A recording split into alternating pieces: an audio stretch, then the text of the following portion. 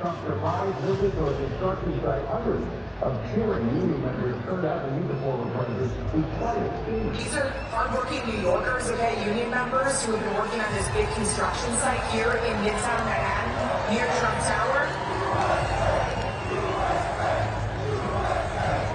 These may be more Democrats, but for me, they're a Republican. We built a lot of great buildings in the city with these people, and they give me great support. They're very, very talented people. They don't get the credit for it. They have very few people who do what they do. These union workers who are here to talk to the president are paying the price of failed economic policies currently in the country. And you heard in New York City chants of "We want Trump."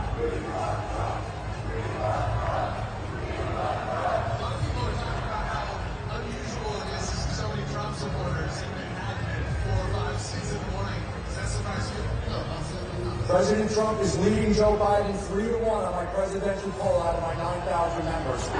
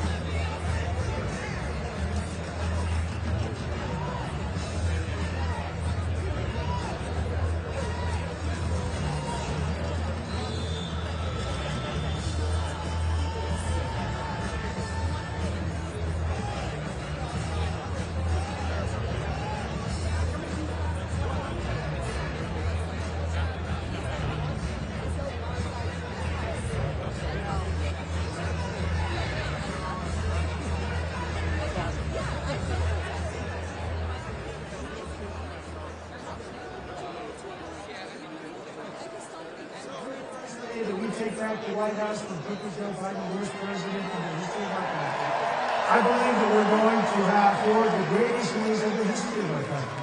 I will once and for all secure our elections. We're going to go to paper ballots. We're going to have same-day voting, voter ID. We're going to do it properly. We're going to have good, secure, beautiful elections. We never want what happened in 2020 to happen again. But until then, Republicans must win. And we must use every appropriate tool available to beat the Democrats. They are destroying our country. Whether you vote early, absentee, by mail, or in person, we are going to protect the vote. That's the most important thing we have to do, is protect the vote. Keep your eyes open, because these people want to cheat, and they do cheat. And frankly, it's the only thing they do well. We will make sure your ballot is secure and your voice is heard. Many Republicans like to vote on Election Day, and we must swamp the radical Democrats with massive turnout on Tuesday, November 5th. The way you win is to swamp them. If we swamp them, they can't cheat. It just doesn't work out.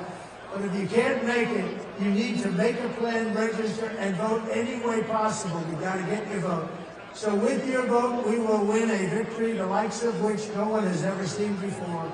We will evict crooked Joe Biden from the White House, and we will take back our country on November 5th, 2024, the most important day in the history of our country.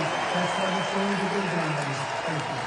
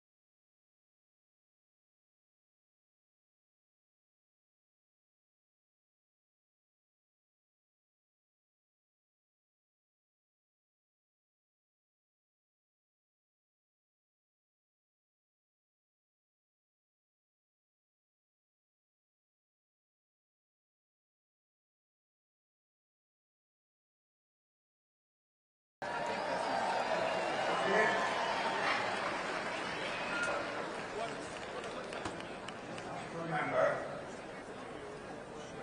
there's no bastard ever won war by dying for his country. He won it by making the other poor dumb bastard die for his country.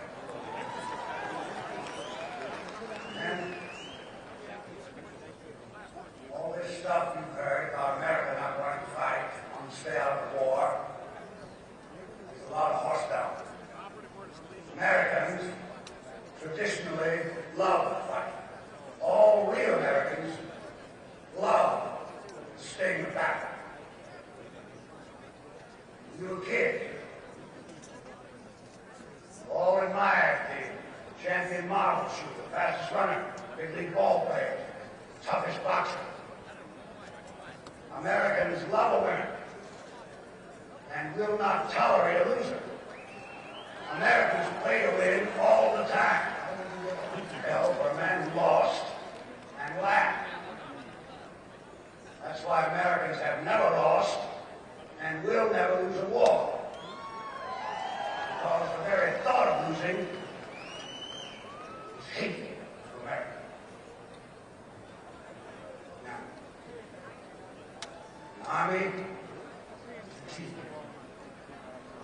It lives, eats, sleeps, fights as a team. This individuality stuff was crap.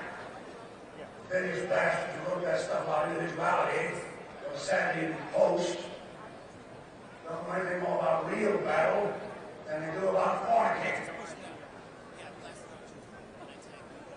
We have the finest food and equipment, the best spirit, and the best men in the world. You know, thank God I actually paid those poor bastards we're going to get. By God, we're not just going to shoot them. We're going to cut out their living guts and use them to grease the treads of our tanks. We're going to murder those lousy Hun bastards by the bushel. Some of you boys, I know, are wondering whether or not you chicken out on fire. Don't worry about it. I can assure you that you will all be good to me. Nazis are the enemy. Wade in them. Spill their bombs. Shoot them in the belly. When you put your hand into a bunch of goo that a moment before was your best friend's face,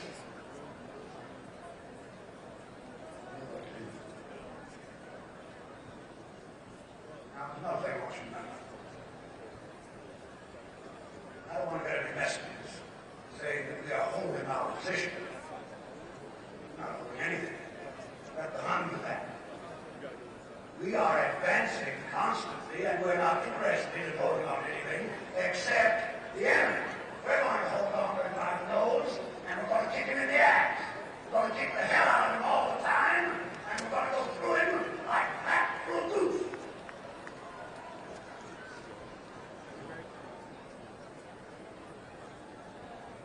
There's one thing that you men will be able to say when you get back home. Thank God for it. 30 years from now, when you're sitting on your fireside with your grandson on your knee,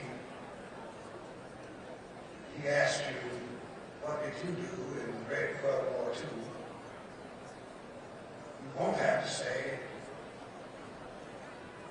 well, I shoveled shit in Louisiana.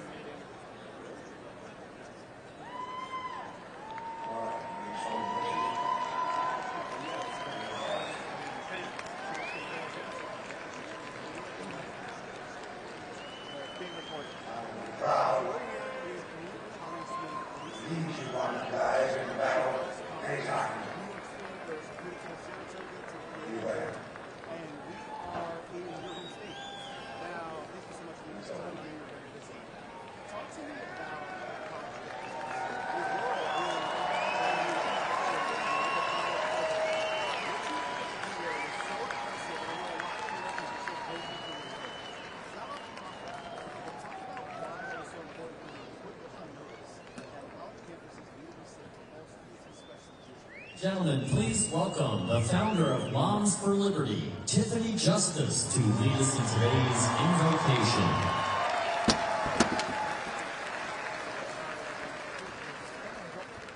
Heavenly Father, we come before you today seeking your divine wisdom and guidance. Lord, we recognize that true wisdom comes from you alone. Help us to discern your will in our lives, especially in these challenging times for our beloved nation. May we seek to honor you, not just with our words, but through our actions each and every day. Father, we ask for a deep-rooted love for America in our hearts. We thank you for blessing us all to live in the United States of America. We thank you for our founding fathers, who by your guidance set the framework for our republic. We thank you for the people in attendance here today who love this country and ask you to protect it.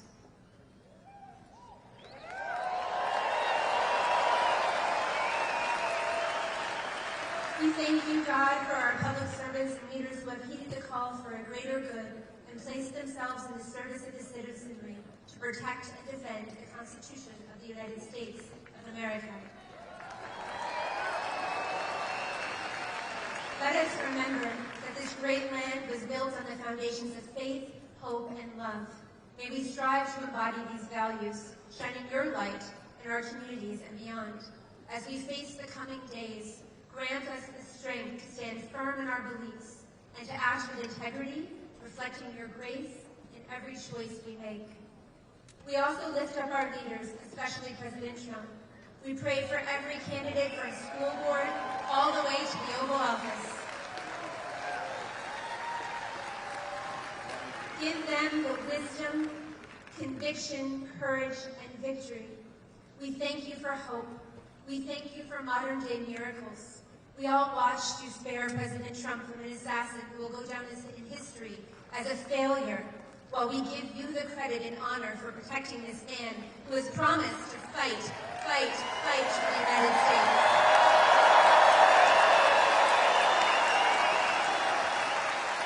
Surround him with your protection and strength, Lord. Equip him with the wisdom needed to lead with the courage, stamina, compassion, and discernment that America needs right now. May he be filled with your spirit, making decisions that align with your purpose and that serve the best interests of all Americans. Our hearts are hurting. We hurt watching our children suffer. We see them being led astray in our schools. We mourn as they are abused, manipulated, and indoctrinated to accept lies instead of truth. Help us to be joyful warriors as we fight fiercely for them and their future. We are fighting to raise them as they should go. We fight through persecution, but we will not be stopped. Help us to be strong, joyful warriors as we fight for their future. We pray for safety and stability in our country. We yearn to return to a nation united in love for one another, not divided by hate and division. Finally, we ask for you to bless our country with faithful leaders. We pray for the candidates here today that they will gain victory in the polls, that voters will vote for these good men and women of integrity by a resounding margin. Be with our election workers. Bless us with a safe and fair election. We pray that as our people go to the polls, that you will deliver us a victory so great and wonderful that all will be amazed at the work of your hand.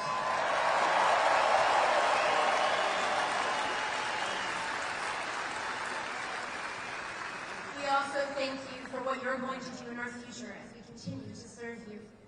Together, let us commit to praying for our country and acting in ways that glorify you.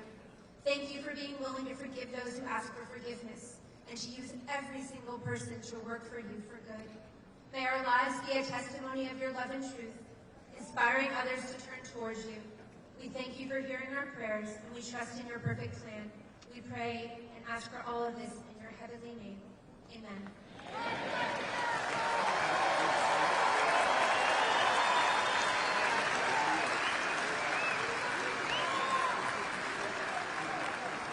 Ladies and gentlemen, please welcome retired members of the New York City Fire Department to lead us in the Pledge of Allegiance.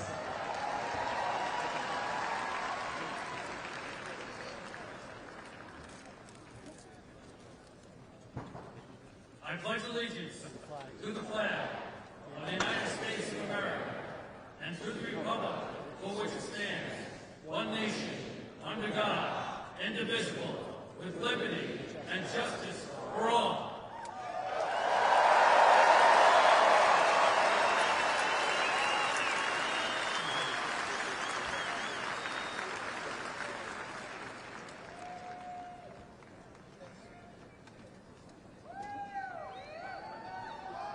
Ladies and gentlemen, please welcome Mary Milman to sing our national anthem.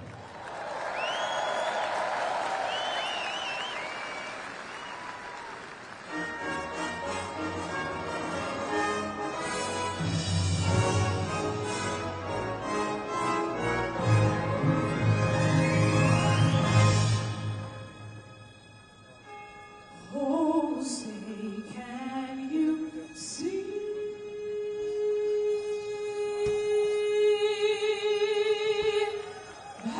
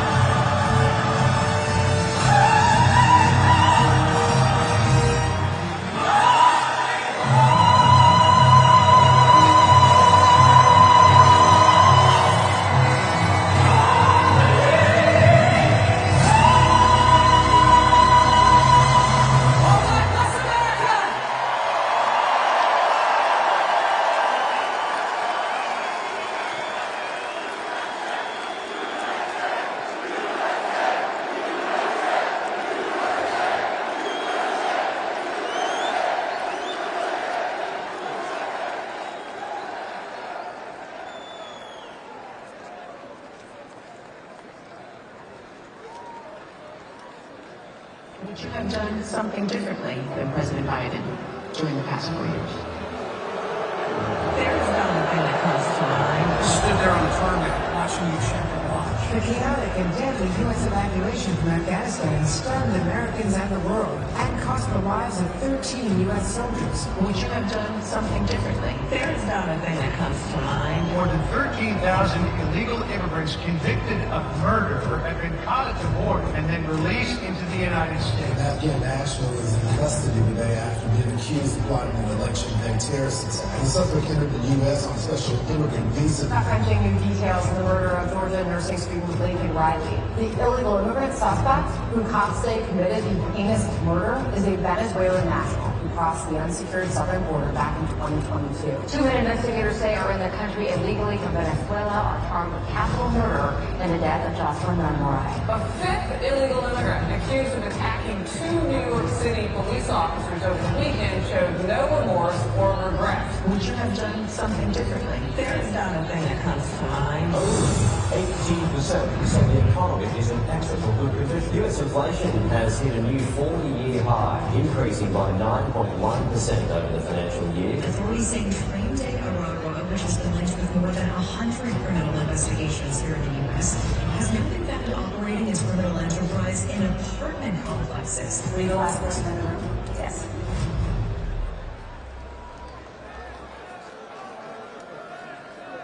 Ladies and gentlemen, please welcome to the stage comedian, roaster, and host of the Kill Tony podcast, Tony Hinchcliffe.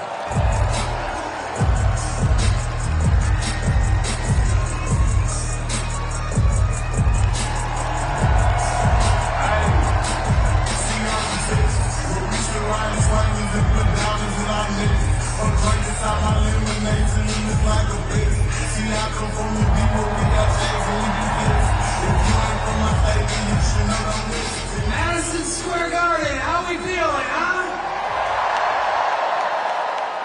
Wow, isn't this special? 17 years ago, I was sleeping in my car behind the Comedy Store in LA, and I'm proud to say this is my 4th time performing at Madison Square Garden, the most famous arena in the damn world. The American dream, alive and well, right here. This is very different than where I'm used to performing, though. I'm used to nighttime with people drinking, not so many babies in the crowd, and people that are obviously only here for Lee Greenwood tonight. Normally, I don't make my political beliefs a known thing. It's divisive for a comedian to do that, but just know I sleep well at night knowing who I'm voting for.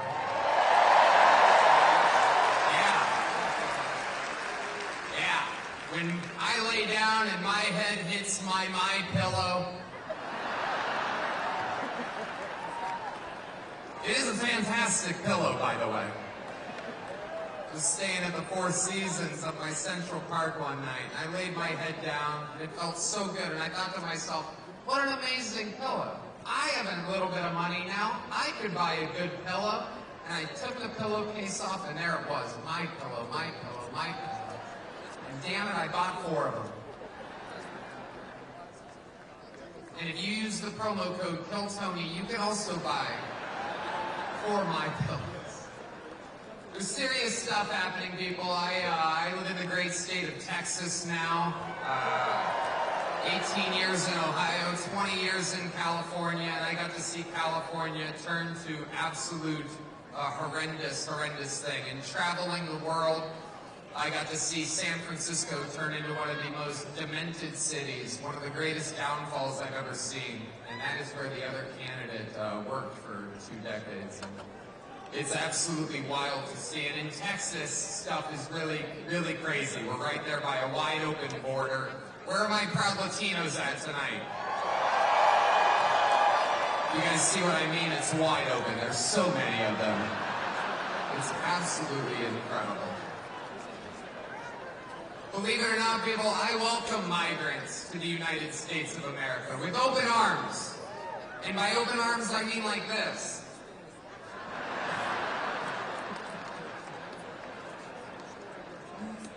It's wild. And these Latinos, they love making babies, too. Just know that. They do. They do. pulling out. They don't do that. They come inside, just like they did to our country. Republicans are the party with a good sense of humor. Free speech is under attack, people. I host a show, and each week I get updates what words we're allowed to use and not use anymore. It's happening right now the past few years. It's a real thing. And, you know, used to be able to tell people to Google stuff. My mom's a boomer in the state of Ohio, and there's no convincing her of anything. She's eating the cats. She's eating the dogs. They're eating the pets up there. It is absolutely wild times. It really, really is. And, you know, there's a lot going on. Like, I don't know if you guys know this, but there's literally a floating island of garbage in the middle of the ocean right now. Yeah. I think it's called Puerto Rico. Okay, all right. Okay. We're getting there. Again, normally I don't follow the national anthem, everybody. This is exactly a perfect comedy setup. There's some people here. All right, very good. I like it. I have other policies that I think it should be implemented as well. Like me personally, I think football should be all year round. Yeah. So many great athletes. I don't know about you guys, but I think that Travis Kelce might be the next O.J. Simpson.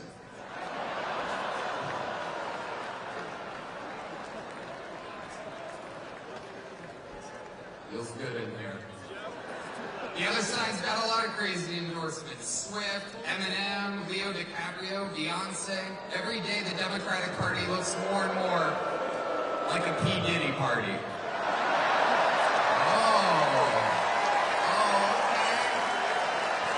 Okay, that's what you guys want.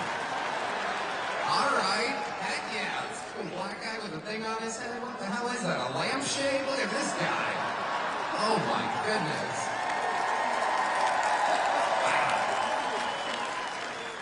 I'm just kidding, that's one of my buddies. He had a Halloween party last night. We had fun, we carved watermelons together. It was awesome. This is a groany little morning crowd, huh? It's tough to follow this audition for the next Commissioner Gordon's over here.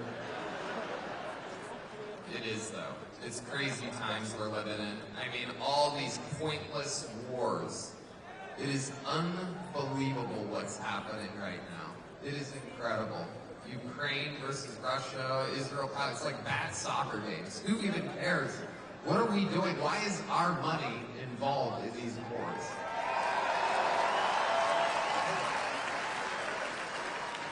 When it comes to Israel and Palestine, we're all thinking the same thing. Settle your stuff already. Best out of 3. Rock, paper, scissors. You know the Palestinians are going to throw rock every time. You also know the Jews have a hard time throwing that paper. You know what I'm saying? All right, we're having fun now. We're cooking. Hillary Clinton said that this is a Nazi rally here today.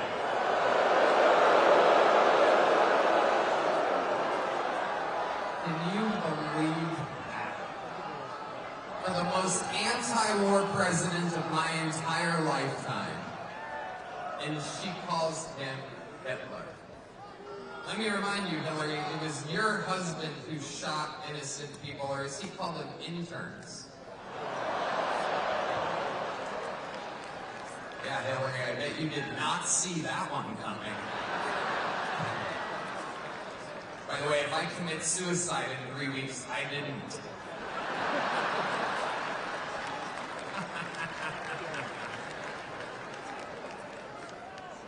I mean, it's just obvious to me who the right candidate is. There's a guy out here dodging bullets. It is unbelievable, right?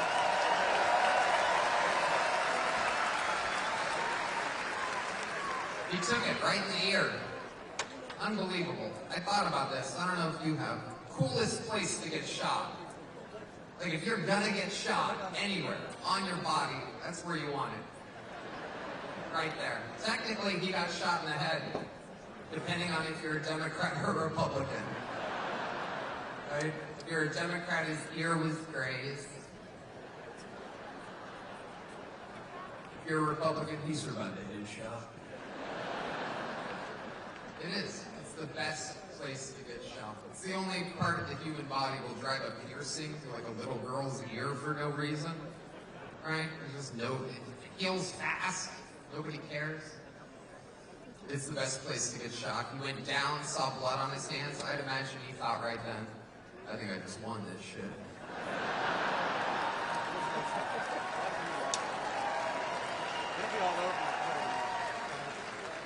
Stands up and says the most American words I've ever heard in my life. No. Before that, there was one more. Let me get my shoes.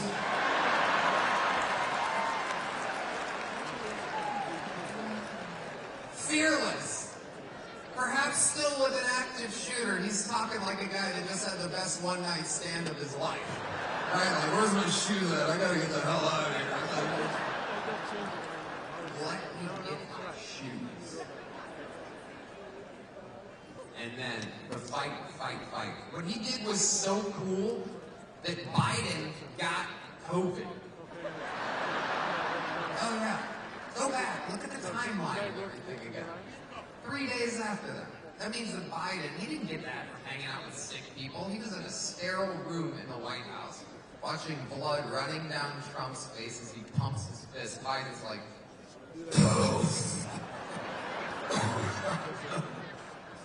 it's true. Trump survived an assassination attempt and Biden got COVID. We vote next week. God voted 3 months ago.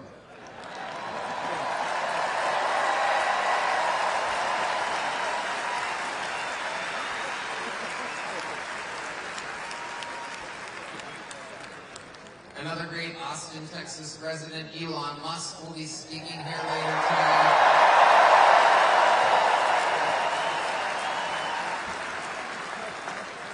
Unbelievable. Genius. You guys saw him shoot that rocket into outer space, the largest aircraft ever. Fires it off into space, and then parallel parks it back to planet Earth. Meanwhile, Kamala supporters can't parallel park their Toyota Priuses properly. Sorry, I listen to Elon Musk. I follow his lead. The world's smartest, richest man has my attention. Except for when it comes to stock trading, then I listen to Nancy Pelosi. But censorship is amongst us people. It's a very, very, very big deal. And I'm just here to say that you guys are for the right candidate. Tell your friends. Let's close it out. And let's make speech free again. Make America healthy again. Let's beat the team from California. The team from New York should beat the team from California, not only in this election, but in the World Series of Baseball, America's sport. I love you, New York. God bless New York. God bless America. Let's make it great again. I love you. Thank you. Welcome.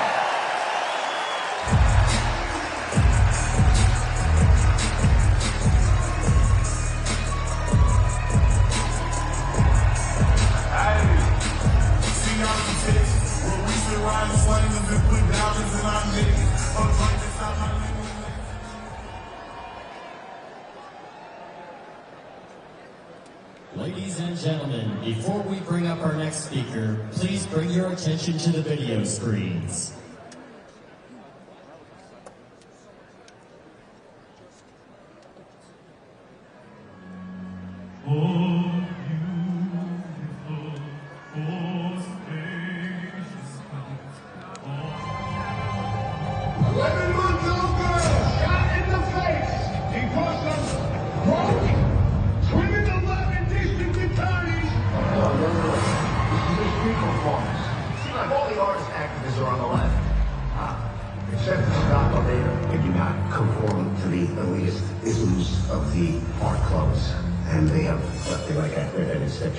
This is my medium in which I shall create And this is my canvas, the front of the museum. The first most important thing in school, or anyone else who's a pledge of allegiance, this is not a pro-war protest. This has to do with the increasing level of anti-Americanism.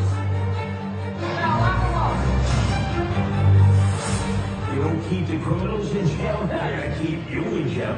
This line is to show respect and honor to those who died, got shot in the f***ing head, protecting us. You try to take that f***ing blue line down.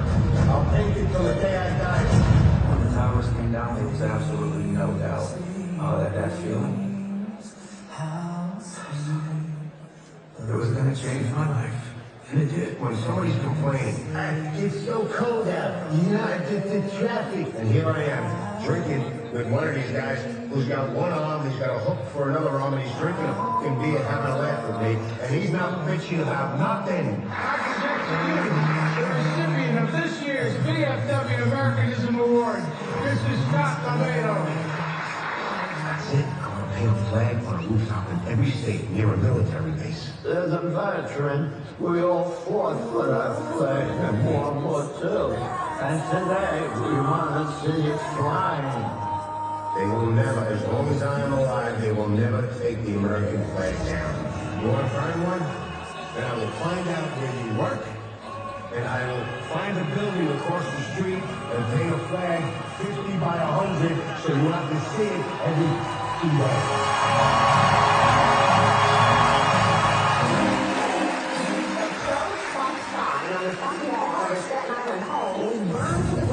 The hate I get is astronomical. If everybody like me, I'd be doing something wrong. My mother's advice, whatever you do with your life, as long as you believe it in your heart, and always take care of those less fortunate. My father's advice was, son, take or no. Things are out of control. They're in the vision. We must unite. We must take a stand. Are you ready?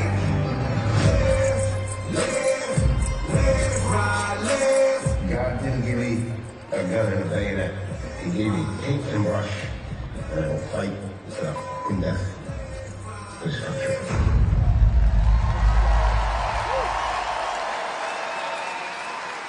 Ladies and gentlemen, please welcome to the stage artist Scott Lobaido to do a live painting.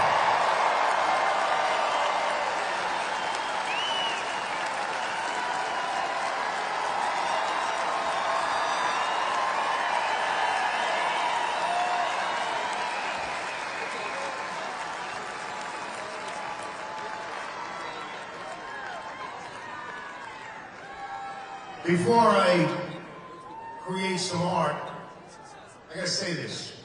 There's a lot of creative conservatives out there who've been in the closet all these years. I came out of that closet 40 years ago, and I got a lot of help for it. But now, you creative conservatives, it's a new world, come out of the closet and get the balance back. Back in the 90s, I came to Manhattan to find my niche in the art world. And the art world didn't like me because I came from this place called Staten Island. Do I hear Staten Island in the house? The art world didn't like me because I like God, girls, and guns. The art world didn't like me because I refused to succumb to the America-hating isms of their agenda. And they said I'd never make it in their world. Fast forward 35 years, I'm standing on the greatest stage in the world. In the greatest city in the world. In the greatest country in the world. And I'm opening up for the greatest fucking president in the world!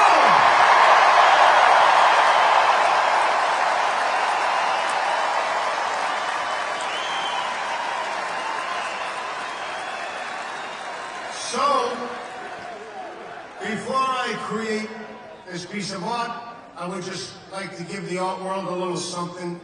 Out of here somewhere. Oh, here it is. BAM! Ladies and gentlemen, I give you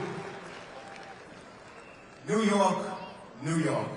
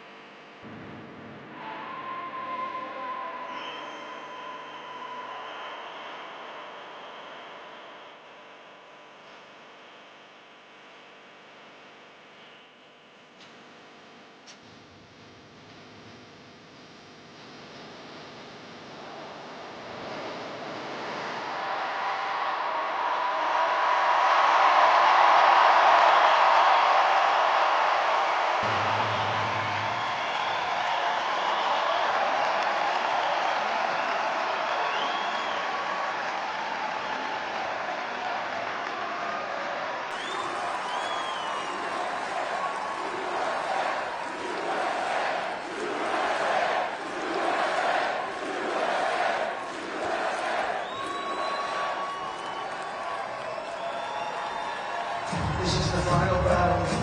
With you at my side, we will demolish the deep state. We will expel the warmongers from our government. We will drive out the globalists. We will cast out the communists, Marxists, and fascists. We will throw off the sick political class that hates our country.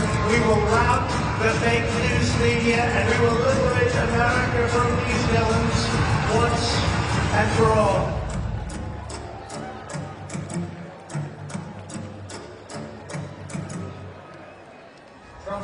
Outside of a fire station after leaving court. He's got pizza for the guys. Former President Trump always promised to deliver, and he did just that today. He handed out pizzas to members of both the New York Fire and Police Departments. This is the same fire station he visited in 2021 to commemorate the 20th anniversary of the 9/11 terror attacks. He also visited the plaque that honors a Green Beret who was awarded the Medal of Honor during Trump's presidency. They all love him because they remember what America was like under Donald Trump.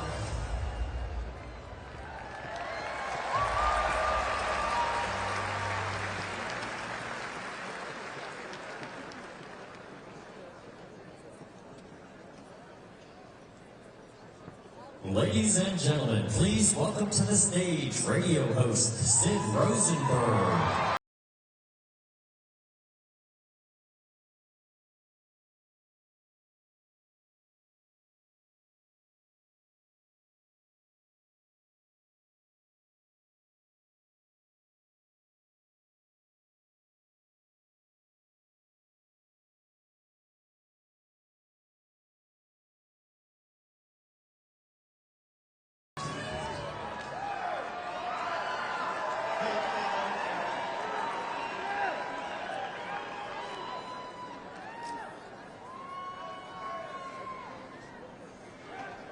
Well, I guess I'll start with this.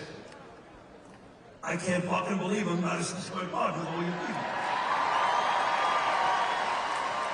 I've been in this building many, many times. I've seen Mark Messier score game-winning goals. Ron Duguay score game-winning goals. Patrick Ewing make big baskets. Too young to remember Clyde and Frazier. Same building, of course, with Muhammad Ali, Billy Joel, and Frank Sinatra.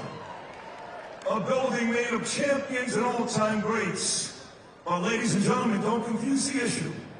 The greatest champion of all will be backstage in about an hour. He is the 45th and soon to be 47th President of the United States, the great Donald J. Trump.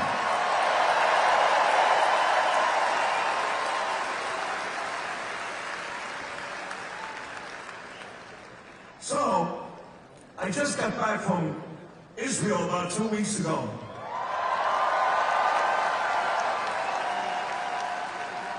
They love Trump in Israel, just so you know, they love him. They love him and Bibi, they love them both. I'm in Israel and had the opportunity to break the Yom Kippur fast with Bibi Netanyahu. What an amazing night that was. Cried with Israelis in the streets. They listen to me from Jerusalem. They want to do this like all of you listen to me, all of you. I get back and they go, Sid, you want to speak at this MSG thing? I go, sure. Out of character for me to speak at a Nazi rally. I was just in Israel, but I took the gig. She is some sick bastard, that Hillary Clinton, huh? What a sick son of a bitch. The whole fucking party, a bunch of degenerates, low-lives, Jew haters, and low-lives. Every one of them. Every one of them. Look at my city. Look at my city. Yes, this building is beautiful. You're all beautiful. Look at you. But you can't walk outside past about 10 o'clock at night here. If you're a pretty woman, like my beautiful wife Danielle out there somewhere, you're punched across the face just for walking down the street. Who did that? Bill de Blasio, Eric Adams, shitty Democrat mayors. Andrew Cuomo, Kathy Hochul, shitty Democrat governor.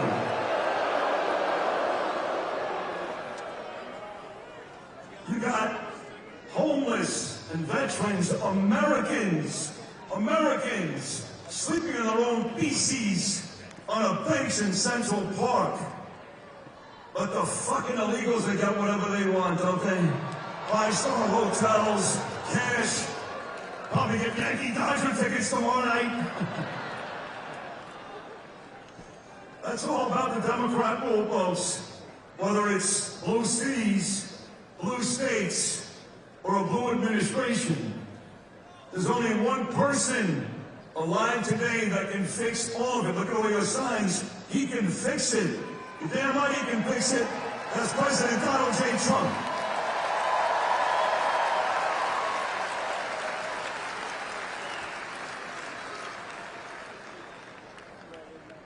I said to my dad when I was a little kid, I was born in 1967 before John F. Kennedy was assassinated. I couldn't understand until Thurman Munson died why grown men cried in the streets over Kennedy. And then they shot my friend President Trump in Butler, Pennsylvania. And I sat at the end of my bed in Milwaukee, Wisconsin before the RNC, and I cried. I know what I knew what it meant to have a man like that scared the hell out of me. But as you've seen tonight already with just 2 speakers, And Muhammad Ali fought in this building. Is there a greater fighter ever in the history of our country than the great Donald J. Trump?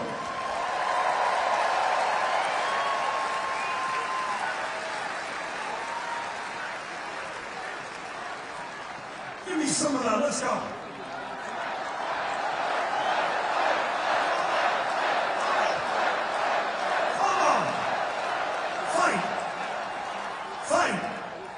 Ladies and gentlemen, we're 9 days away. 9 days away. It's really very, very simple. Really very, very simple. As I wrap this up, I get less time than comedians and painters. I don't know why. 9 days, it's very simple. You want to get cities like New York, Philadelphia, Los Angeles, Chicago, Atlanta back.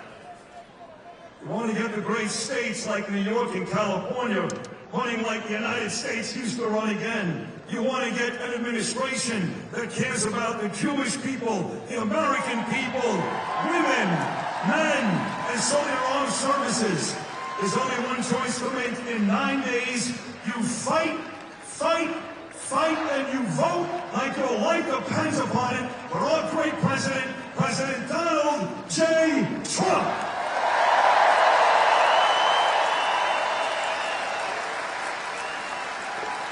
So before this thing is all said and done today, do me a big favor, New York City. Show the world, New York, why we're still, why we're still the greatest city in the world, and tear the fucking roof off this place.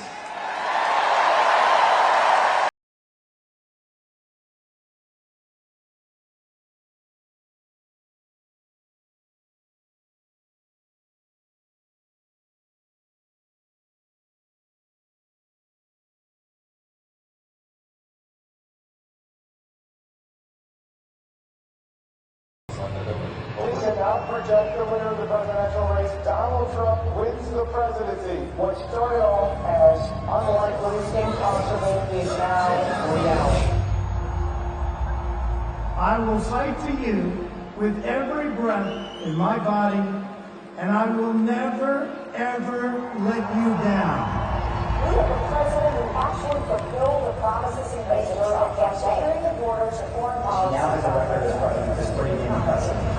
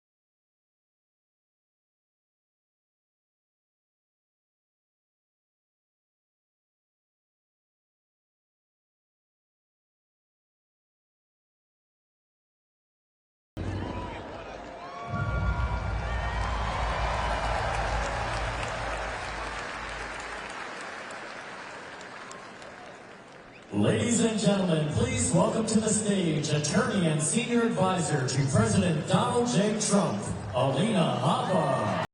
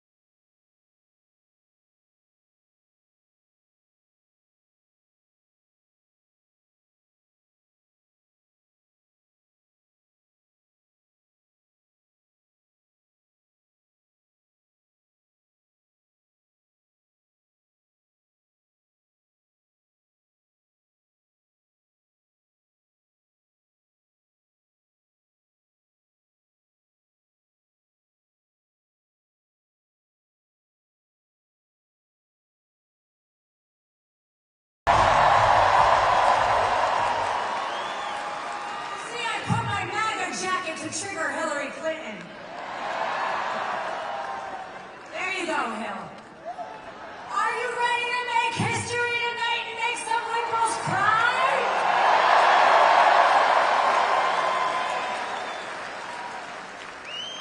The world first got to know me on the courtroom steps right here in New York City. And they thought they could take the greatest president down through lawfare, with lawsuits, fake charges, raids, and endless investigations. They thought so, it's okay. They thought they could crush the man who built this city's skyline. But they underestimated how hard President Trump would fight!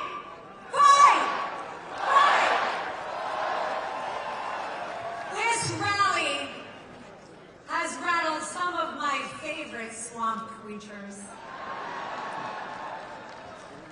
Hey guys. They're now scrambling and trying to call us Nazis and fascists. And claiming, and you know what they're claiming, guys? It's very scary. They're claiming we're going to go after them and try and put them in jail. Well, ain't that rich? Kamala, you want to talk about a fascist? No one has ever voted for you to become the Democrat nominee.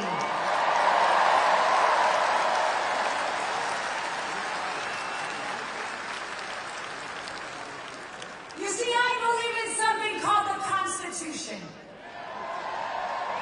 And I believe in someone called God.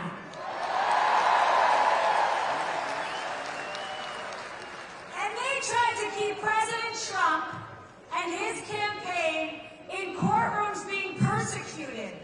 But do you know what he did while he was in those New York courtrooms? He won the hearts and minds of the American people, all from this city.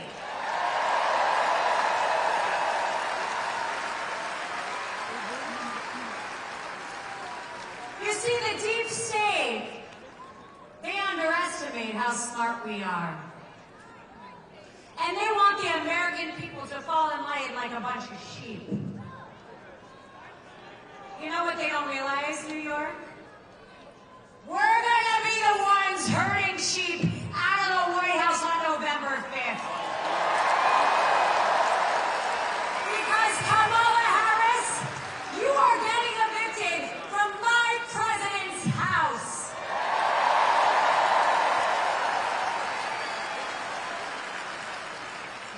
Let's not forget one thing.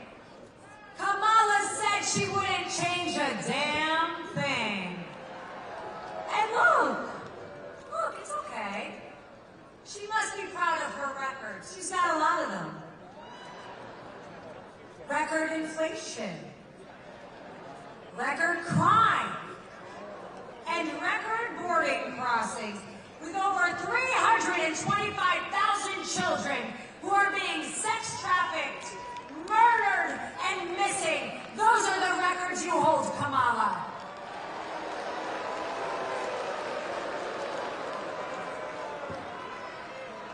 My family. I love my family. And that's my family right there. By the way, where's my Trump Bedminster people? Let's go, Trump. Don't get me started on my boy Tampon 2. You know, Timmy, in the words of your wife, we are ready to turn the page on your indoctrination of our children, your tampons in boys' bathrooms, your deadly fentanyl pouring into our country through your wide-open borders, and your inflation that is crippling hard-working American people.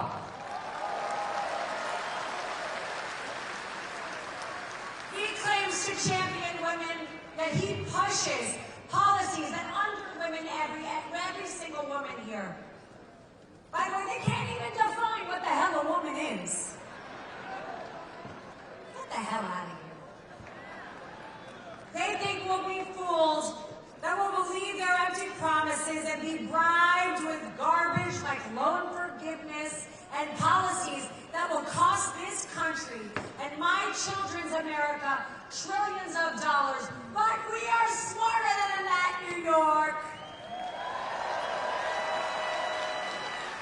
This is the party of strength, resilience, and a voice that echoes around the world.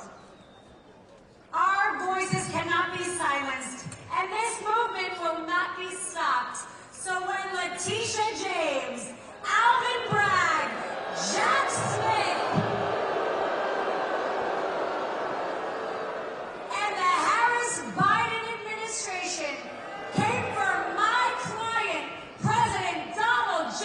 Trump, they didn't just come for him, they came for us. So on November 5th, New York, we are going to right this ship. In 9 days, you'll make the choice for an America that works for we the people, not the powerful.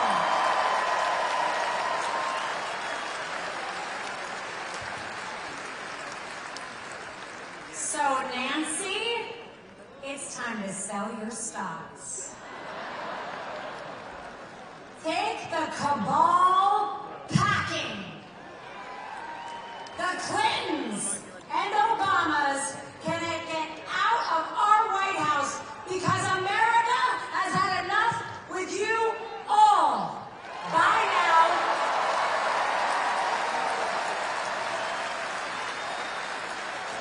In 9 days, it's your turn to cast a vote for the man who's been in the trenches with you, the man who gets back up every time they try and knock him down. They thought they could break us. They thought they could scare us. They thought they could jail us. And they thought they could kill him. But they don't know. What doesn't break you makes you stronger. New York, let's show them what we're made of. Let's take this all the way to the ballot box. Let's stand tall for our president, for our city, and for our nation, because New York, we don't just survive, we thrive.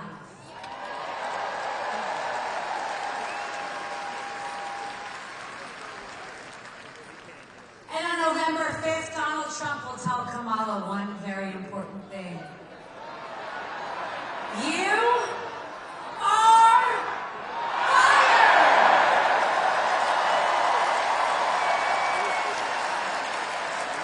I will see you at the polls. Let's make history together. God bless New York. God bless the USA. And God bless the greatest president this country has ever seen. President Donald J. Trump.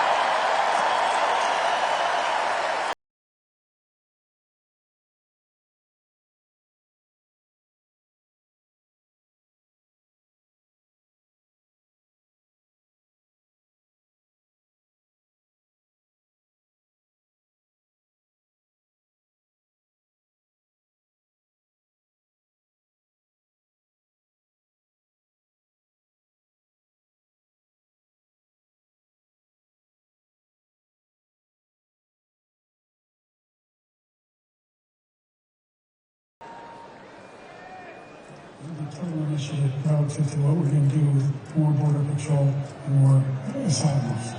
I really don't know what he said at the end of that sentence. I can't think that's what he said either. Kamala definitely, Governor, is on the decline, and is a rapid decline. When Joe Biden and Kamala Harris came into office, they inherited peace and prosperity. All they had to do was nothing. Just not screw it up. I am radical. I do believe that we need to get radical. We went from safe streets to record crime. Are you for defunding the police? How are you defining defund the police? We went from $2 gas to $4 gas. Would you ban offshore drilling? Yes. There's no question I'm in favor of banning fracking. We went from stable prices to record inflation. They're killing us without killing us. That is called Bidenomics. The very first that Joe Biden gave Kamala Harris was to be the border czar. Do you plan to visit the border? Not today. She's not going to have any border security. I want a number. How many people have you let into this country? Does anybody know? None of you know. We're in the middle of a war in this country. It is a war between those of us who love the United States of America and a fringe minority who hates this country and what we stand for. We gotta let people know who brought it to them. The reason you think President Trump's policies on the economy would be better for your family. All right, so that is everybody.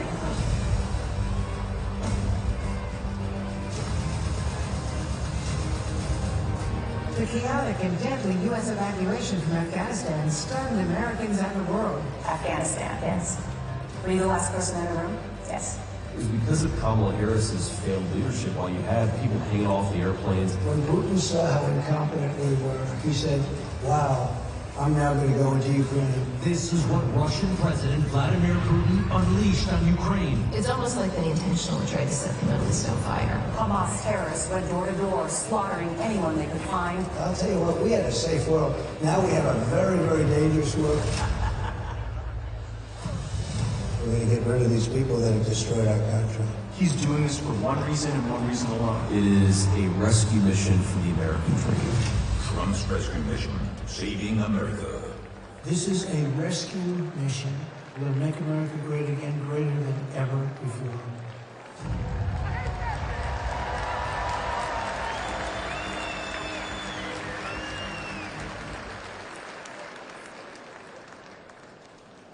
Ladies and gentlemen, please welcome to the stage CEO of 10X, Grant Cardone.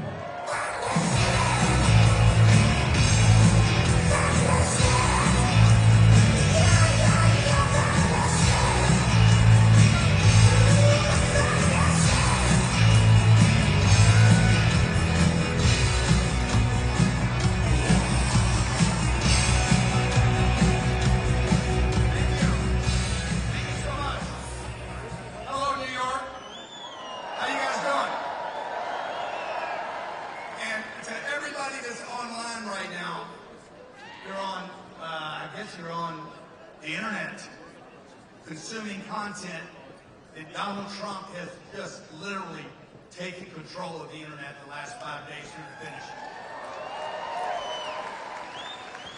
And that's where this game will be won. My name is Grant Cardone. I'm an educator, small business owner, and a real estate investor. And in February of this year, I came to this great city to make a real estate investment and had to discontinue the deal because of a scumbag liberal judge coming out with a $454 million judgment against Donald Trump. No, it needs to be bigger than that. Because folks, here's the deal. I'm telling my wife I have to cancel these deals. She says, why? I said, because if they can do this to a former president, a man that lived in this city, that built this skyline, what can they do to me? What will they do to you? This one decision, by the way, will cost this city, the city of New York, hundreds of billions of dollars of lost tax revenues. Have you guys ever noticed? Go to any of these blue Democratic liberal cities, have you noticed that where they go, everything is more expensive? Everything. For instance, New York City, you have the highest rents in the country. You have the highest home prices in the country. You have the highest food prices, the highest transportation, and the most crime. And your politicians want more taxes, not less. This is insanity, folks. Okay? Why do the politicians in blue cities want to raise your taxes? Because they live off your taxes. This is how they get paid. And that brings me to Timmy and Kamala. No, it's bigger than that. Come on. They're going to ruin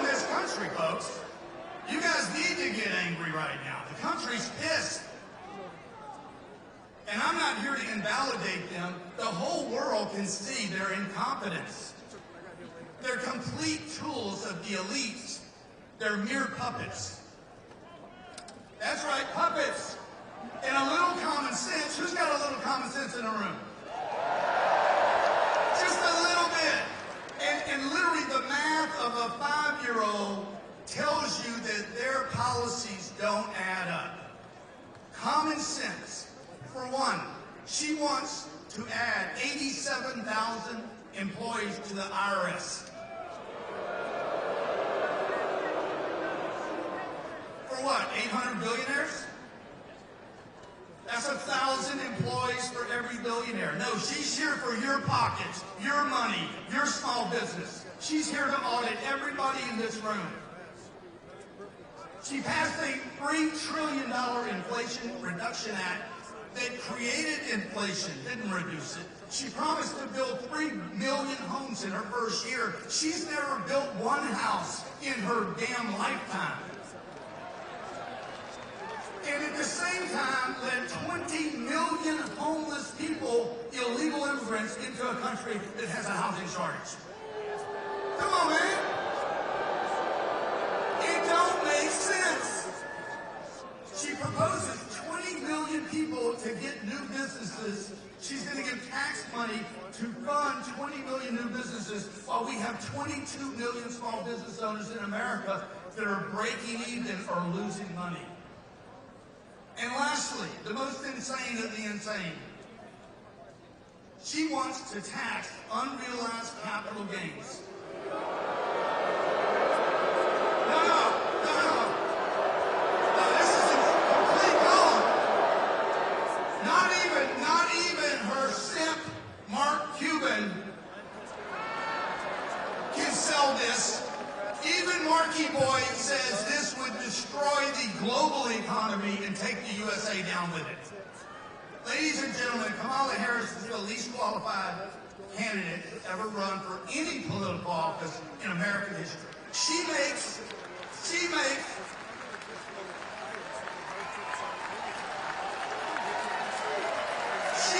her boss look competent. She's a fake. I'm not here to invalidate her. She's a fake, a fraud. She's a pretender. Her and her pimp handlers will destroy our country. They will. They've already crippled the dollar, manufactured inflation, imported a virus, censored your voices, funded transgender surgery, and made empty promises to the middle class for 50 years.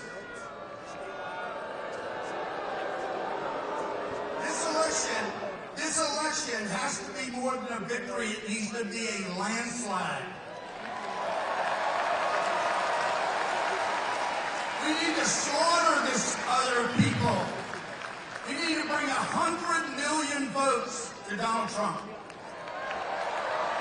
Not 74, not 81, 100 million votes. Can you do it?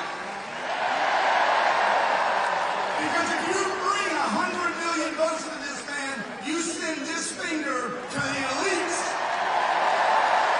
And you say, we are done. We are done. We are fed up. We have had enough. He's given everything.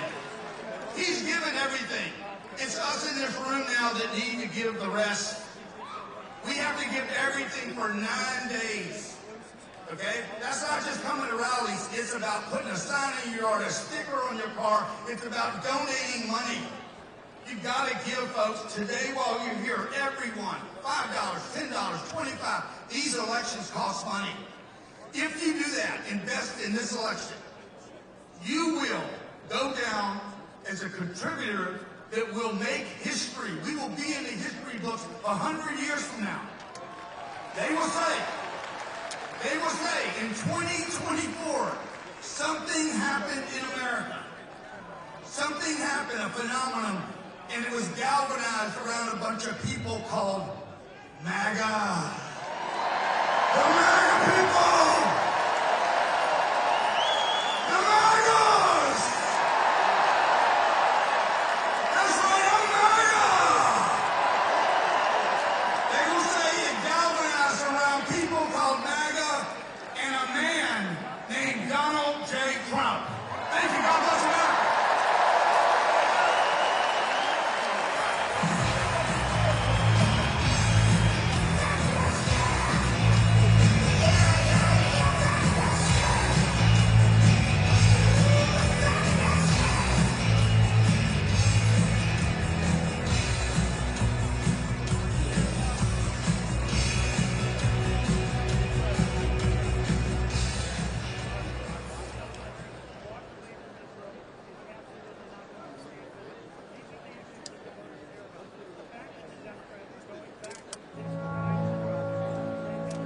Greatness doesn't discriminate.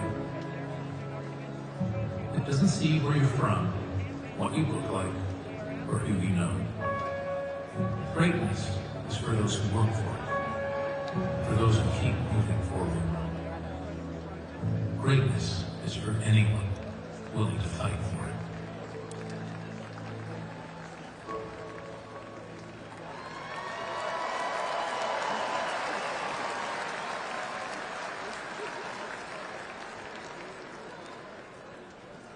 Ladies and gentlemen, please welcome to the stage former acting director of the Domestic Policy Council of the United States, Brooke Rollins.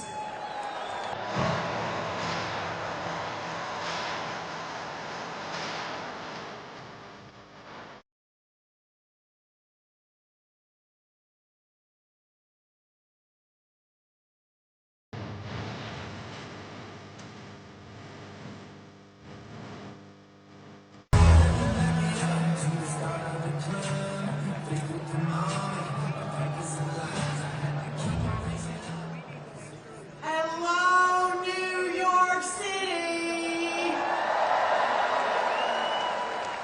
Hello to all of you in America's most iconic city, the city that gave us the man who gave up everything to serve his nation, the once and the future President of the United States, Donald J. Trump.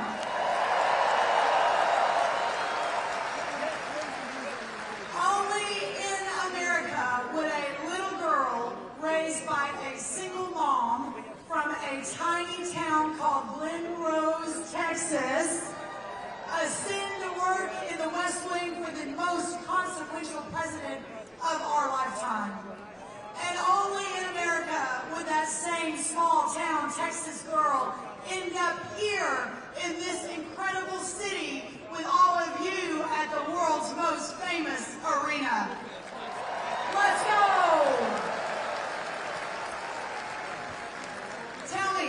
Tell me, who here loves President Donald Trump?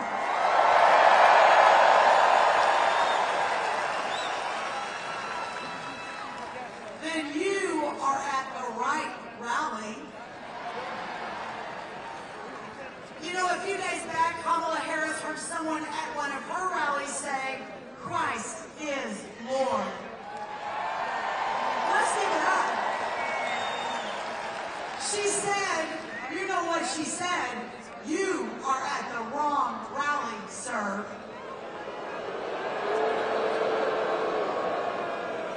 But maybe for once in her life, Kamala Harris was right. They were at the wrong rally, because the rally where people believe in faith, believe in America, and believe that we are one nation under God is right here, is right here.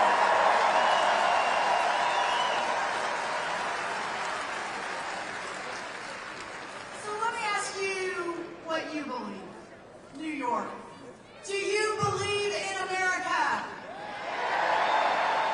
You are at the right rally. Do you believe in the power of faith and that America needs God? You are at the right rally. Do you believe that America needs back the Trump economy, where every American had a real chance at the American dream, with jobs and homes and families and healthcare where it works? Do you believe that, New York City? Do you believe that Americans deserve to be protected from illegal aliens who come into our communities? And the best way to do that is the largest deportation in American history. Do you believe that?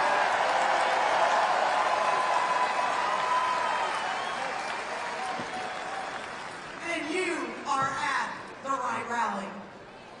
Our way of life, our history, and our inheritance are all at stake. We don't mind standing on the line for Donald Trump because he is the one who taught us that one man plus the truth really is a majority, and we also understand what that means. It means everything. Everything we have been, everything that was meant, depends upon what happens right now. With just 9 days left, on behalf of an overcapacity, 6 times oversold Madison Square Garden Arena, tens of millions of grateful, patriotic Americans across this country, hundreds of millions of people across the world, I close today with this message to my friend, my mentor, my former boss. Mr. President, you put everything on the line for us, even your life, and you have always had our backs, and now it's our turn, and we will deliver for you, Donald Trump.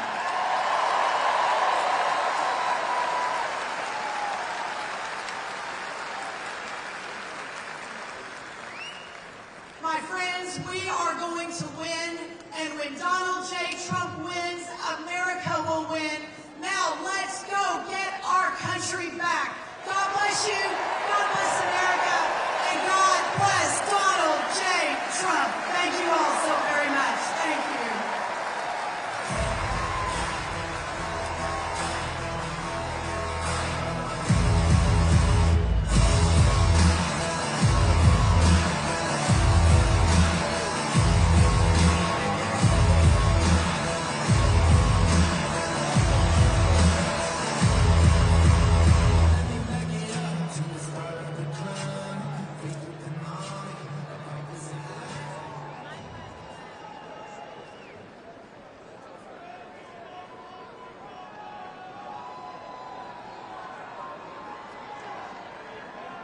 Ladies and gentlemen, please welcome to the stage America's Mayor, Rudy Giuliani.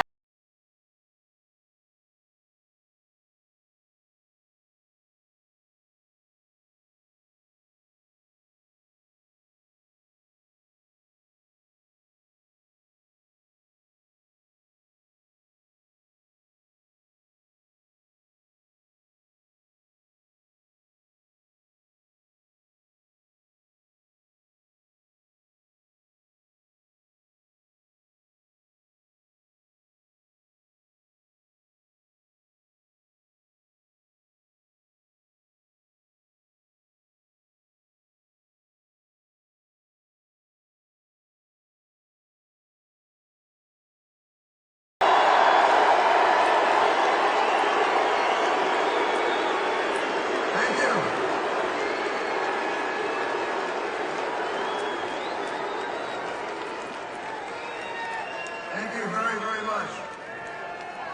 And welcome to the capital of the world.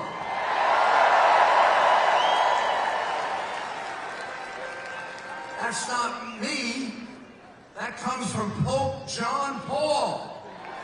When he came to New York and said, "This is the capital of the world." No one could dispute it after that. New York City, this is the city I was the mayor of for 8 years. Sitting over there is my police commissioner, Bernard Carrick, who saved my life on September 11. And when I was mayor, I need to remind people the Yankees won 4 world championships. You think they need my help now? What the heck does Adams know about baseball? And de Blasio's so stupid, he doesn't know about anything. Oh, for the good old days when I used to be able to sit at Yankee games with Donald Trump.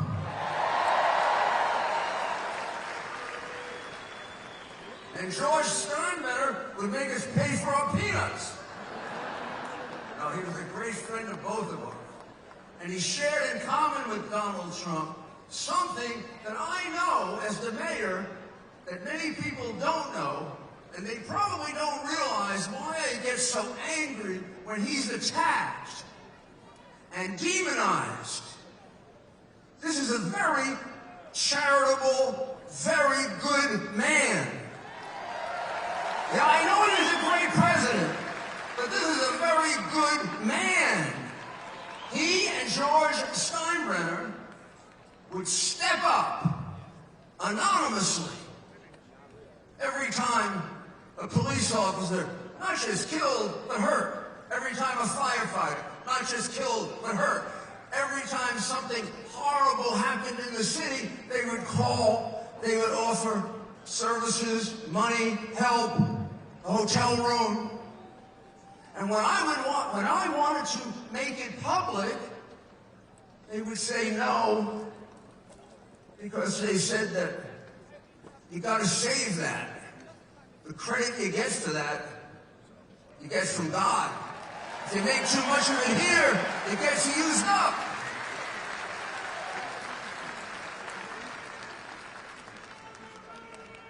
As the mayor,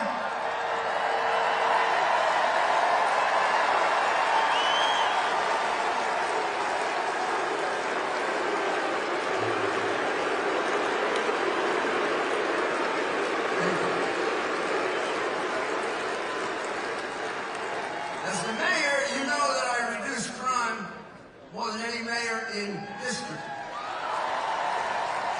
I improved the quality of life in 5 boroughs. I lowered taxes. It was the biggest tax reduction in New York history. Not like Donald Trump's tax reduction, not as big. You know why it was the biggest? It was the only one. I mean, I was only the 3rd Republican mayor in 100 years. And we carried out the biggest welfare-to-work program in the world. We had 1.3 million people on welfare, and when I turned over the city to Mike Bloomberg, it was down to 500,000, and almost all of them were working. That word working is anathema. It frightens Harris. It frightens Biden. It frightens the radical Democrats today. None of these people they're giving money to, they require to work. Because they don't care about them. Because they don't love them. Because what are they? They're votes. Who cares if they don't learn a trade or have a job? We gather here today in the middle of Midtown Manhattan. This is the most iconic venue of venues in the United States. This is where a Republican's not supposed to come, which is why Donald Trump came here. There's no place in America the president shouldn't be able to come.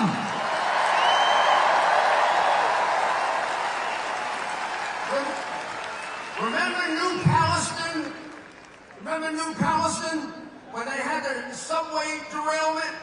The place was horrible. People are still dying. He went there. I went there. I did my television show from there. It took Biden a year to go there because those people are deplorables. Like you, like me, we're deplorables. We don't count. The Hollywood stars count. The big money counts. 20 million from China counts. But we don't count.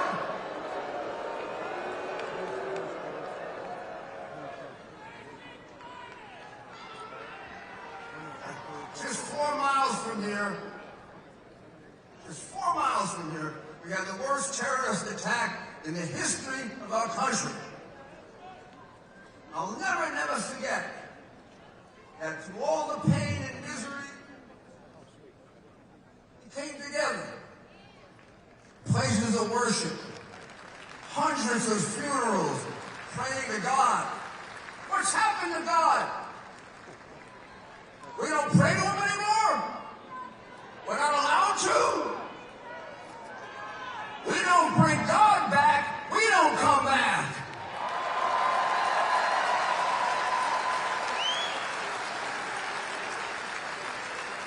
September 11 was our darkest hour. October 7 was Israel's darkest hour. They are our best friend. I worked for Ronald Reagan for 8 years.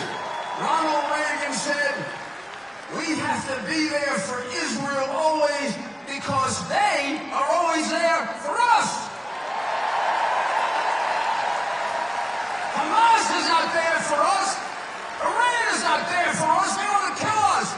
And the Palestinians are taught to kill us at 2 years old. They won't want a Palestinian in Jordan. They won't want a Palestinian in Egypt. And Harris wants to bring them to you. They may have good people. I'm sorry, I don't take a risk with people that are taught to kill Americans at 2. I'm on the side of Israel. You're on the side of Israel. Donald Trump's on the side of Israel. And they're on the side of the terrorists. Like me, President Trump grew up here. He's a New Yorker.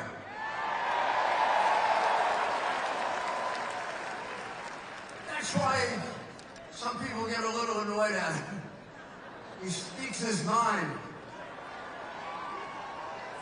But wouldn't you rather have a president that communicates with you than one who sits in a basement babbling?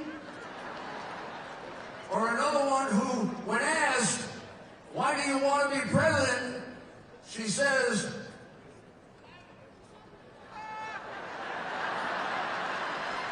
my mother was from the middle class.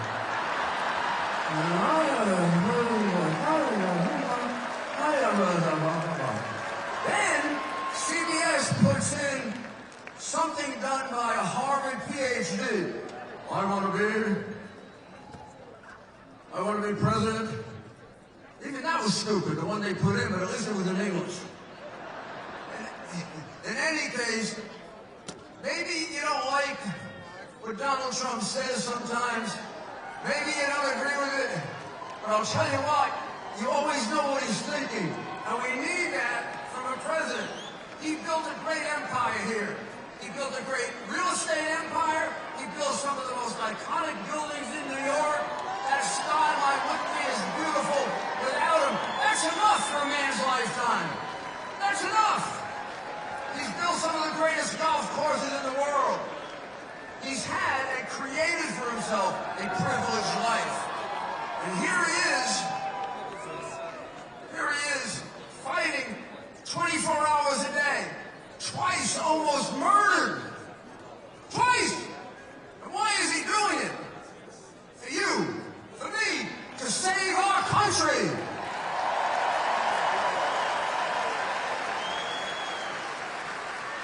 He saw that we were on the path of destruction, and he couldn't sit by.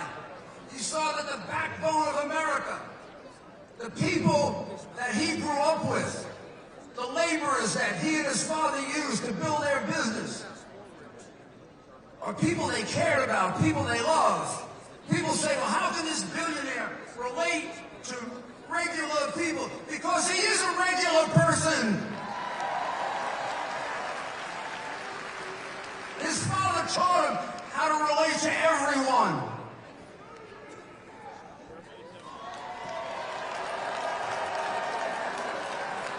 I owe him $10. Now, they tried everything, right? Russian collusion, wrong conversation with the Ukrainian president.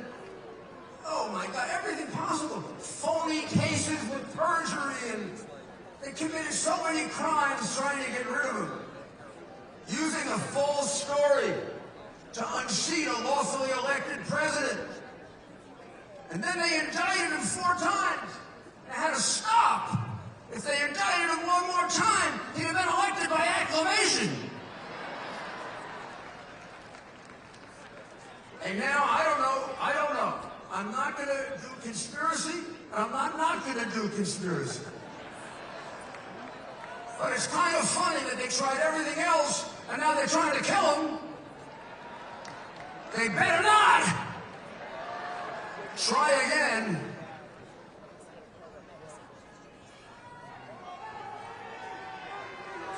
Donald Trump answered the question without a doubt as to who can lead us out of this morass of socialism, fascism, and communism that the Biden regime has put it in.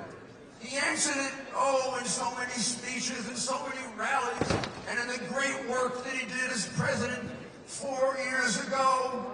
I don't have to ask you, are you better off now than you were 4 years ago? There are a few people in a nut house who think they are. Otherwise, we all know things cost more. Donald Trump gave them a world at peace. They're giving us a world at war.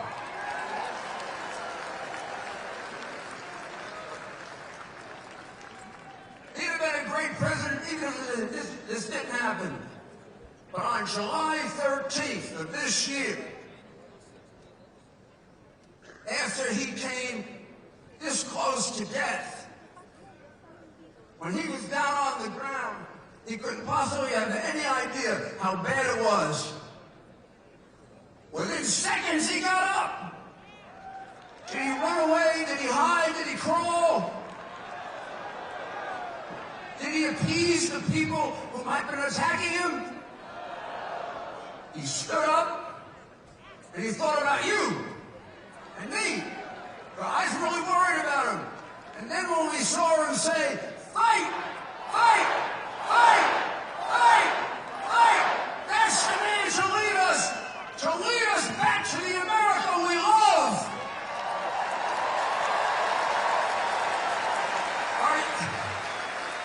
You know,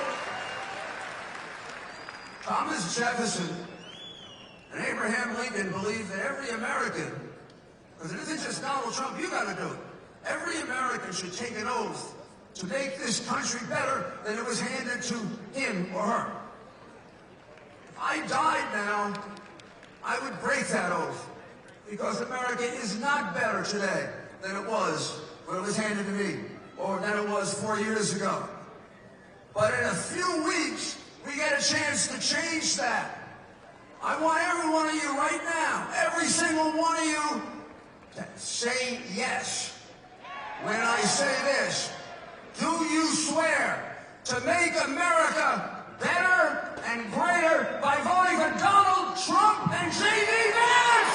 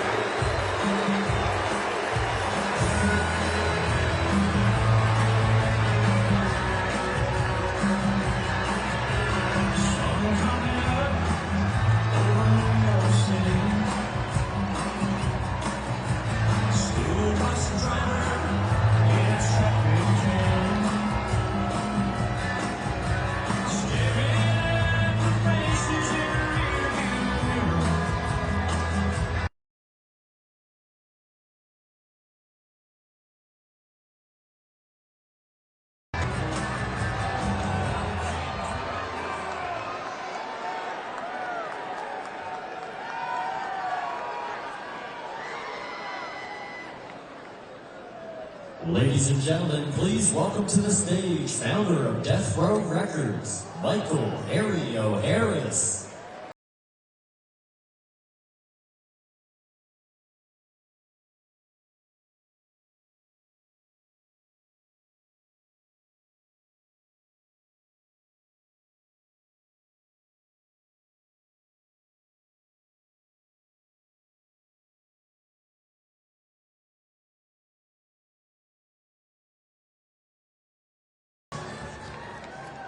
Thank you. Thank you.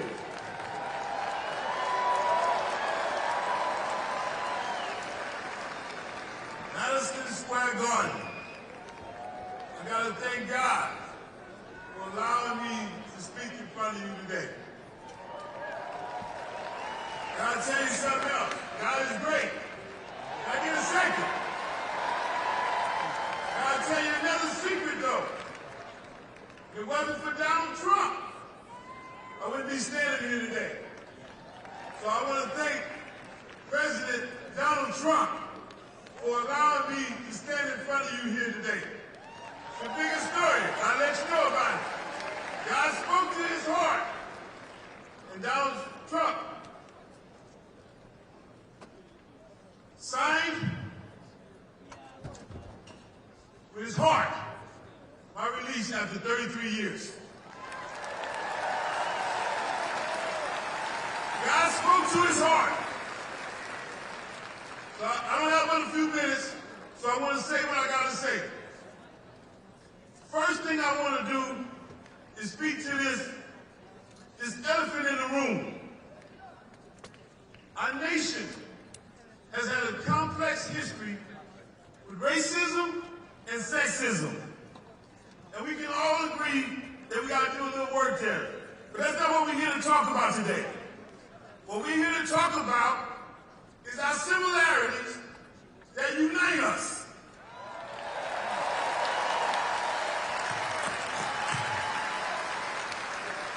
We want to talk about family security.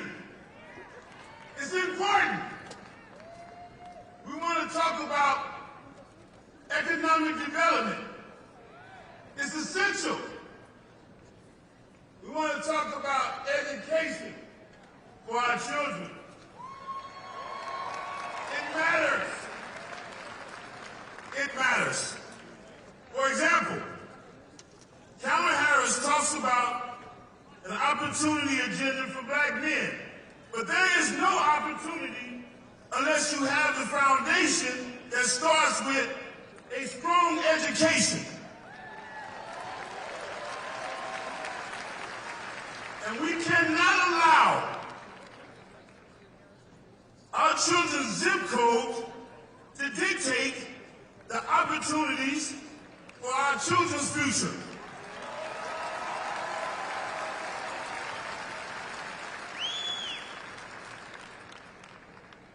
School choice is like the First Amendment of opportunity agenda. The rest of the Constitution can't work if you don't have the right enshrined in the First Amendment.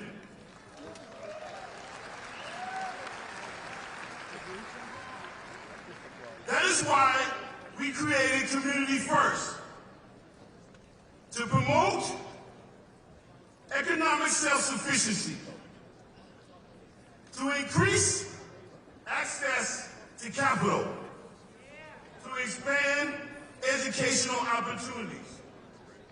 And in order to do this, we need a commander-in-chief that has the ability to bridge the gap with government, business, private sector, and our communities.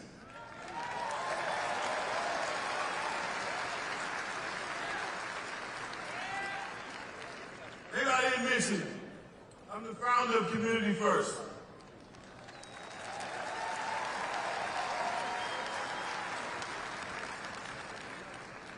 President Donald Trump has committed to working with Community First when he's back in office.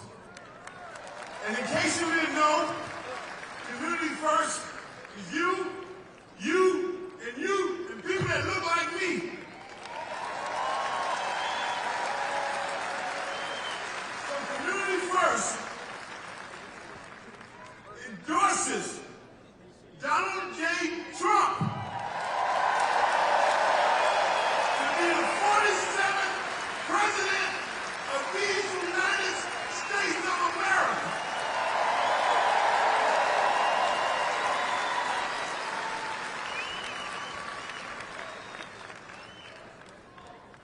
Opportunity and dignity for all. That's what we get with Donald Trump.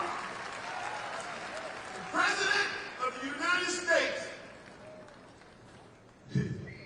We know that's what he's going to be. So I'm not the only one that know that, right? I think the world needs to hear us say, we want a real commander-in-chief in office.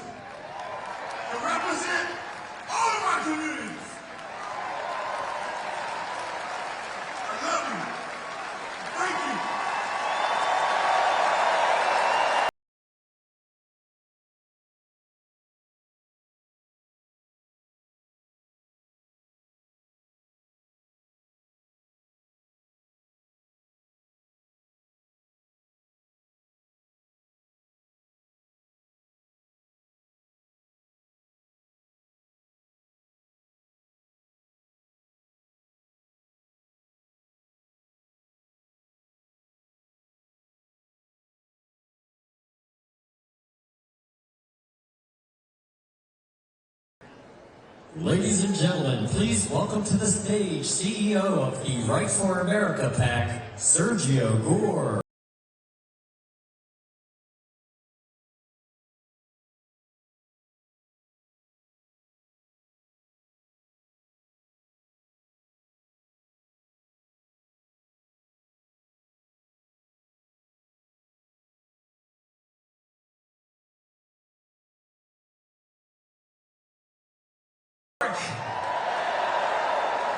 Are you ready to make history in 9 days? I said, are you ready to make history in 9 days? Are you ready to send Donald J. Trump back to the White House? Only one man is fighting for America's prosperity. Only one man is fighting for America's security. Only one man is fighting for you.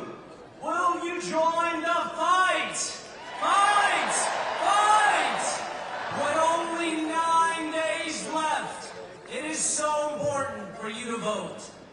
It is so important that you drag every like-minded family and friend. Grab your grandma, grab your brother, grab your sister, your neighbor, and drag them to the polls. You are part of the greatest comeback story in history because one man has refused to back down. In the last 4 years, we have witnessed the destruction of this once great nation. We have seen countless criminals cross our borders. We have seen our economy crippled. Prices are out of control. Ask yourself, are you better off today than you were 4 years ago? Ask yourself, can you afford 4 more years of Kamala Harris? America, we have a solution for you. We must send Donald Trump back to the White House. President Trump has reshaped our party into the party of the working class, a party which values prosperity and security, a party which doesn't want new wars in faraway lands. Kamala Harris today is crisscrossing the country with Liz Cheney. Well, we have a message for you. You can keep Liz Cheney and, for that matter, Dick Cheney too. I am so honored to be with all of you tonight as we work to push President Trump over the finish line. You and I are witnessing the greatest movement in American history. A movement that will be remembered for generations. A movement that will be remembered long after we are gone. Nothing will stop Donald Trump. He's been indicted more than Al Capone. They have tried to imprison him, bankrupt him, and even kill him. Well, it didn't work because he will never stop fighting for you. There is nothing that can stop the America First movement or the man who started it all, the 45th and soon 47th president, my friend Donald J. Trump.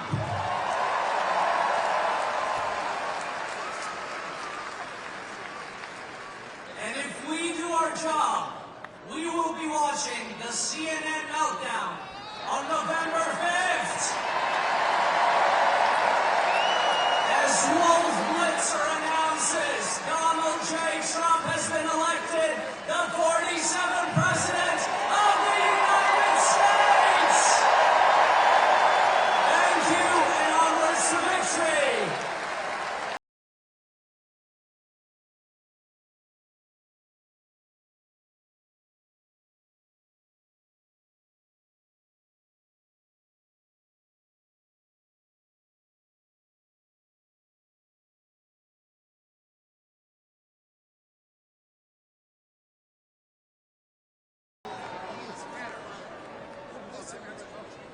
Ladies and gentlemen, please welcome to the stage, David Rem.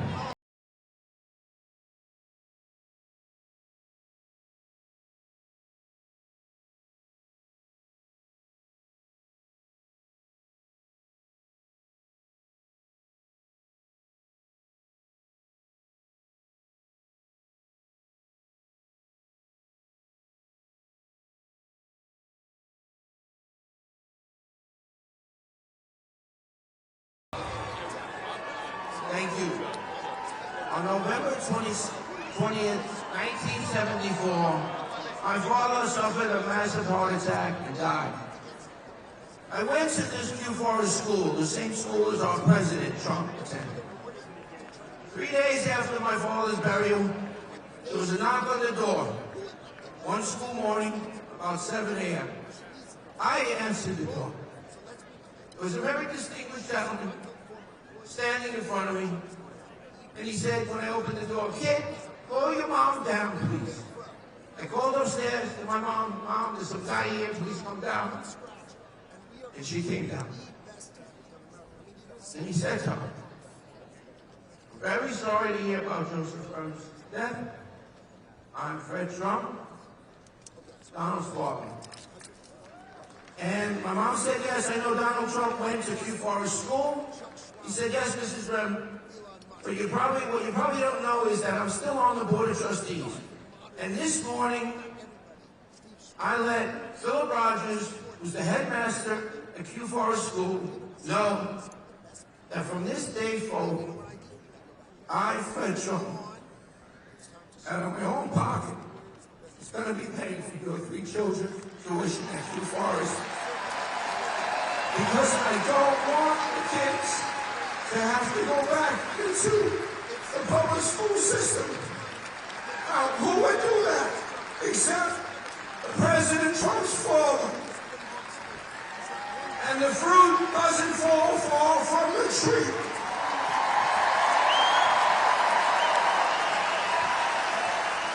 Can you imagine Kamala Harris performing a random, kind, generous act like that? Never, never, ever. In fact, she is the devil, whoever screamed that out. She is the Antichrist. At her rally last week, she said that Jesus Christ followers are not welcome at my rally, that we should go down the block to President Trump's rally. Let me say this, and maybe I'm speaking for the president, I shouldn't, but I think that President Trump loves Jesus followers at his rally.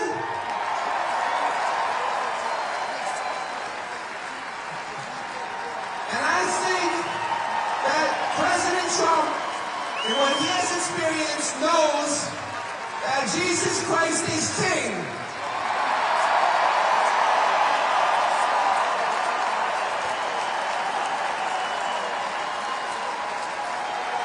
The victim of a violent, armed with a gun carjacking. And I'm lucky to be standing here. If it wasn't for this man, Jesus Christ, I wouldn't be standing here.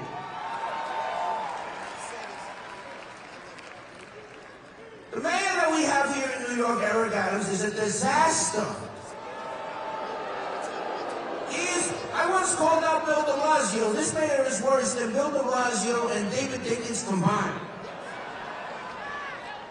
I just want to say this. The cross that I'm holding is the cross that my mother, Beatrice Graham, used to hold in the air when she prayed at night, every night, for Donald Trump and his family. Because we knew 3 years ago that his life was going to be attempted to kill. Because they don't want to face Donald Trump at the ballot box. So they'll do anything they can to imprison him, kill him. And I'm just going to wrap this up, and I just want to tell President Trump that I'm fluent in Spanish, and I will follow you to the swing states, and I will speak in Spanish to the Latino voters, and I will make a difference. Donald, you need the Latino voters.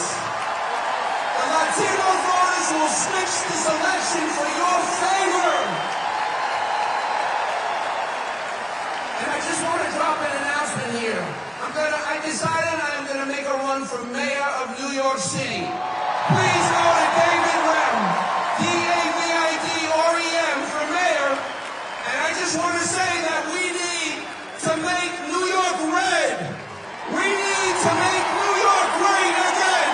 We need to make New York healthy again. We need to make the world great again. And I want to say, I love you, President Trump. I love your entire family. They give you nothing but grief. And to the fake media out there who won't show my story or won't back Donald Trump, I love you, Donald. God bless America, and God bless the United States of America.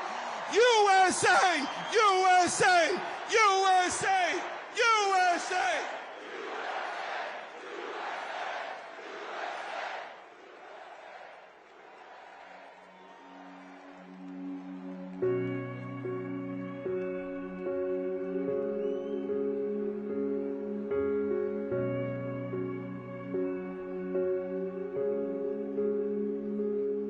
Up and down, counting out, smiling through the taste of blood in my own mouth. I got bruises and broken bones, but they don't know I ain't in this ring alone. I'm a fighter. No one can say that I'm a running hider. I was born to be a do or dyer, a make it rider. Don't throw that towel just yet. Don't cash in that last bet, 'cause I hit harder when I'm tired. I'm a fighter. I get back up. That's what I do. I didn't soldier on this far just to lose. So take your shot. Is that all you got? I'm a fighter. No one can say that I'm a running hider. I was born to be a do or dyer, a make it rider. Don't throw that towel just yet. Don't cash in that last bet, 'cause I hit harder when I'm tired. Yeah, I'm a fighter. Oh, no one can keep me down.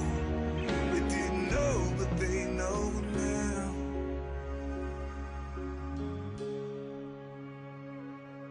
That I'm a fighter. No one can say that I'm a running hider. Don't cash in that last bet. Don't throw that towel just yet. I'm a fighter.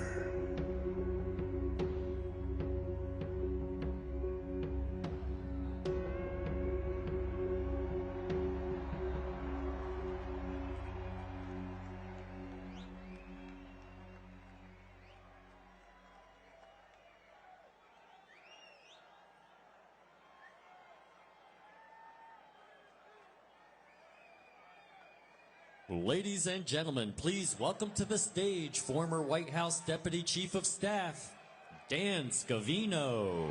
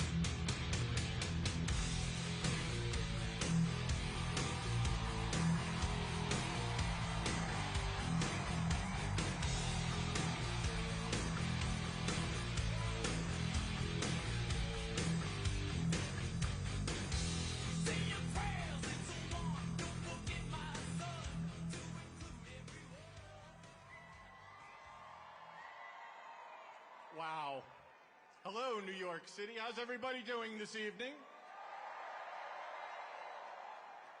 Hi, Mom. Hi, Dad. Look at me at Madison Square Garden, the world's most famous arena.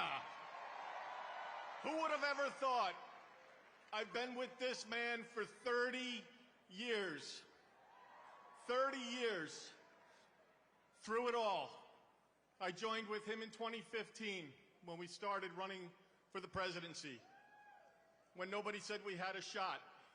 When we were a joke. We were polling at 1%. Then he won the presidency. I went to the White House with him for 4 years. It was an incredible journey. The president always, behind the scenes, will tell, and Team Trump will know what I'm saying here. Sometimes on the plane or in the office, he'll say, "You are all so lucky I took you on this journey." In good times and bad. Yes, Mr. President, we are so honored to be on this journey. And you know what? You're damn straight I'm honored to be on this journey through the good times and the bad for the right and to fight for this country in which we all believe in. Hey, Hillary Clinton. She had some not nice things to say about this rally today at Madison Square Garden. Take a look, Hillary. USA, USA, USA.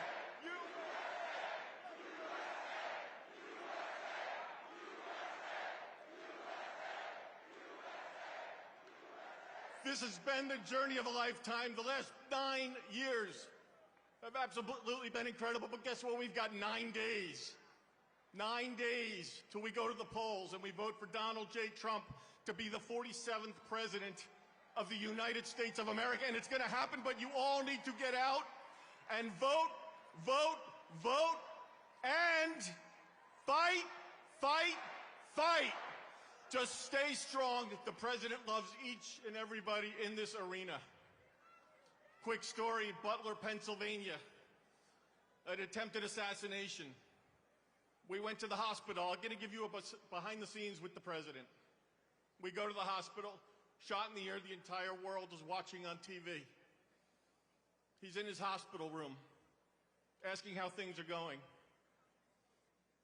I showed him that iconic photo of him raising his fist and said, "Sir, this is the most iconic photo, I think, in the history of not only politics, but of all time." He stared at the photo. I told him it was from Doug Mills, New York Times photographer, a great photographer. The president's reaction was, "How is Doug? Is Doug okay? Reach out to Doug. See how he's doing." Of which I did when we were in the hospital. Everything he had going on just shot in the damn head.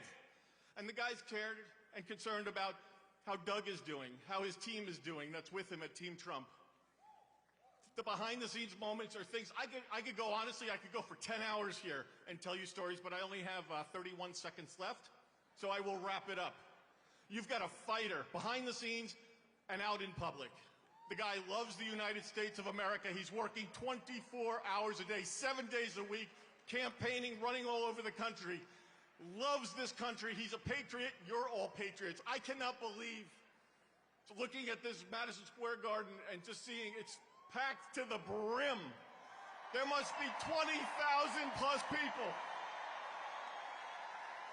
Love my family.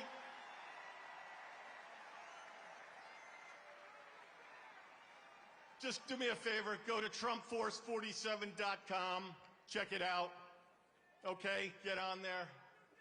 Get out and vote, vote, vote, please. We gotta win. We've gotta win. We are going to win. We are going to have Donald J. Trump as the 47th president of the United States of America. If you all go out and vote, vote, vote, and fight!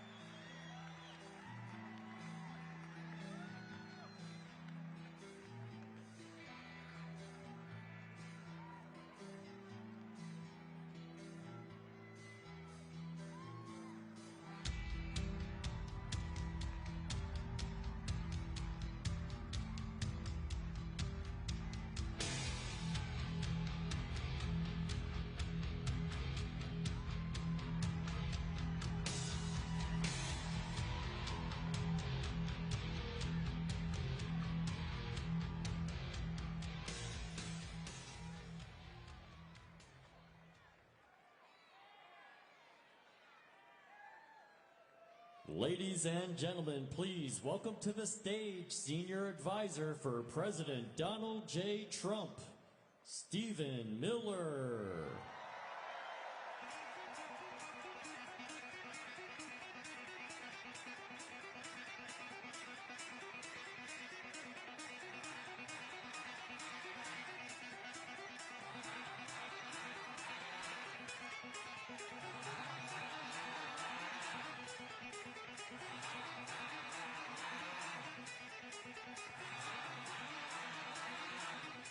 Hello, New York. Hello, Madison Square Garden. And hello to the United States of America, people watching in all 50 states.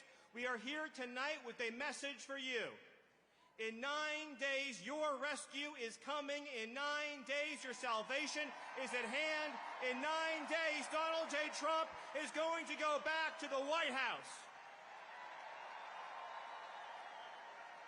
We stand here today at a crossroads in the history of this nation, in the history of our civilization.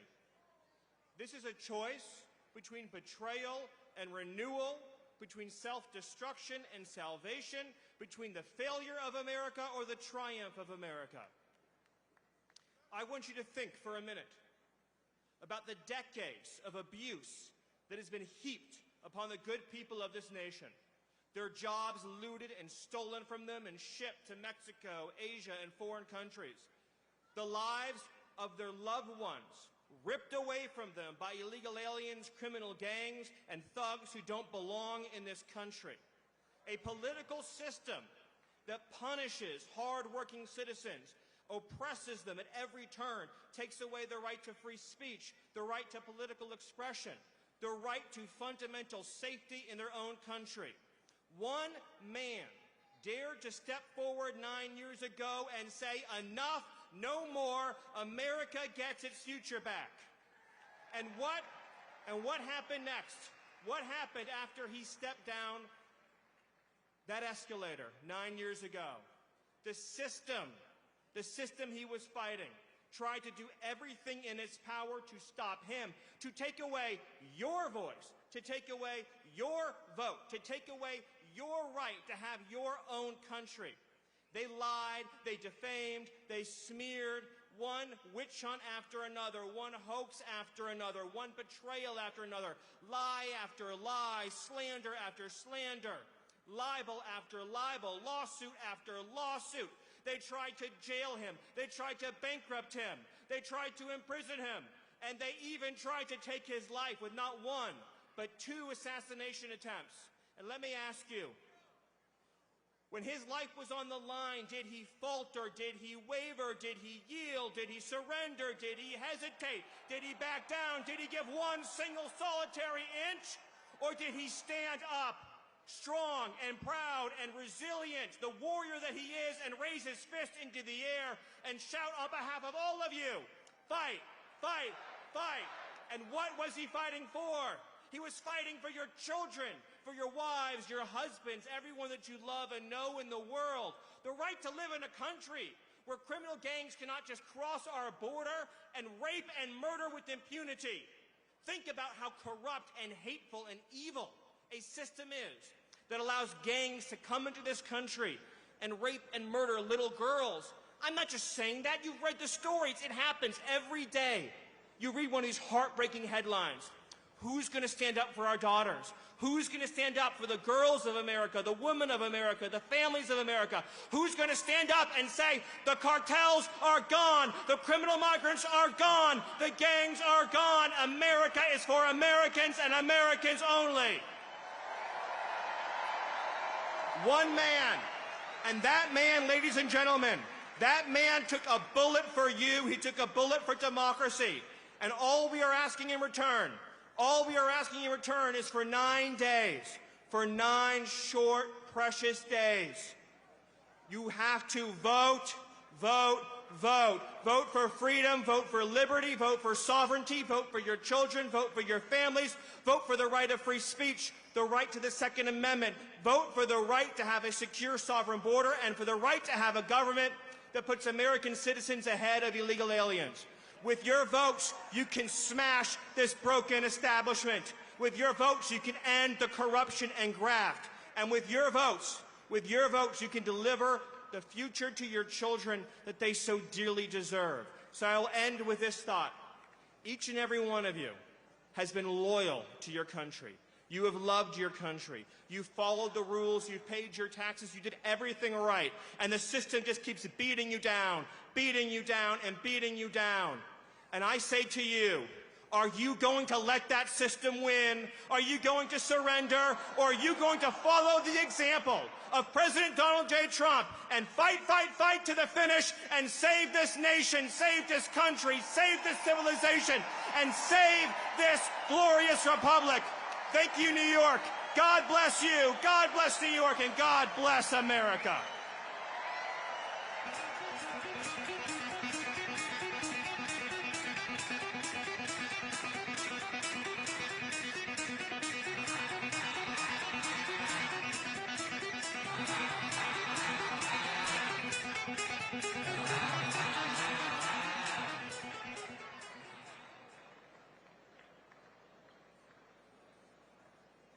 Ladies and gentlemen, please welcome to the stage the founder of the Witkoff Group, Steve Witkoff.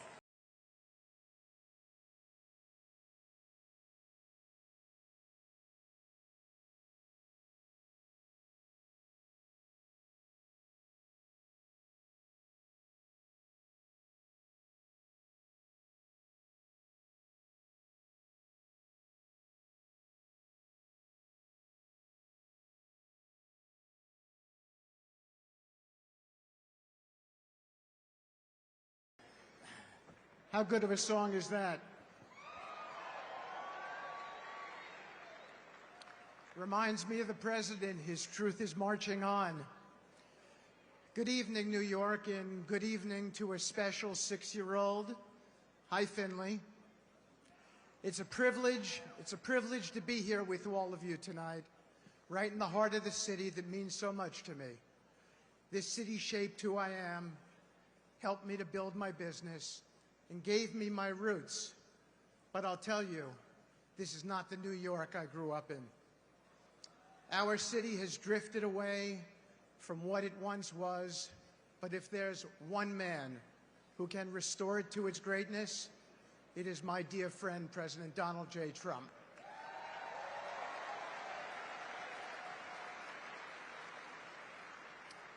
I've known the president for over 30 years, not just as a leader, but as a friend.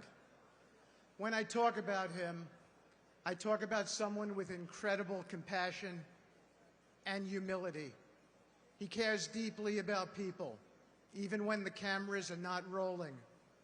His kindness is quiet but genuine, and it's a side of him the media rarely shows.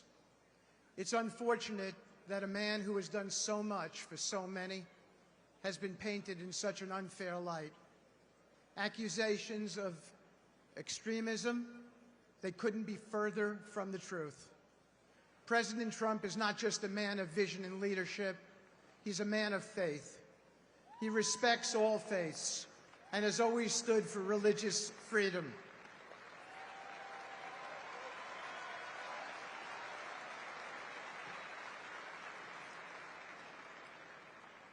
His unabiding belief in the value of every individual is grounded in his respect for God and country. President Trump embraces freedom and fights for the rights of all Americans. Despite facing constant opposition, he has persevered. He's been targeted with lawsuits and accusations, yet he's never wavered in his commitment to the American people. I know he'll fight for each and every one of you, as he's always fought for me. That's the kind of leader we need. Someone who never backs down when things get tough, but keeps pushing forward for what's right. In a world, thank you, in a world that often feels uncertain, President Trump offers each of us clarity. His policies are rooted in common sense. He understands the importance of strength, both at home and abroad, and leads with courage. New York deserves someone who's ready to fight for it, as the country does. We need President Trump's leadership to bring back the city we all love. Now let me leave you with a quote from one of my favorite presidents, Ronald Reagan, who said, "Freedom is never more than one generation away from extinction. We didn't pass it to our children in the bloodstream. It must be fought for, it must be protected, and handed on for them to do the same." While Reagan was an extraordinary president, there is no doubt in my mind that President Donald J. Trump is the greatest leader and president this nation has ever seen.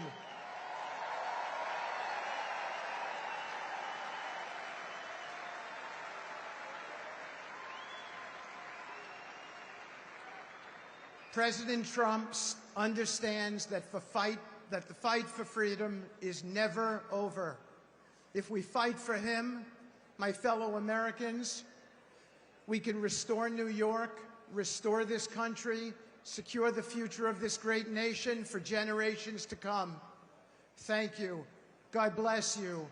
God bless the Trump family, and God bless the United States of America.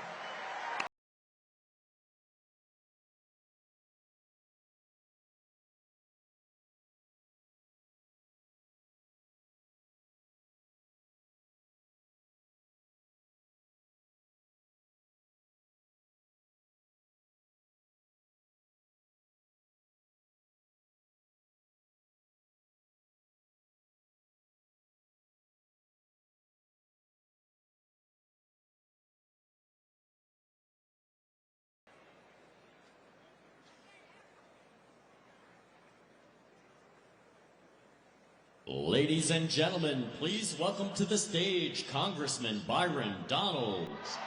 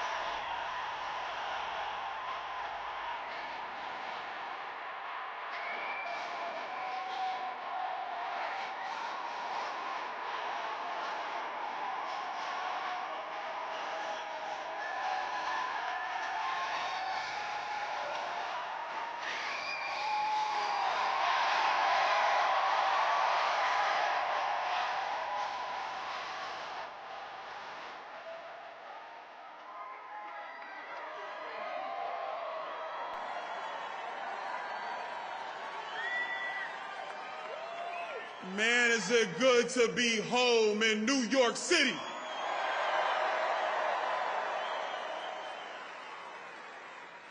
You know, usually I got a lot to say, but this one's special to me. I was born in Brooklyn, New York.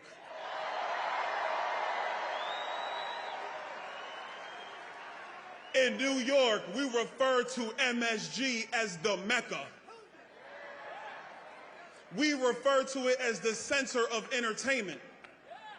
And in 9 days, it's going to be the launch point for the center of making Donald Trump the 47th president of the United States.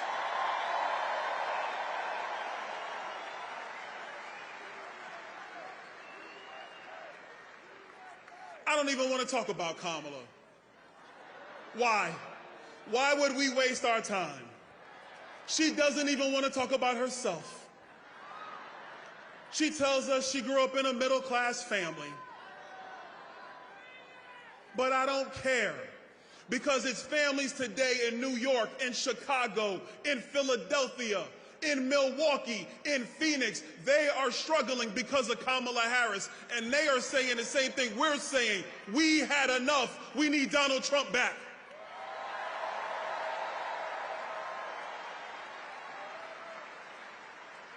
She broke the border. She broke the border and doesn't even have the guts to tell you the truth. But that's okay, because the next president of the United States, he's going to fix the border, because he did it once and he's going to do it again.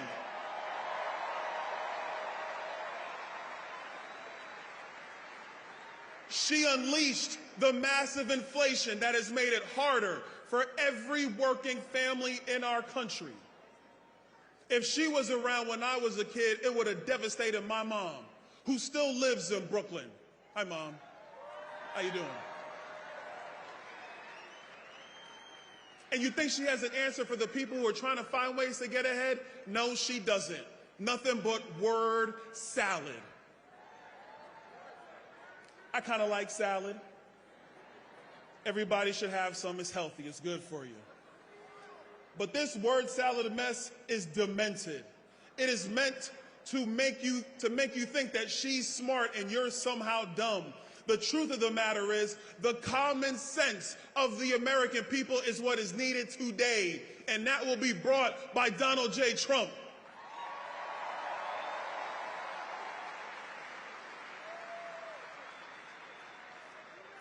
Then you look around the world. Look around the world. She said she was the last person in the room after that disastrous withdrawal from Afghanistan.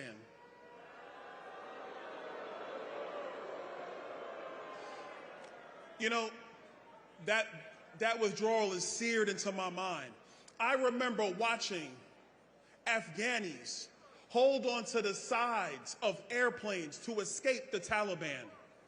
And as I'm watching this, the one thing I know is that if Donald Trump was president, that never would have happened. Never would have happened. But I have a special message to everybody around the world, especially those who want to find themselves getting into the business of other people or messing with our greatest ally in Israel. Donald Trump is going to stand by Israel 100% of the way. 100% of the way. And Donald Trump is going to get us out of these wars because he did it once and he's going to do it again. But the last thing we're going to fix, and it's a big one. You see, I got 3 kids. They're all boys. And I'll be damned if you're going to have some school tell my boys that they can now be girls. Not on my watch. Not on the watch of Donald Trump, I can promise you that. We're going to have common sense in America again under Donald Trump. We're going to get men out of women's sports under Donald Trump.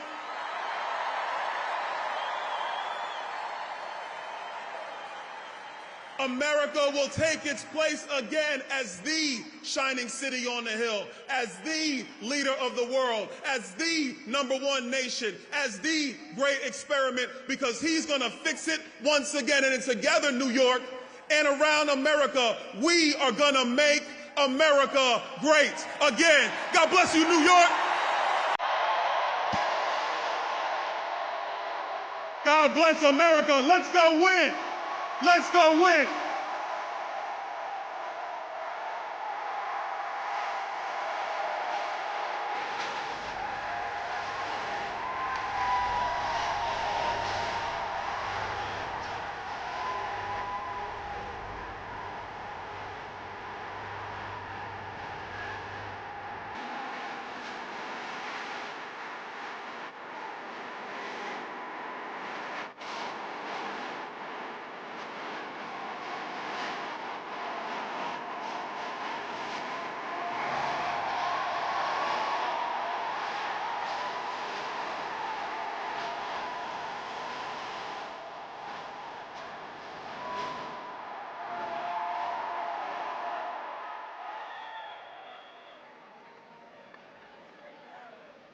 Ladies and gentlemen, please welcome to the stage, Chair of the House Republican Conference, Congresswoman Elise Stefanik.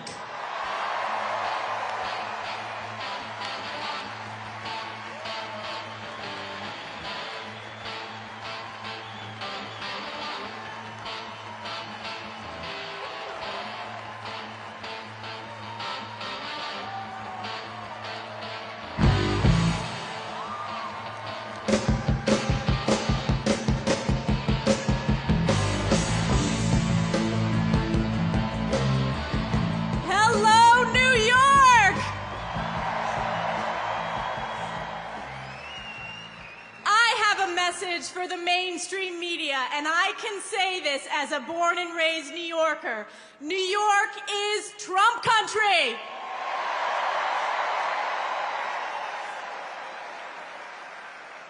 Wow, it is incredible to be here in the iconic Madison Square Garden. President Trump has been talking about this rally for years, and what a way to kick off the final week of the most epic campaign to save America.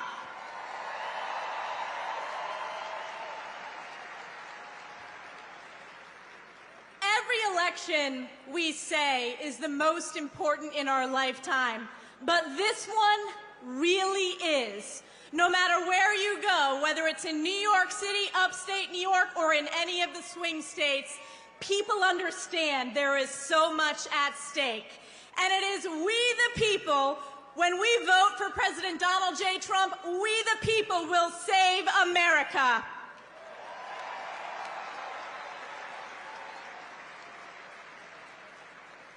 Just look at the crises that Kamala Harris and Joe Biden have brought to our nation and have brought right here to New York. The border crisis, illegals swarming our streets, taking billions of our hard-earned taxpayer dollars, all because Kamala Harris is Joe Biden's open border czar. She owns this border crisis. She created it. Or the inflation crisis, the highest rate of inflation in our lifetime. And you know who was the deciding vote for Joe Biden's Inflation Expansion Act? Kamala Harris. And the crime crisis. Democrats are the party of defund the police, and Kamala Harris has turned her back on our men and women in blue. New Yorkers, support our police. We will always back the blue.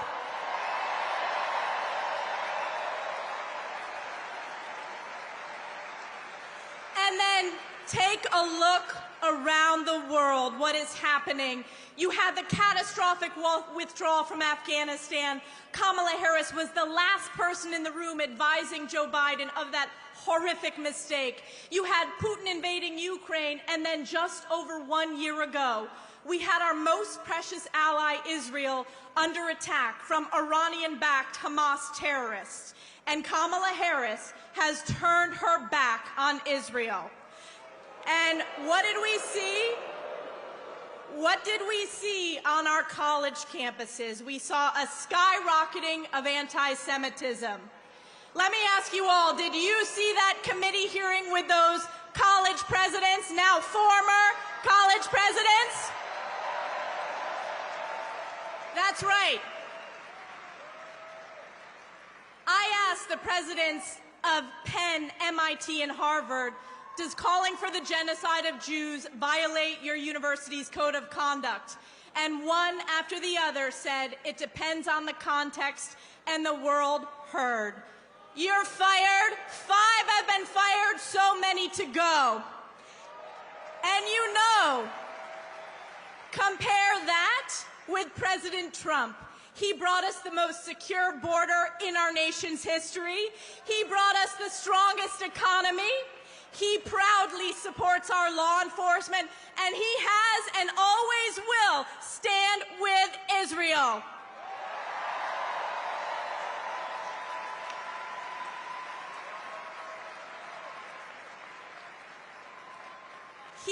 Donald J. Trump has fought for us, the American people, whether it was fighting against the sham impeachment, which I was a proud member of President Trump's impeachment defense team, whether it was standing up for election integrity, or whether it was facing the witch hunts by New York's own Tish James, Alvin Bragg, and corrupt judges. You know, after we fire Joe Biden and Kamala Harris, we're going to fire Kathy Hochul, Alvin Bragg, Tish James. You're fired.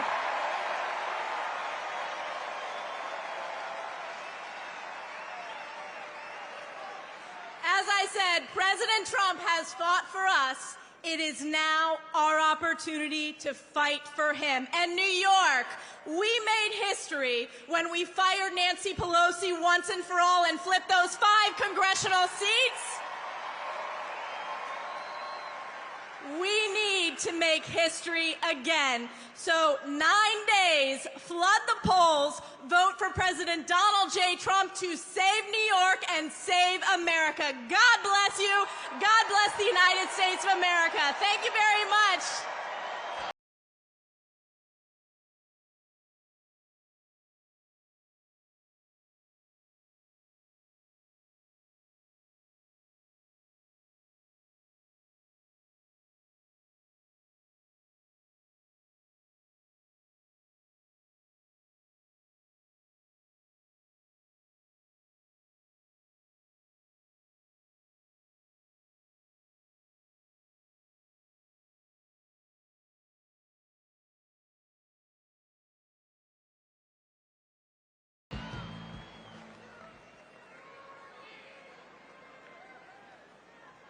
Ladies and gentlemen, please welcome to the stage Speaker of the U.S. House of Representatives.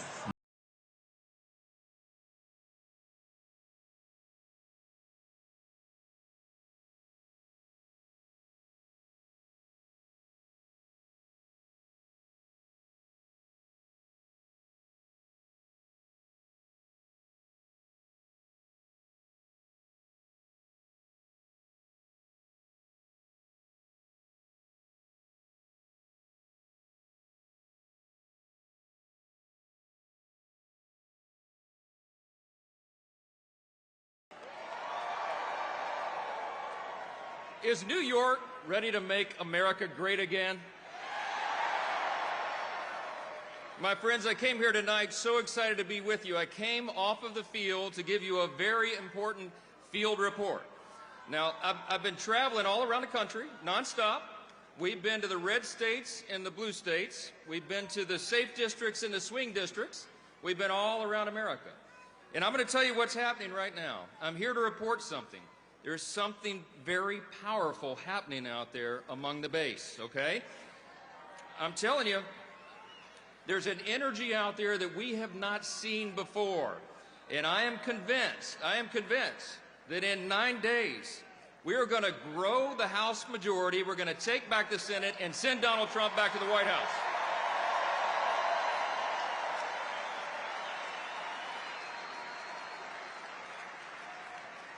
Let me tell you why that is. Because everywhere around the country, no matter where you live, everybody is fed up and they are fired up. They're fed up. It doesn't matter what demographic they're in. It doesn't matter what walk of life. They know that we cannot afford 4 more years of Kamala Harris in the White House. And we can't possibly afford turning the House or the Senate over to the Democrats. Let me ask you a question. Let me ask you what I ask these groups all around the country. Do you want 4 more years of open borders? I don't think you do. No. Do you want 4 more years of high cost and inflation? You want 4 more years of rising crime in every community? No. How about 4 more years of woke ideology in our schools and our military? You want 4 more years of wars and weakness on the world stage? Nobody does. American voters are sick of it, and they want to change. Now listen, for the last 2 years, we've had a bit of a dilemma, right? The House has been the only firewall in Washington standing between Chuck Schumer and the Democrats in the Senate, Kamala Harris and Joe Biden, and the American people. Now, we played defense.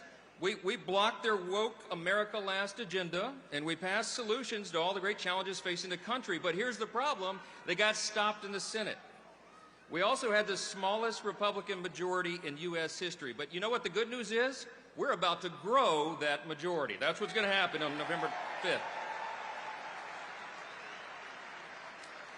New York is going to make that happen. You're going to elect your incumbents here and our challengers, and you're going to make the big difference. And we need a Republican Senate so we can retire Chuck Schumer for good.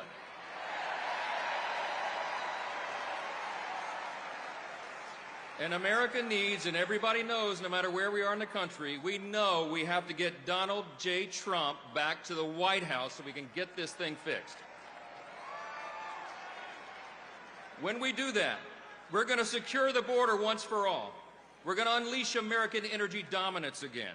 We're going to lower the cost of living. We're going to support our allies and stand up to our adversaries. We're going to defend our rights and our freedoms and the troops and the veterans who fought for them. And we will protect the values and the principles that made America the greatest nation in the history of the world.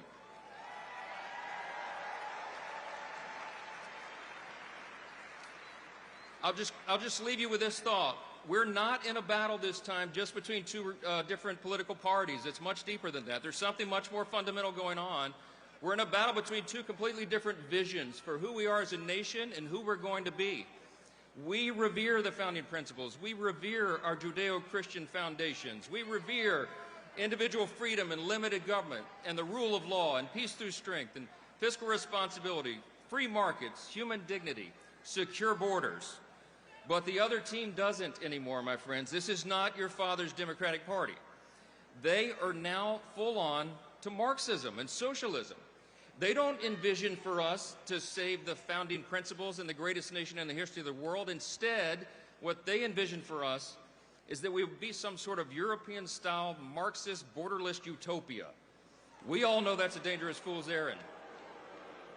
You know what's going to happen in 9 days? The American people are going to let their voices be heard. We are going to take this country back.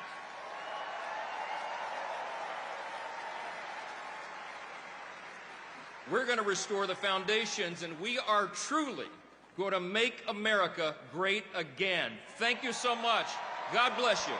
God bless the United States of America.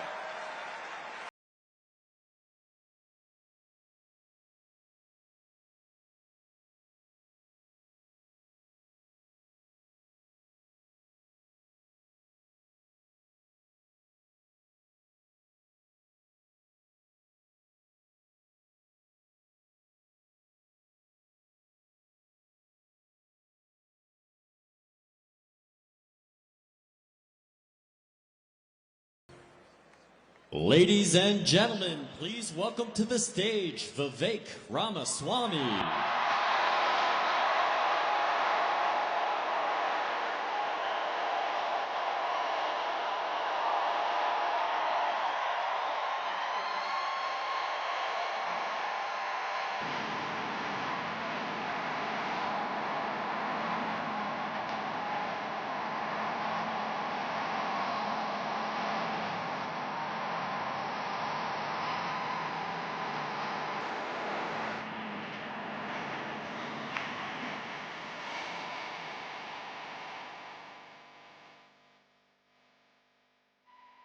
I'll tell you something, I don't follow the polls, I don't follow the pundits, but I follow the energy. And this does not feel like second place energy in here tonight. I had a friend of mine, smart guy, he's a billionaire, texted me this morning. And he said, why the hell are you guys wasting your time in New York City instead of going to a swing state? You want to know what I told him? I said, welcome to 2024. New York is a swing state.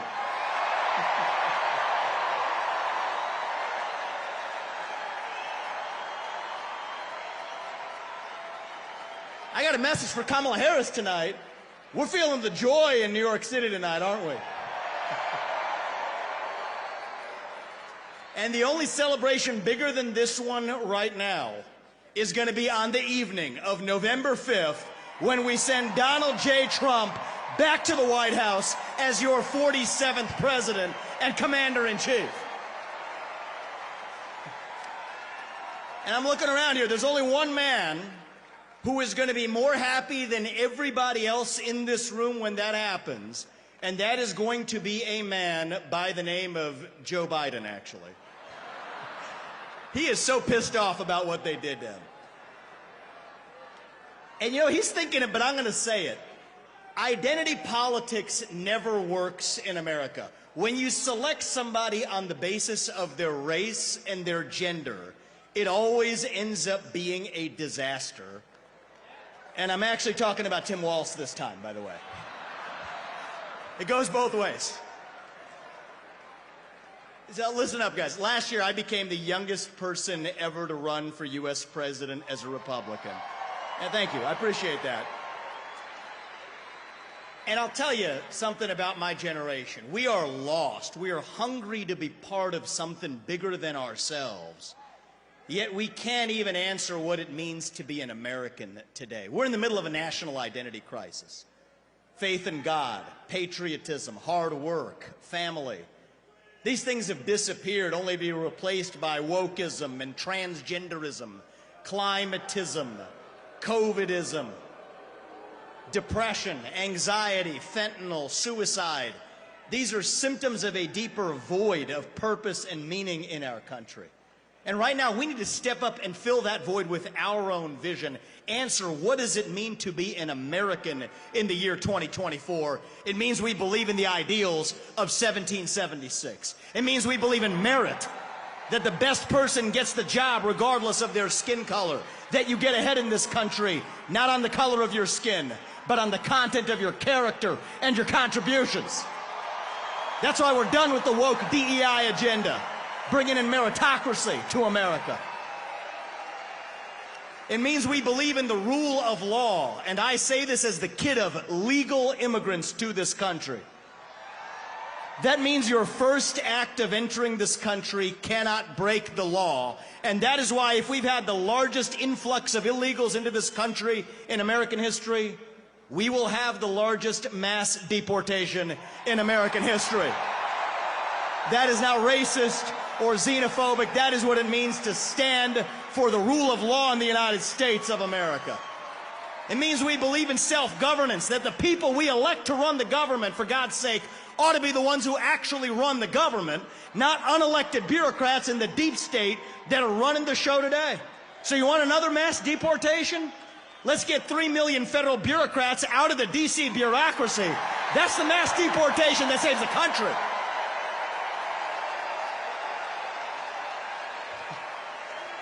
What does it mean to be American? It means we have elections we can trust and believe in, and that means single-day voting on Election Day as a national holiday with paper ballots and government-issued ID to match the voter file. That's how we save the country after we win it this time by voting early.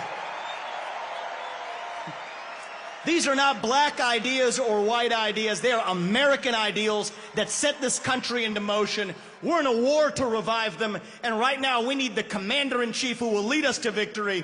That is your next president, Donald J. Trump.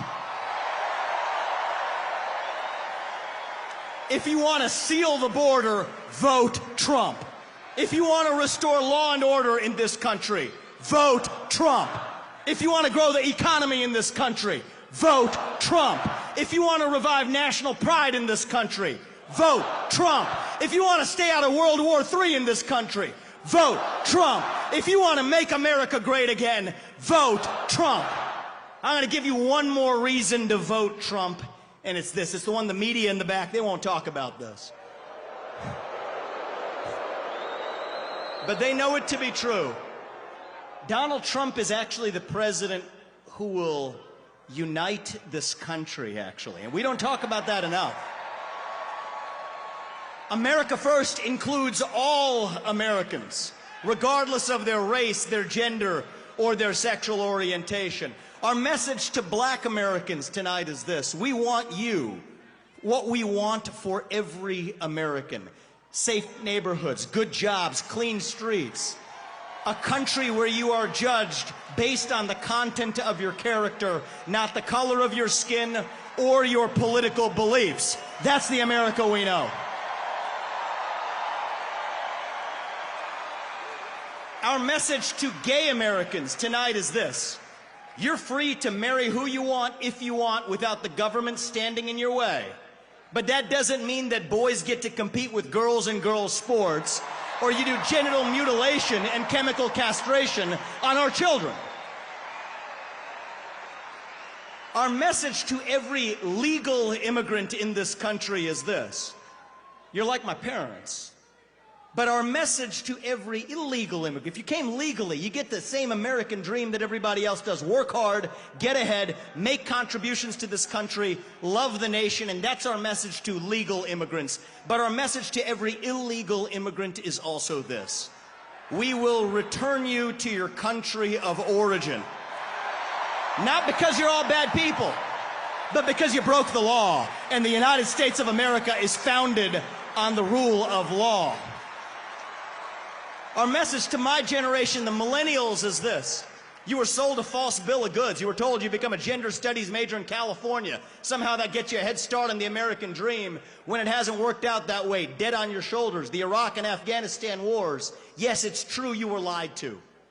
But we can't just be cynical about our country, because this is still the last best hope that we have in the free world. And our message to Gen Z is this: you're going to be the generation that saves the country. You want to be a rebel? 18 years old, stand up on your college campus and call yourself a conservative. Be proud of it. Say you want to get married, have kids, raise a family, and have a good job. That's how we win in America. We don't have to be this nation in decline. We are still on our way up. We're still that country where we will look our children in the eye and mean it when we tell them, you get ahead in the United States with your own hard work, your own commitment, your own dedication, and that you know what? You are free to speak your mind at every step of the way. That is the American dream. That is what we are running to. And that is what we get when we send Donald Trump back to the White House this November. Thank you. God bless you and the great state of New York, and may God bless our United States of America. Thank you. God bless. Thank you, guys.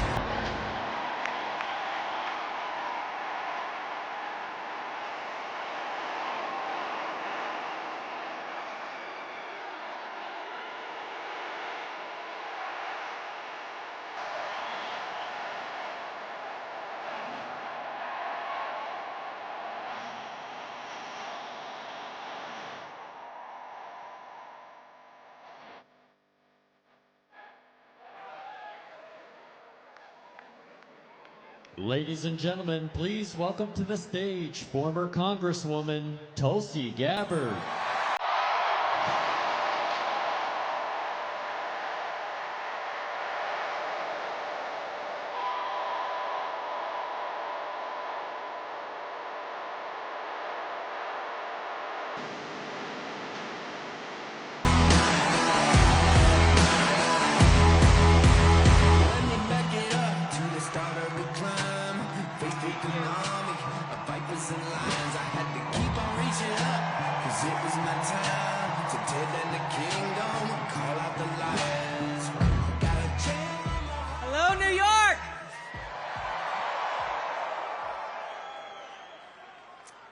Join me as I say these words.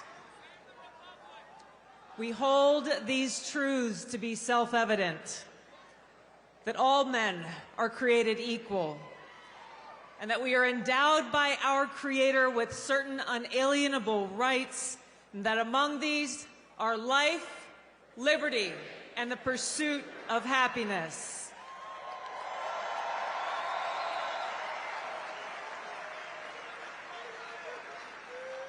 As we gather here today on this historic occasion, we stand together as proud Americans in understanding that these very rights are under attack.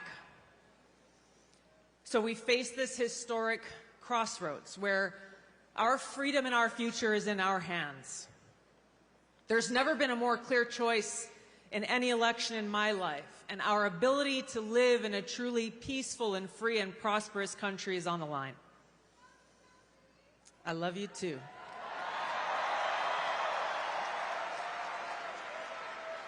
And it is that love that brings us together here today, that love for freedom, that love for our country and love for each other as fellow Americans, as children of God, that compels us to take action to save our country and defend our freedom.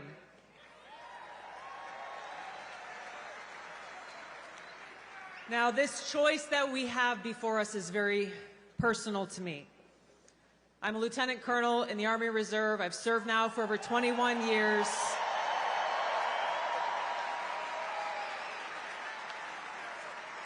I've deployed to different war zones 3 times over that period, and I've seen the cost of war.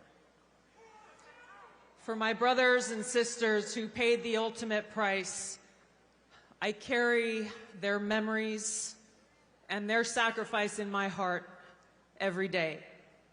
So this choice that we have before us as Americans is critical. It's important to us. It's important to those of us who serve, who have volunteered to put our lives on the line for the safety, security, and freedom of our country and our people, and it's critical to all of us. Here is the choice that we have. A vote for Kamala Harris is a vote for Dick Cheney, and it's a vote for war, more war, likely World War III and nuclear war.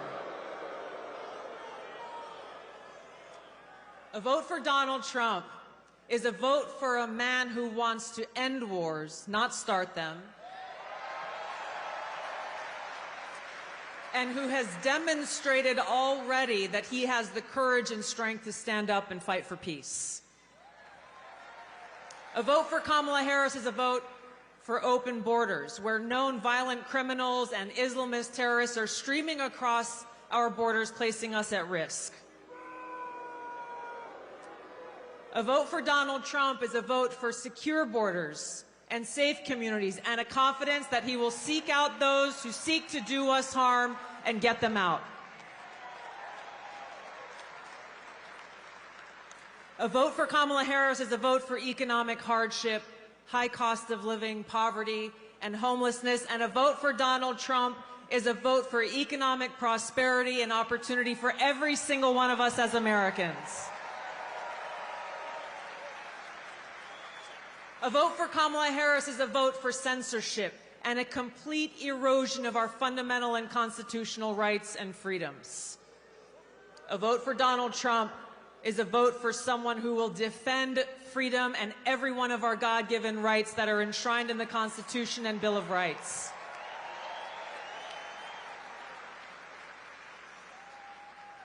So the choice is ours. History will look back on us at this moment for the choice that we make. Did we choose war or peace? Did we choose poverty or prosperity? Did we choose censorship or freedom? Our freedom and our future is in our hands. We have just a few days left to complete this no-fail mission that we have before us to save our country. Nothing short of our future is on the line. So now, just as we've gathered here today in this historic place and this historic time, we will gather together all across this country, people of every race, ethnicity, religion, and creed, to stand together and defend our freedom and ensure our right to life, liberty, and the pursuit of happiness.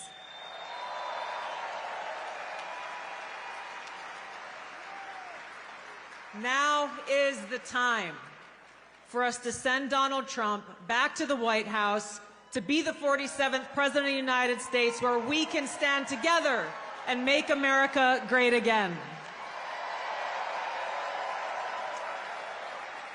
Thank you so much. Let's get it done. Aloha.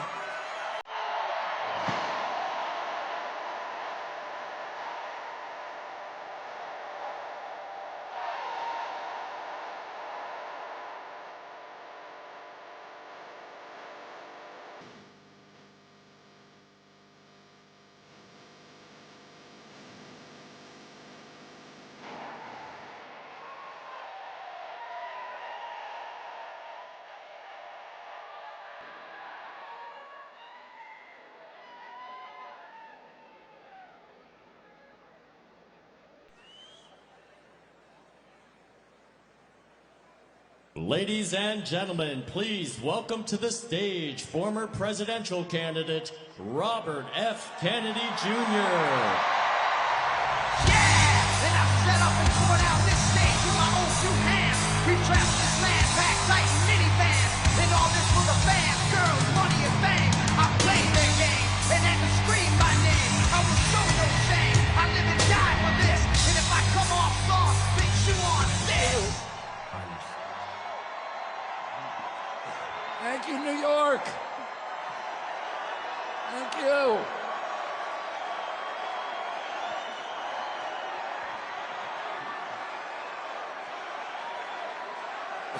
Thank you.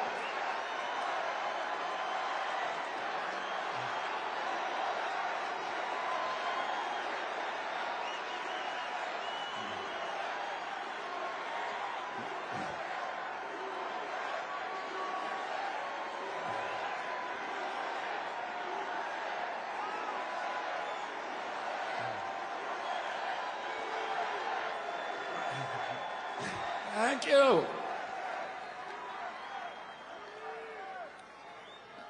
A lot of people ask me why I left the Democratic Party.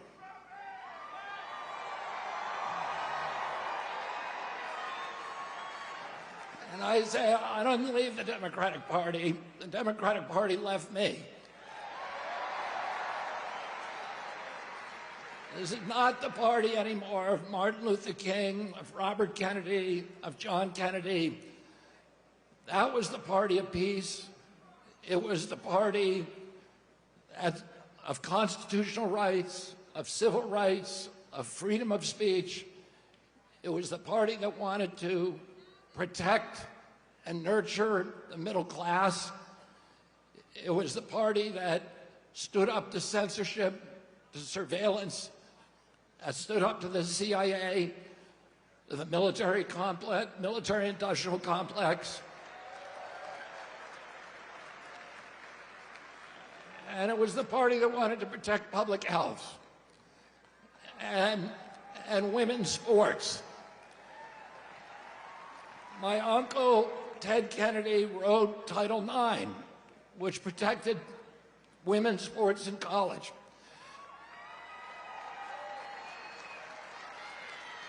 It was the party that believed in voting rights and fought for the right of every American to vote for the person of their choice. Today's Democratic Party is the party of war. It's the party of the CIA. You had Kamala Harris giving a speech at the Democratic Convention that was written by neocons, that was belligerent, pugnacious, that talked about the domination of the world by the United States through our weapons of war. It's the party today that wants to divide Americans. It's the party that is dismantling women's sports by letting men play women's sports.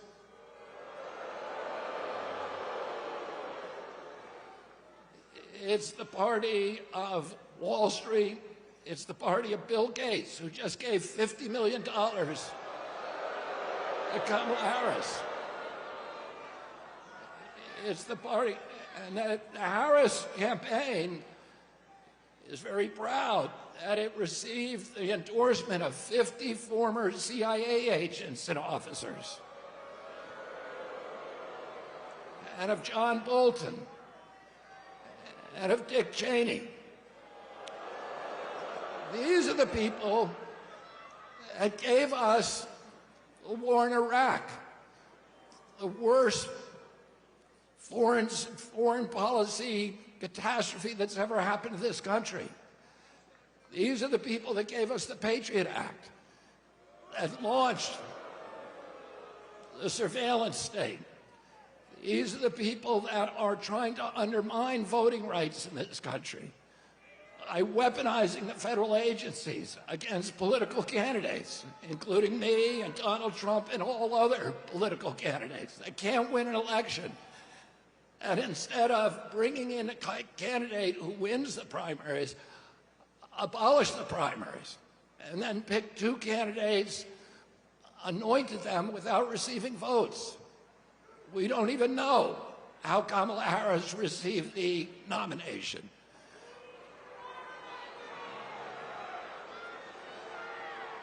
And this is the party of Wall Street, of big banks, of big data, of big tech, of the military contractors, and the parties of big pharma, big ag, big food, and big chemicals.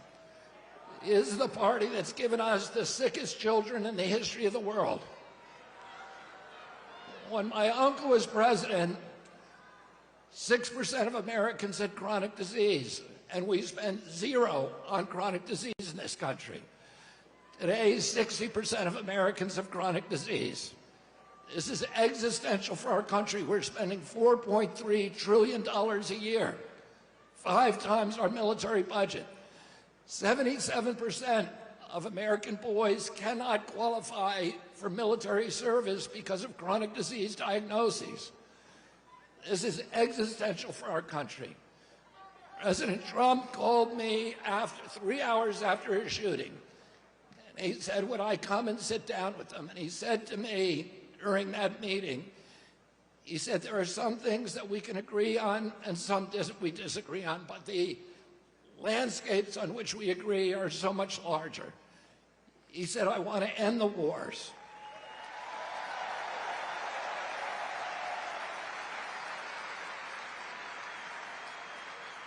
I want to end this surveillance and censorship. I want to protect the Constitution. I want to protect freedom of speech. I want to end the surveillance. I want to end the weaponization of government against American politicians. And I want to end the chronic disease epidemic. Now, don't you think that we deserve a president in this country who's going to restore the moral authority of the United States of America? Don't you think that we deserve a president who's going to end the warfare state and rebuild the middle class? Don't you want a president who's going to put America first?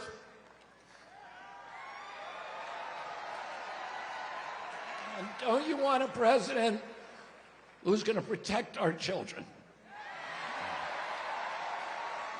And who's going to protect women's sports? And who's going to stop dividing this country along racial lines? And don't you want a president who's going to end the corruption at the federal agencies, at FDA, at NIH, at CDC, and at the CIA? And don't you want a president who's going to make America healthy again?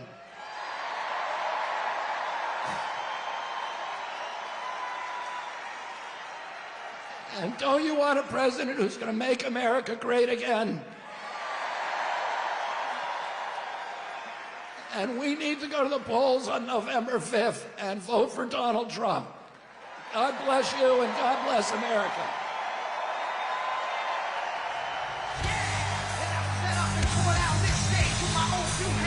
We trapped this land, packed tight in minivans. And all this for the fans, girls, money, and fame. I played their game, and then to scream my name. I will show no shame. I live and die for this. And if I come off soft, then chew on this. Are you scared?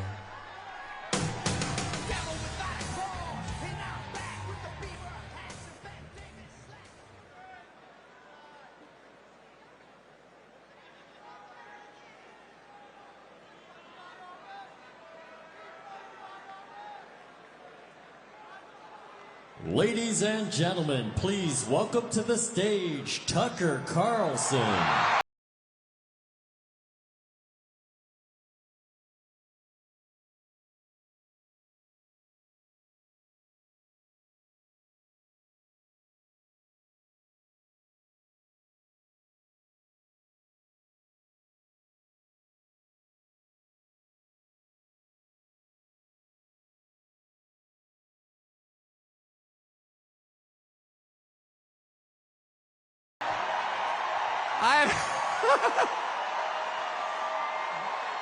I saw the Grateful Dead in this arena in 1987. I was seated right there.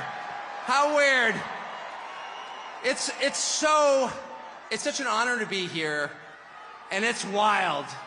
Just another day following Bobby Kennedy Jr. at a Donald Trump rally in Madison Square Garden. I mean, what?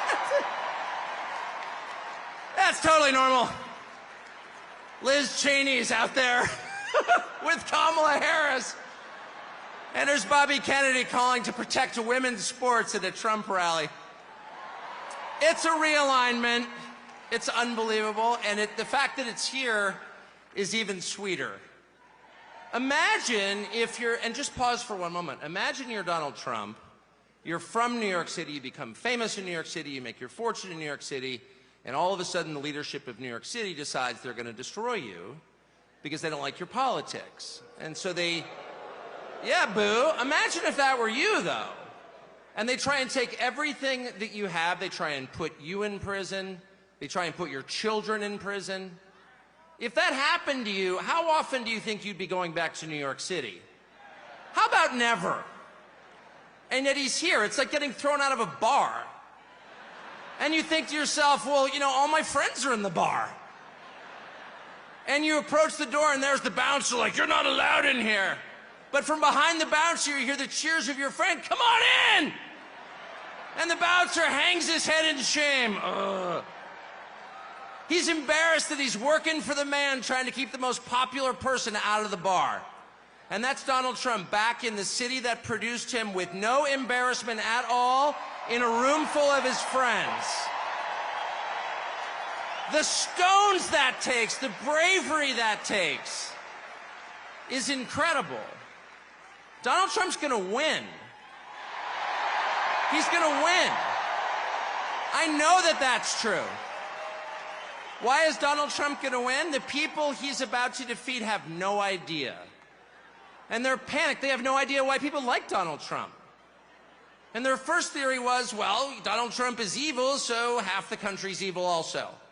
And that's one of the reasons they spent the last 4 years trying to destroy the country, because they're mad at its voters for liking Donald Trump. How much easier would it have been just to pause for 20 minutes and ask yourself honestly in some silent place, why do people like Donald Trump? And if they had been honest enough to ask themselves that question, they would have come up with the two main reasons, and here's what they are. The first reason that people like Donald Trump is because he likes them. That's why. And it's real. Affection is something you can't fake.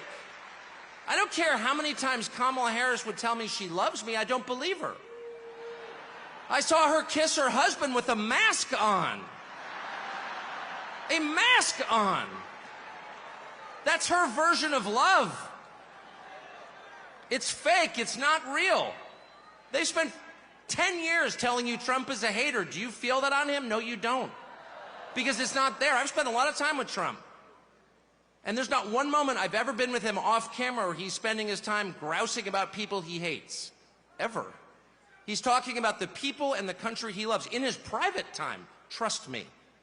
And people know, in a country that has been taken over by a leadership class that actually despises them and their values and their history and their culture and their customs, really hates them to the point that it's trying to replace them, they know someone who actually has affection for them, and that's Donald Trump. And it's requited. It's requited. They know. When he goes to McDonald's and serves fries, like, he's not faking that at all. That's why that worked. Democratic media consultants are like, how is that working? Because it's real. That's why. And the second reason that people love Trump, and I put myself in this category, it's why I'm here today, is because he's liberated us in the deepest and truest sense. And the liberation he has brought to us is the liberation from the obligation to tell lies. Donald Trump has made it possible for the rest of us to tell the truth about the world around us. And that's the single most liberating thing you can do for people. If you want to enslave people, if you want to degrade them, force them to tell lies. And they have. They forced us to lie about everything at gunpoint, effectively. They put people in prison for refusing to lie. And not just the obvious lies that men can become women, or Vladimir Putin blew up the Nord Stream pipeline. No, honestly, he did. January 6th was an insurrection. They were unarmed, but it was very insurrection-y. Not even the obvious ones, but the big lie. You know what the big lie is? The big lie is that they're impressive. That's what the big lie is. that the people in charge have somehow earned the right to rule over you, and they haven't. And you know that. These are the single most useless people in the United States. They have no skills whatsoever. They've got 3/4 of the money, and they didn't earn it. They set up a system precisely for the purpose of awarding themselves wealth and power when it's undeserved. You look at Liz Cheney and you ask yourself honestly, what skill could she possibly have that allowed her to send hundreds of thousands of people to their deaths? Did she earn that? I don't think she did. No fair system would make Liz Cheney powerful. No fair system would make Larry Fink rich. No fair system would elevate someone like Kamala Harris to a presidential nomination. She's never been accused of doing anything useful. She has precisely no achievements. She's a nominee without getting a single vote. She is a metaphor for the system they created to make themselves rich and powerful, and then they have the gall to lecture you, the people who can actually change a flat tire and repair a power grid, who have useful jobs, who pay your taxes and work 40 hours a week, lecture you that you are somehow immoral. And Donald Trump has empowered the rest of us through mostly just sticking around in the face of their hate and abuse and persecution. He has given the rest of us the right to call BS on the charade. No, you are not better than us. No, you are not smarter than us. No, you do not deserve what you have. You probably stole it. No, you're not going to bully me into silence anymore. And I can promise you at this point, 9 days out, when Robert F. Kennedy Jr. and Elon Musk and Tulsi Gabbard and pretty much every high school senior and college shorty girl in the country has come out finally say, yeah, I am for Donald Trump, actually. When the entire country has realized there is nothing embarrassing about this, what's embarrassing is to take a perfectly great country and destroy it, as they have. I'm not ashamed. You should be. At that moment, it's going to be pretty tough for them 10 days from now to look in the eye to America with a straight face. It's going to be pretty hard to look at us and say, you know what? Kamala Harris, she got 85 million votes because she's just so impressive. As the first Samoan, Malaysian, low IQ, former California prosecutor ever to be elected president, it was just a groundswell of popular support. And anyone who thinks otherwise is just a freak or a criminal. At this stage of the game, after 9 years of listening to their lies and finding every single one of them totally false, no, it's not safe and effective, and no, she's not impressive. It's very hard for me to believe the rest of us are going to say, you know what, Joe Scarborough, you're right. You're right. She won fair and square because she's just so impressive. I don't think so. And to me, that is liberation. It's the freedom to say what's obviously true as a free man and not a slave. And I just want to say thank you, Donald Trump, for that.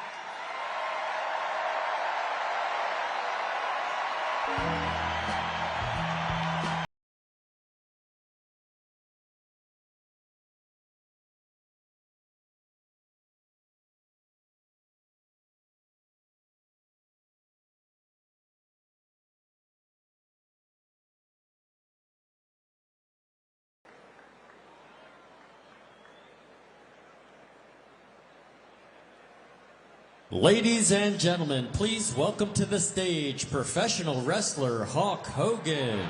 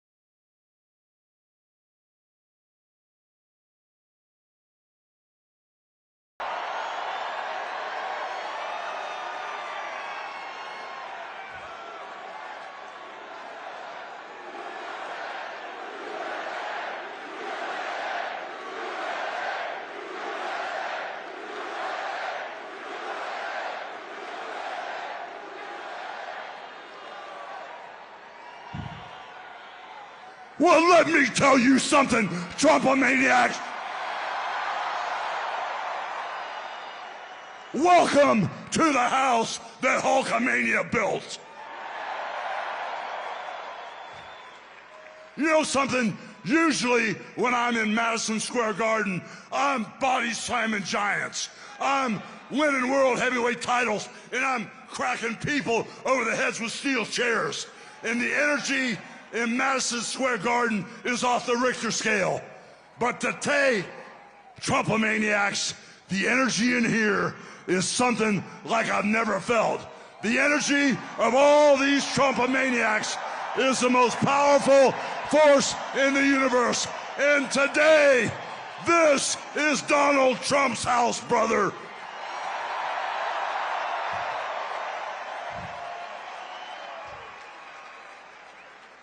You know something, Trump maniacs? I don't see no stinking Nazis in here. I don't see no stinking domestic terrorists in here. The only thing I see in here are a bunch of hard-working men and women that are real Americans, brother.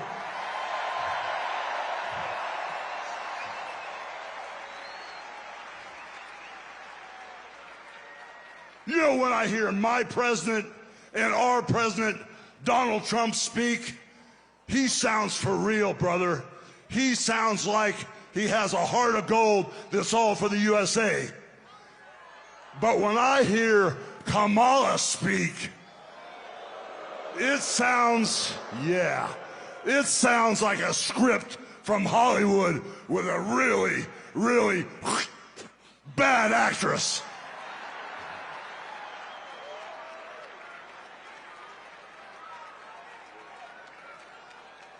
You know, Kamala is responsible for the border crisis, and Kamala is also responsible for inflation. And then you know something? She acts like she's the victim. And then all of a sudden, she flips, she flops, she spins and turns it around and acts like she's gonna be the damn hero. But we all know Trump is the only man that can fix this country today. And with Trump as our commander-in-chief, peace through strength will fix all the problems in the Middle East.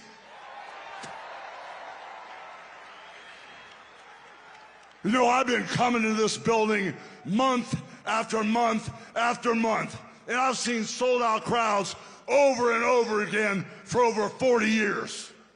And for 40 years, I've always asked the question, what you gonna do? Over and over and over again, what you gonna do? Well, today, after feeling the energy in this building, I finally got the answer. And the answer is, vote for Trump.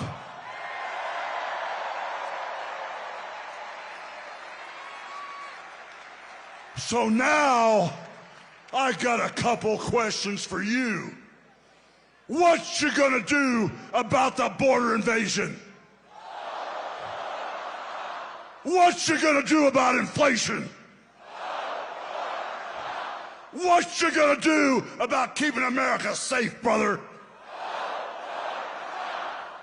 And what you gonna do about putting God in our homes, in our country, and our schools?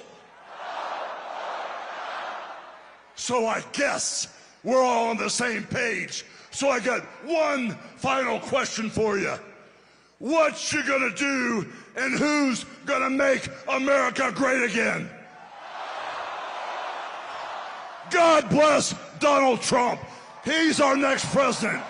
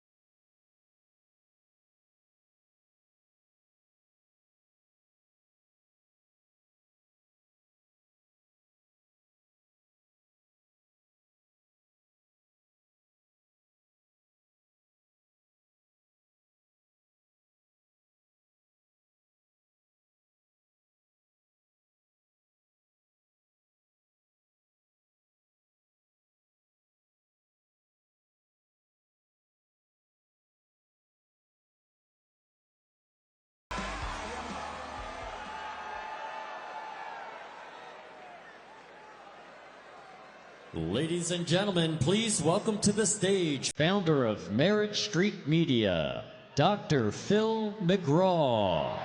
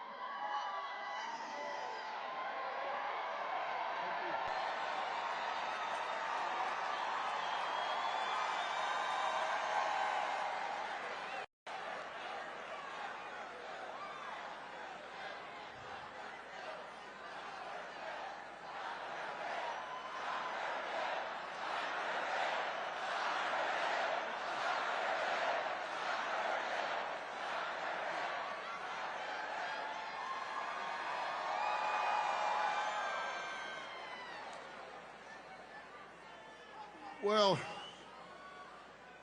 you guys look just like you do when I'm on TV. Except for you, you look a little different.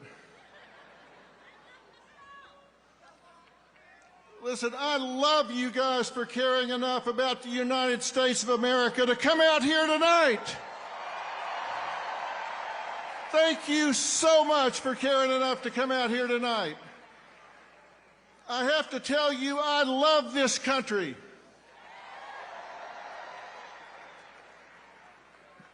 I do. I love this country. I stand up when our flag goes by. I put my hand over my heart when they play our national anthem. And I'm so proud to see so many people take time out of their day to come out here and stand up for this country.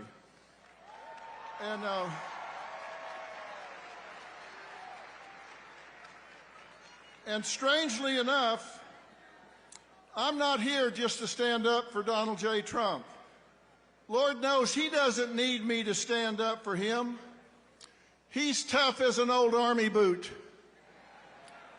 He's got lots of enemies, different groups that are scared, and between them, they have impeached him, indicted him, raided him, railroaded him, shot him, and sued him. And where is he? He is still standing.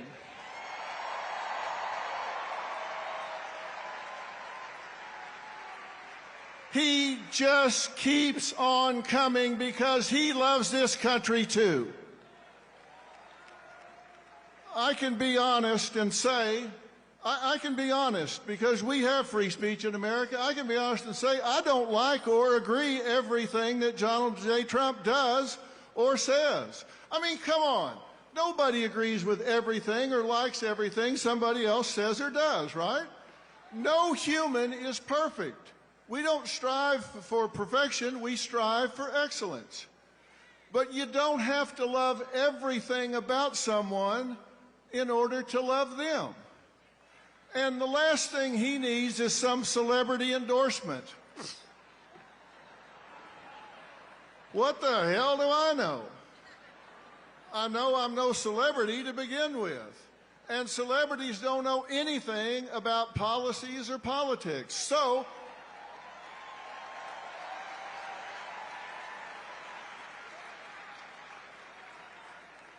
only difference between me and them is I'm willing to admit it. So, why am I here? Well, I'll tell you why I'm here. I'm here to talk to and stand up for the people who have declared their support for Donald J. Trump, or they got found out, or they want to do it, but they're too intimidated. Because you know what happens when somebody in this country says, hey, I'm going to vote Republican, I'm going to vote Donald J. Trump? They get canceled, intimidated, marginalized, excluded, or even fired or boycotted. And you know what that means? In short, that adds up to being bullied. And now we're talking about something I know a hell of a lot about. Now you're in my wheelhouse, buddy. I may not be an expert in politics, but I am an expert about bullying.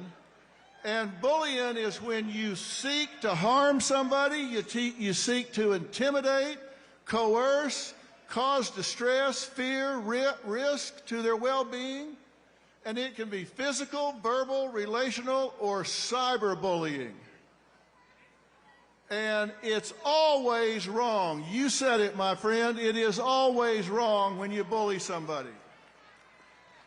And that's what's going on. Now, let me tell you what the critics are going to say when they hear me talking about this. They're going to say, well, now, wait a minute. Come on. Isn't Trump a bully? And let me tell you why the answer to that question is no. Because to be a bully, there has to be an imbalance of power. And when there's not, it's just called a debate. And he's just better at it than anybody else.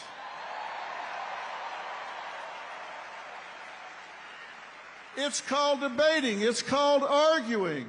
It's just, it may even name calling, but it's not bullying unless there's an imbalance of power. And whoever he talks to, they've got a microphone, they got on their big boy pants, they got a stage, they got everything else. He's just better at it. And the same thing is true. When the Democrats or Harris call him fascist, Hitler, racist, misogynist, or a crook, is that bullying? Well, not really. It's ugly. But with the First Amendment, which we all want to keep, there's no imbalance of power, so it's not bullying. It's just like when he does. It may not be the best use of energy, but when you attack civilians, when you attack a citizen, and you use the power of the internet, you use mob mentality, you incite people to gang up and cause boycotts, then it's beyond ugly. And that's what's happening in this country right now, and that's not okay.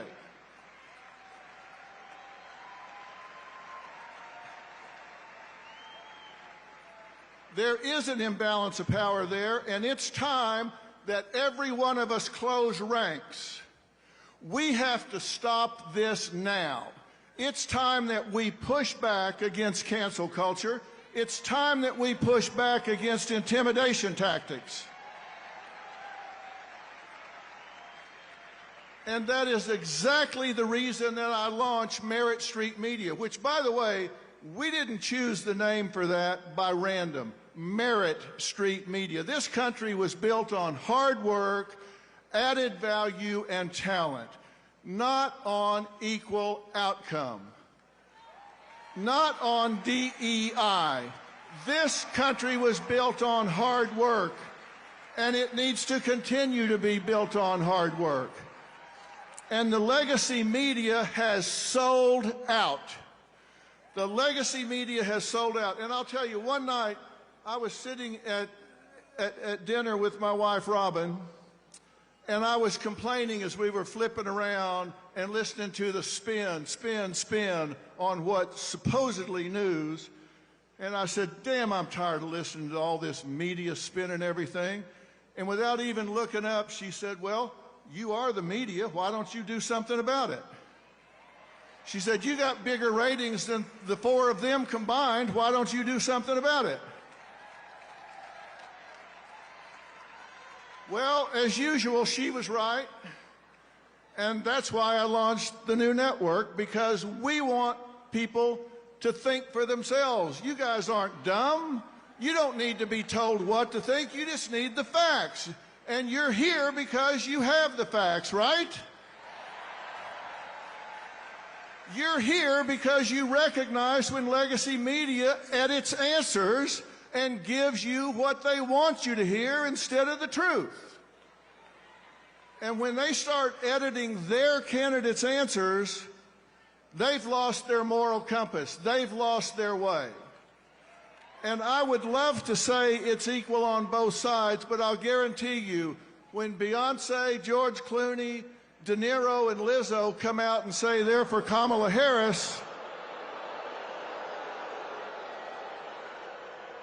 when they all come out and say they're for Kamala Harris, did you read anything or hear anything in the media criticizing it? No. But you watch what happens tomorrow morning when people find out I came here to talk to you.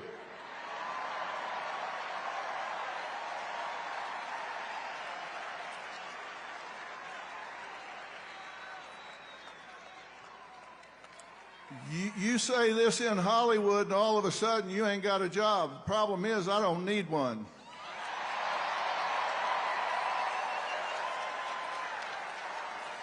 I don't need a job because I got you.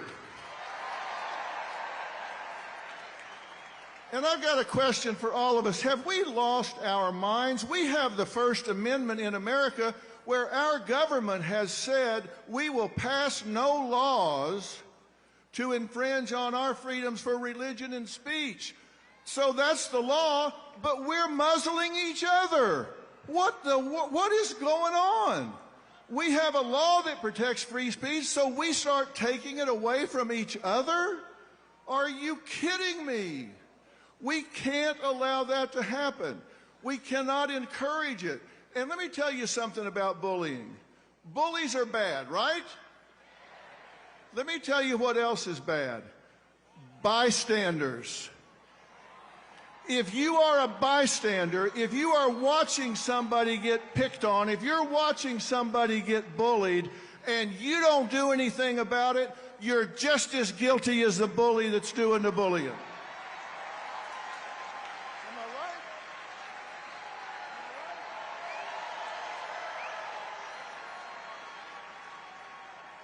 I right? I have talked to so many children in schools that tell me the worst feeling they've ever had is being bullied and feeling alone and abandoned when they are picked on and intimidated, when they wished even one person, even one other kid would step up and say, hey, come sit with me at lunch. Don't sit in a stall in the bathroom and cry your way through lunch and eat alone. We're not going to let you be alone. And it's the same thing with adults. Adults don't want to be cut out of the herd and feel like they're alone. The number one need in all people is acceptance. The number one fear is rejections, and bullies, they prey on that. We must claim the right to our point of view. We must be critical thinkers, and when you see somebody being picked on, then you've got to be willing to step up and say, hey, I'm with you. Don't let that happen. And you've got to know why you're strong on the issues you're strong on. You've got to know why you're strong on affordability and safety and security and the border and family care for men and women and law and order and your core values for your children's education and our military. Know why you're where you are. And when you come to your friends and coworkers being bullied, don't be a bystander. Don't be a bystander. You can't let it happen. When you say you love America, that's a verb. That also means you love Americans. You've got to push back and call out the bullies. You've got to stand with those that have targets in their lives. Targets if they're picking on them by calling their jobs to get them fired. Boycotts or kicking them out of their jobs at church or their groups at church. I've spent 45 years listening to people. And I was just in North Carolina and after the hurricane hit down there. And you know what? I saw neighbors helping neighbors, and not one of them asked, are you a Democrat or a Republican?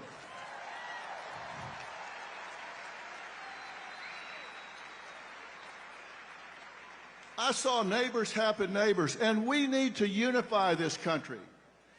You have the right to vote for who you want to vote for president, and we need to step up and claim it, and we need to stand with each other. There are so many who want to, but they're bullied, so they're afraid to. And let me tell you something. One of the most important days in American history was 9/12/2001. Not 9/11. We all know what happened on 9/11. One of the most important days was 9/12, because on 9/12, we all woke up and we were all Americans on 9/12. If you were an American on 9/12, stand up right now. If you were an American on 9/12, stand up right now. That's who we were. That's who we are. And the difference between winners and losers is winners do things losers don't want to do. And we have to stand proud to help our neighbors who want to vote their conscience and not be afraid. No one should be alone. No one should feel abandoned. No one should have their business boycotted. If you hear somebody's getting their business boycotted, you should get your friends and make sure their business gets doubled. If somebody pulls their advertising from your friend's business, you should let those advertisers know you're going to spend the rest of your life making sure that advertiser is boycotted until they do the right thing. You need to let people know this is over in America. We're going to unify this country. We're going to listen and not be intimidated. We're going to go out and lead by example. Let's quit complaining about what is and start doing something about it. If your neighbor wants to vote the other way, say fine, go vote the other way. I'll love you anyway. Let's lead by example. If they want to do it, let them do it. Love them anyway. But as for you, the collective you, I don't want you to just listen and say, nice talk, Dr. Phil. I want you to march in your life. I want you to march with your beliefs. I want you to not be intimidated. Don't be stopped, and don't just vote. Take 5 people with you. Like I said, the difference between winners and losers is winners do things losers don't want to do. And what they do is they take actions toward known outcomes. They deal with the truth. They set goals, and they go after them with passion. And it's time for us to bring it home. It's time for us to bring it home. It's time for us to be winners. Winners, winners, winners.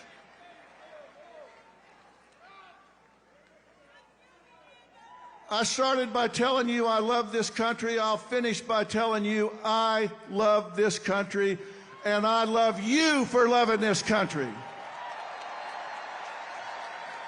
God bless you, and God bless the United States of America.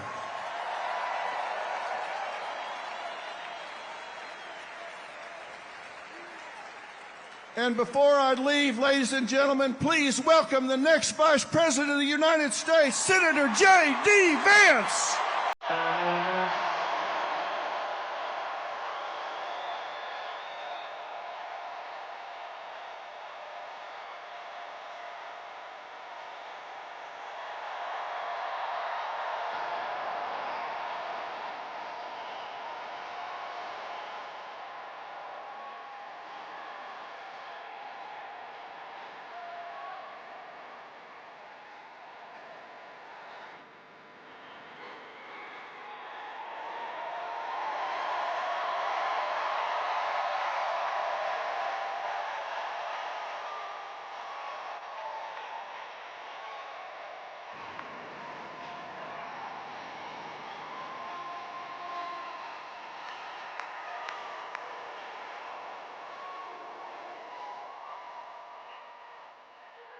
Wow.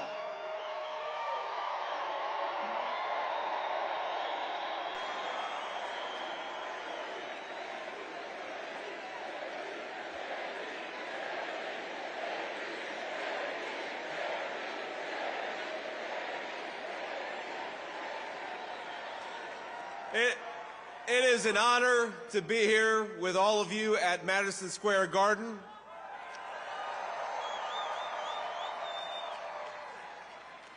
Now think about this, for more than a century, America's most celebrated heroes and legends have made history inside this iconic arena. This, where we stand, is where the greatest of all time, Muhammad Ali, faced Joe Frazier in the fight of the century. It's where the King, Elvis Presley, played for 80,000 screaming fans. It's where the immortal Hulk Hogan pinned the Iron Sheik and let Hulkamania run wild.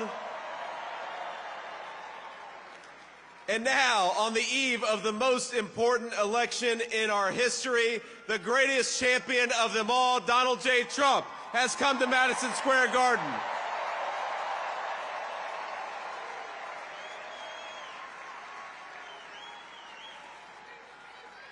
And I believe in just 8 short days, we're going to turn the United States of America red and make Donald J. Trump the President of the United States.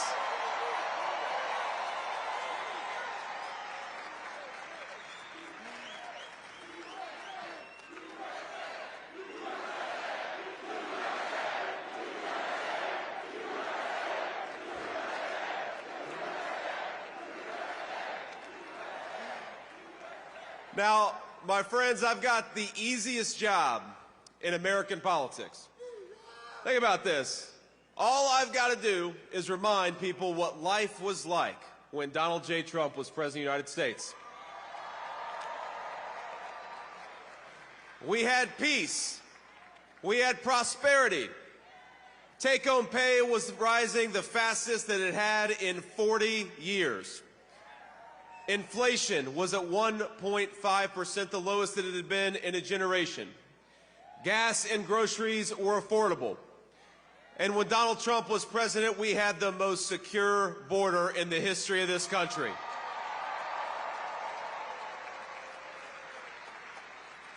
That's the Donald Trump record, and that's a record that's going to win in just 9 short days.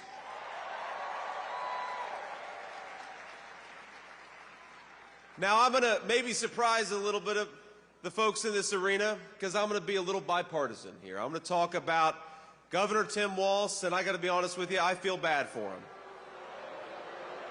No. We ought to spare a prayer for Governor Tim Walz because he's got the hardest job in American politics. He's got to convince the American...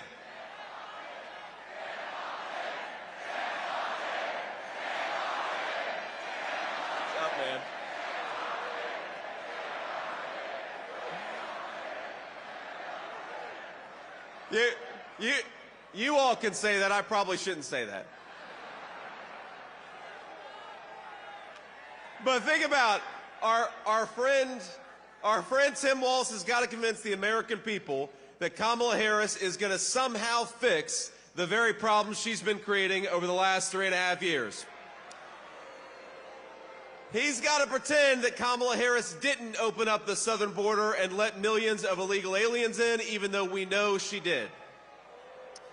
He's got to pretend that Kamala Harris didn't cast the deciding vote on trillions of dollars of new spending, which created the worst affordability crisis in 40 years in this country. And he's got to pretend that Kamala Harris actually has ideas in her head for how to govern the United States of America. Now, if you are the praying type, and I imagine a lot of us are, please say a prayer for Tim Walz because they're asking him to do the impossible. Kamala Harris acts like she's the candidate of change when she's been in office for 4 years. She says she can fix everything, but Kamala, day one was 1,400 days ago. What the hell have you been doing that whole time?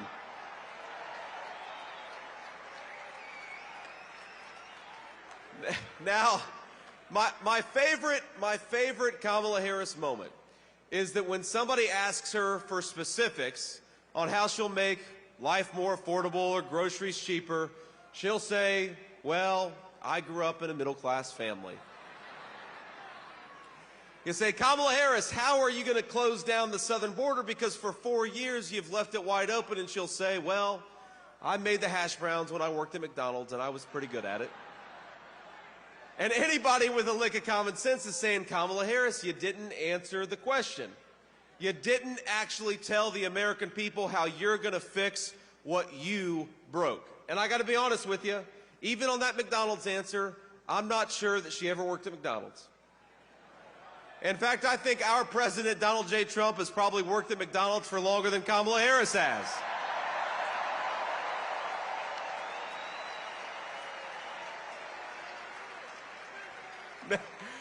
Now, I will say, I'm going to say one thing in Kamala Harris's defense. She does one thing very well.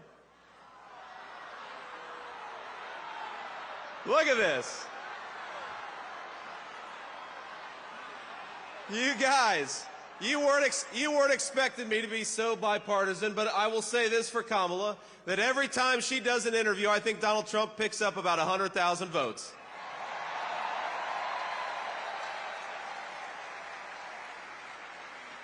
Now, we're, of course, in one of the proud baseball cities in the United States of America.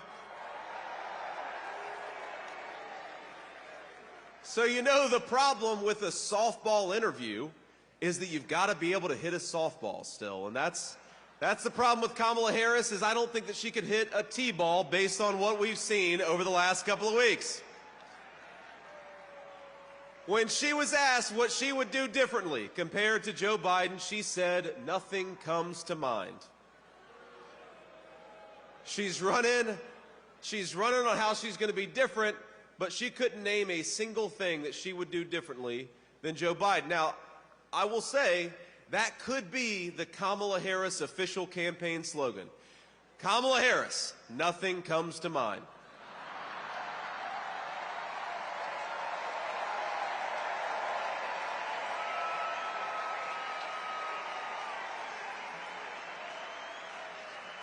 Now, the other day, CNN asked if she had made any mistakes as vice president. Now, here's what she actually said, and I am quoting word for word. She said, in my role as vice president, I mean, I've probably worked very hard at making sure that I am well-versed on issues, and I think that is very important. It's a mistake not to be well-versed on an issue and feel compelled to answer a question. Now, I have no idea what any of that means, and frankly, neither do any of you. None of us know what the hell she says. Now, she may not be able to name any of her mistakes, but the American people sure can. And 9 days from now, we're going to tell Kamala Harris, you're fired. Go back to San Francisco where you belong. Get the hell out of the White House.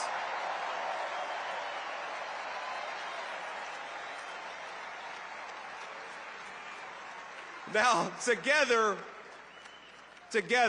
Donald J. Trump and all of us as part of this movement are going to unleash a golden age of American prosperity. We're going to make life affordable again in the United States of America.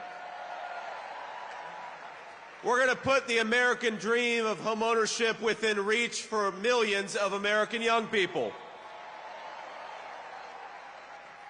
We're going to secure our border, and we're going to keep our families safe.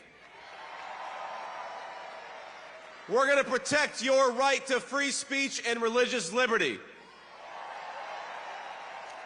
And we're going to do it all thanks to the leadership of one man. Now, we have to remember, that one man, Donald J. Trump, 8 years ago, go back 8 years, he had everything.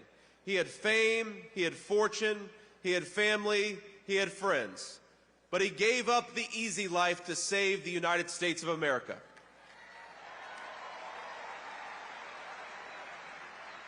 When they couldn't beat him, they tried to bankrupt him. When that didn't work, they tried to impeach him. When that didn't work, they tried to put him in federal prison, and when that didn't work, they even tried to kill him. But as sure as the American flag still waves, Donald Trump still stands, ready to fight, ready to win, and ready to make America great again. God bless you all. Thank you so much. Let's do it.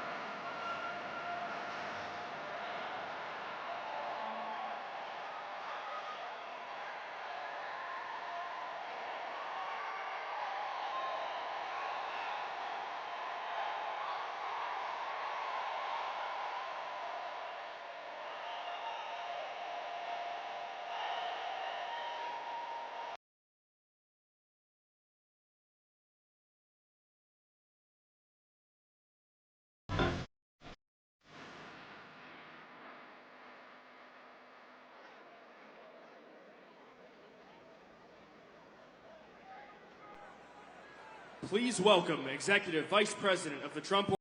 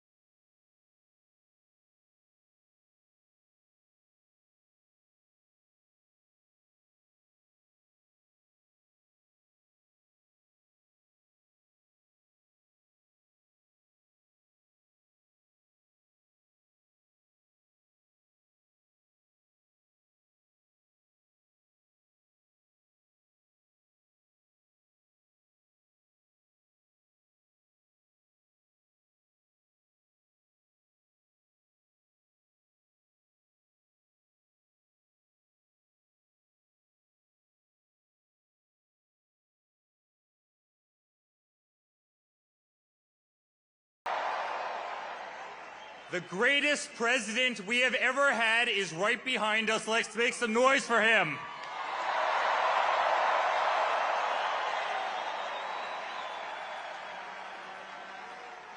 Guys, this isn't politics.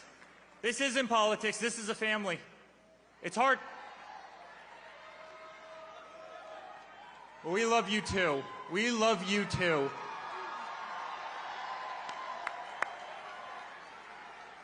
This is so much more than a political movement. This is the greatest family in the world. We are fighting for a country we love.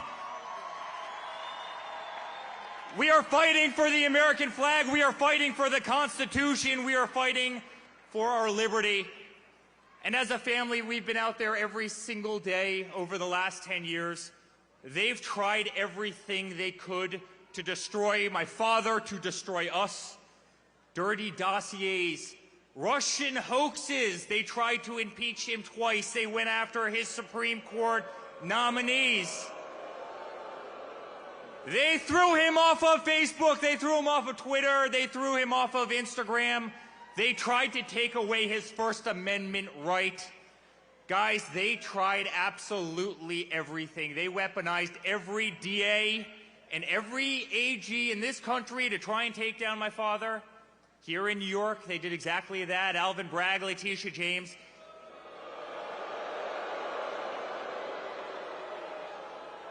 They tried to destroy his life. They tried to take him off the ballot in Colorado.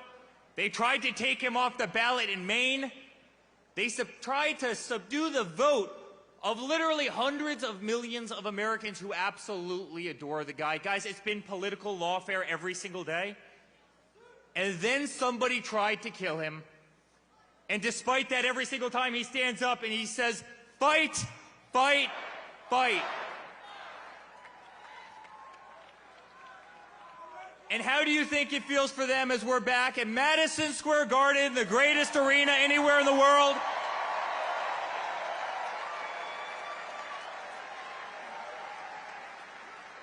Guys, I saw the Rangers play here and win the Cup in '94. Every Knicks game, every concert, the greatest arena anywhere in the world. And you better believe the entire party who has failed at taking down Donald Trump, an entire party who has failed at taking down his family, they're sitting there on those cameras right now, watching all of us, watching all of you.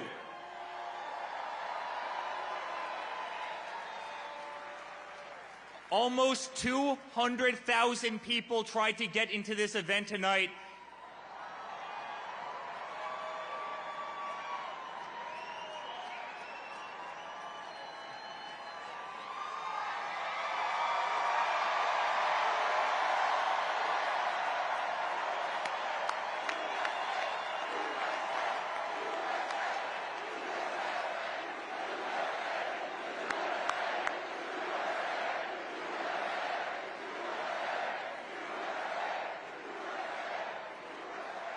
The streets, Fifth Avenue, all the way from Trump Tower, all the way down to Madison Square Garden, 10 people deep. That's how much love there is in the greatest city anywhere in the world.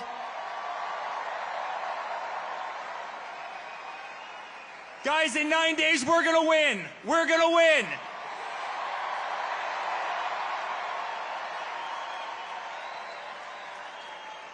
And not only is he going to make America great again, he's going to make New York City great again.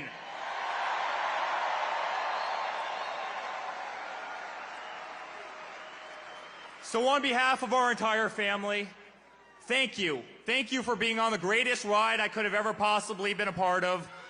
Thank you for 10 incredible years. I want you to know, and I speak on behalf of my entire family, I want you to know that we will never stop fighting. My father will never stop fighting. Laura will never stop fighting. I'll never stop fighting. We live in the greatest country in the world. We are not going to allow that to slip away. And I promise you guys the best days of this nation are ahead of us. I love you very much. New York, it's an honor to be here.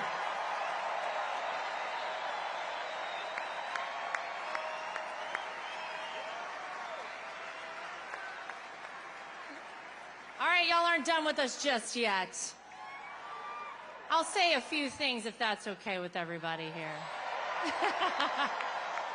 Can I just say how honored I am to be the co-chair of the Republican National Committee for you guys? I'll tell you something, we're making sure that we have free, fair, and transparent elections and nobody's cheating in 2024. Guys, we are 9 days away from making sure we send a loud and clear message to the mainstream media, to the establishment, to the Democrats, to Hollywood, that it is not them.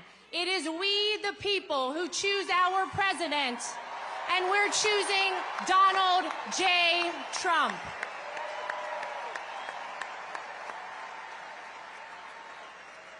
And I gotta tell you, it is incredible to be here in Madison Square Garden, in New York City, the greatest city on earth, in the greatest country on earth, the United States of America, because if you think about it, New York City made Donald Trump, right?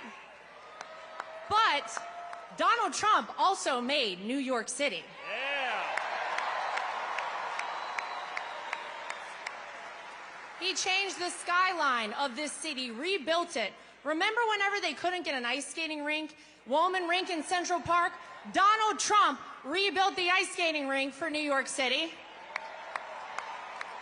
By the way, under budget and ahead of schedule, if I'm not mistaken, because that's how we like to do things in the Trump family.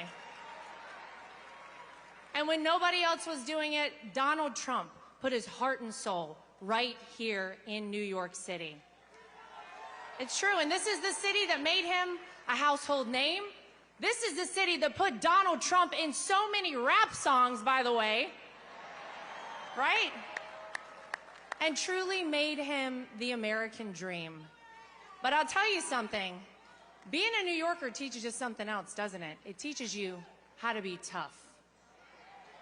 It teaches you that it doesn't matter how hard you get hit, you get back up and you keep fighting.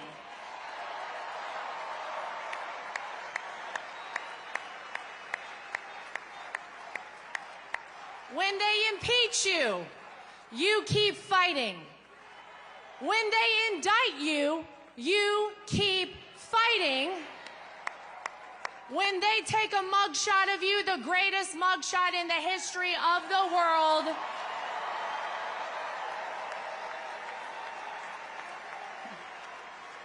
you keep fighting.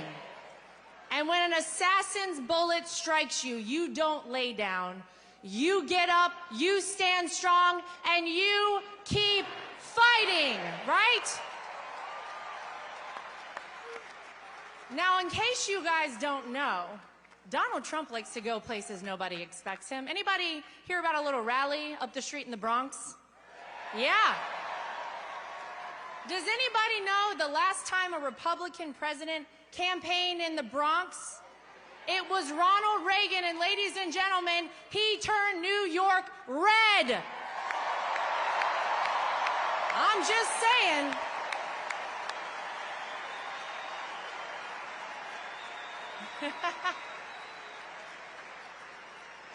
It is the honor of my life to be part of this movement, and Eric is right.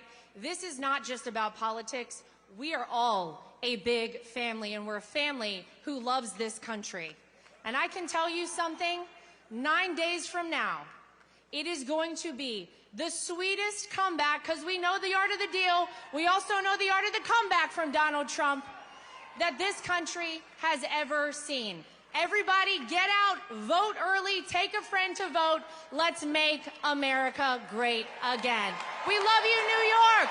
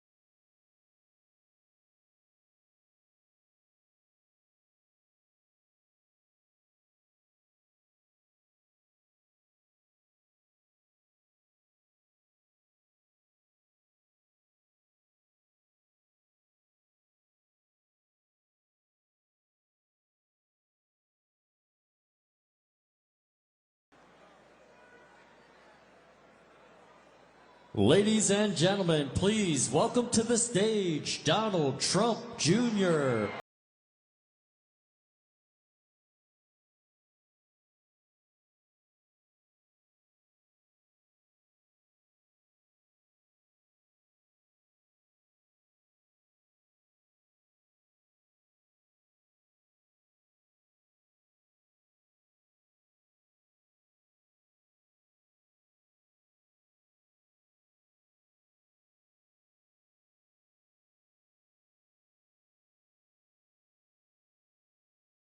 Madison Square Garden!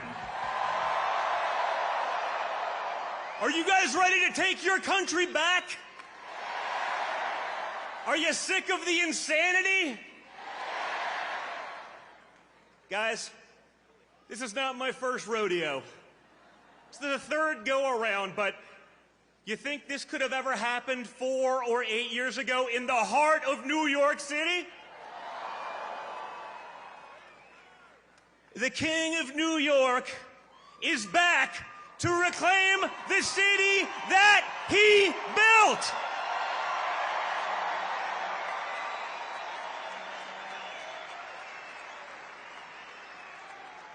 My father changed the skyline of this city. He fixed the things that incompetent bureaucrats couldn't handle. He did that against all odds. He did it for our country, too, and now everyone recognizes it.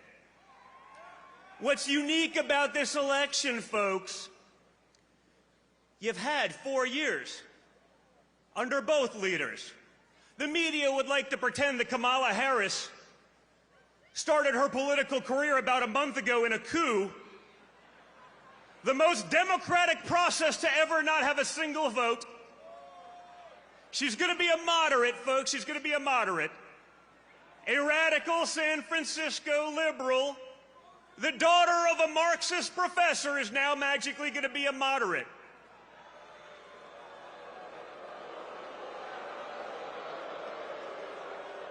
No one's buying it anymore. You know why?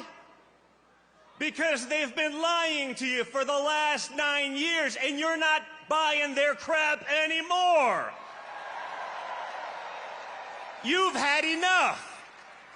The fact that I could drive here today with my father for like 25 blocks and watch the streets of New York lined up with red MAGA hats tells us everything you need to know. You had 4 years under Donald Trump, and despite the most vicious opposition from the media, from big tech, from the Democrats, and even from the weakling Republicans, You got results. We got peace deals done. Our enemies weren't invading their neighbors. The economy grew. Inflation was next to nothing. And then Kamala Harris and Joe Biden took over, and everything went to hell like that. I keep watching it in the news. It's amazing. Kamala Harris is going to fix all these things. I say, you know what? Why hasn't she started fixing them? You know, you've had 4 years. Why didn't you maybe get going? You're going to wait till January 20th? Americans are suffering. People can't make rent. Businesses are going under. Grocery prices are too expensive. I tell a story. Last summer, I was coming back from a fishing trip with 2 of my boys. And we went to McDonald's. And it was $48 for a 10-year-old, a 14-year-old, and me.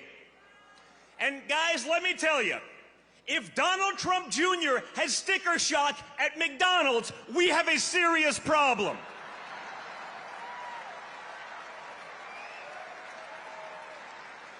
It does not have to be this way, guys. We can change it, but it's going to take all of you.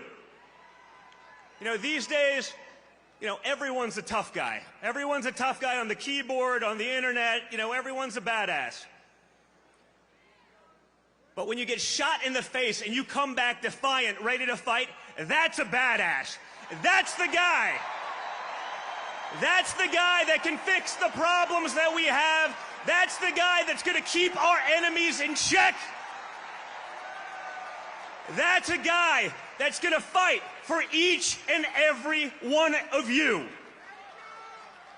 He's done it once. Let's send him back to Washington, D.C. with an overwhelming mandate to fix the nonsense once and for all.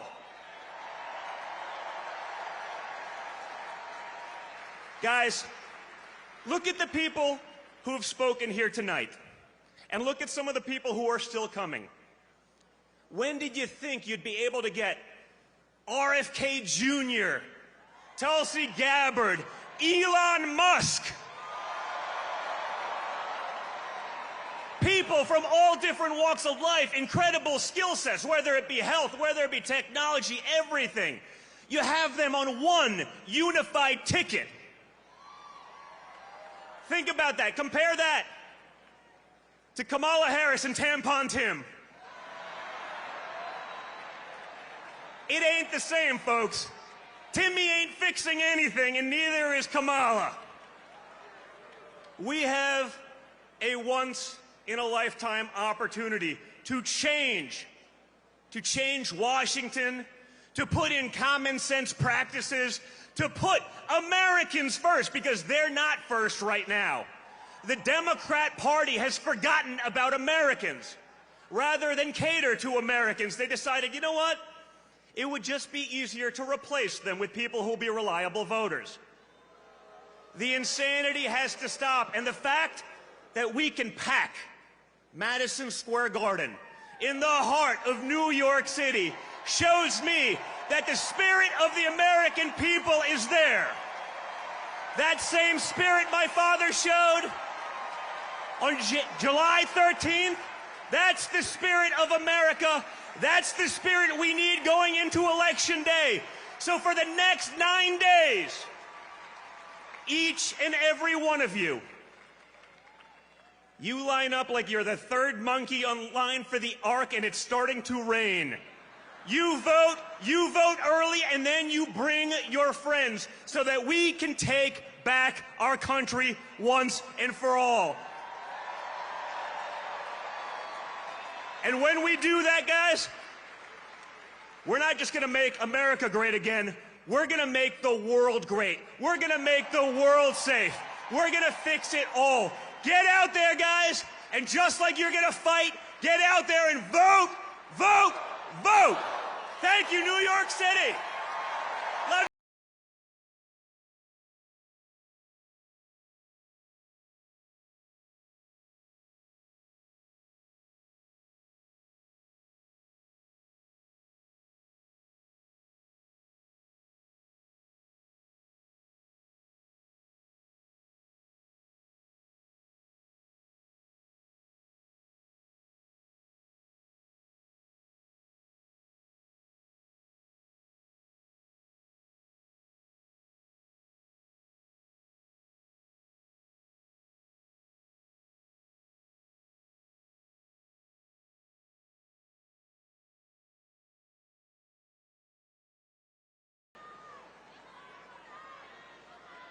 Ladies and gentlemen, please welcome to the stage CEO of the UFC, Dana White.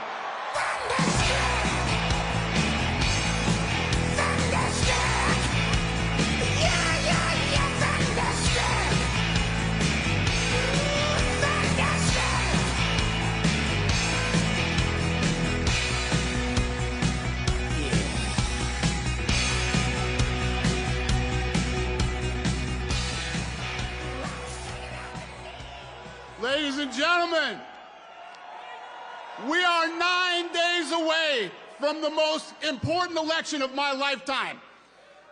Stakes have never been higher, and the choice has never been clearer. President Trump and I have been friends for 25 years. I've said this before, and I'm going to say it again. He is the most resilient, hardest working human being that I've ever met in my life. I know he's a great leader. This is not my opinion, not my hope. He's proven he can build the strongest economy in American history. He's proven he can secure our borders and keep our nation safe. He's proven to be the strong leader allies and adversaries alike must respect.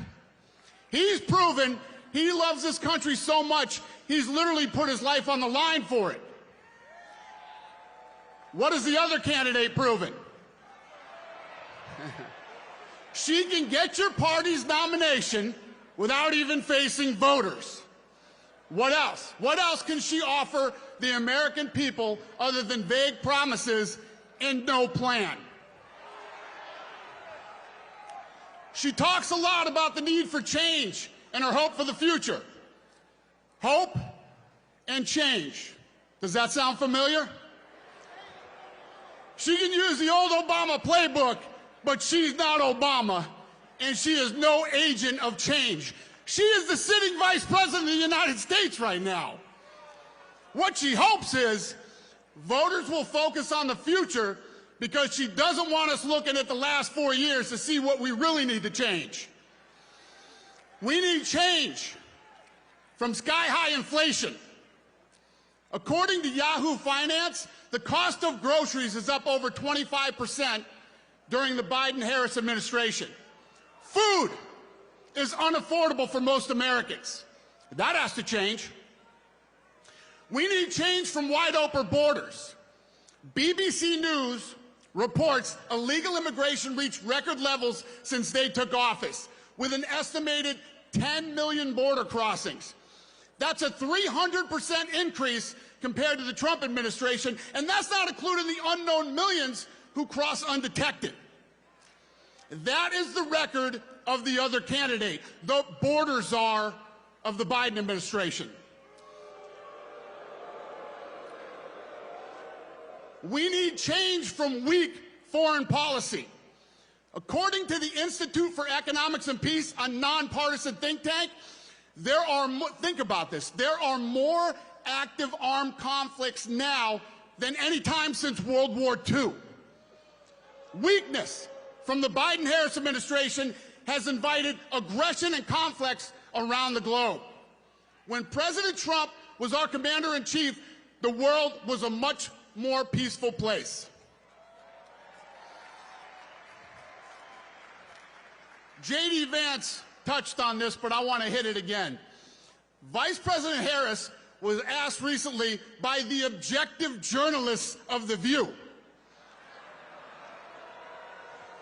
if there's anything she would have done differently than Biden over the past 4 years. And again, her answer was, there is not a thing that comes to mind. So, don't take my word for it, take hers. She will not change a thing. Hope is nice, but hope is not a plan. Change is needed, but change won't come from the status quo.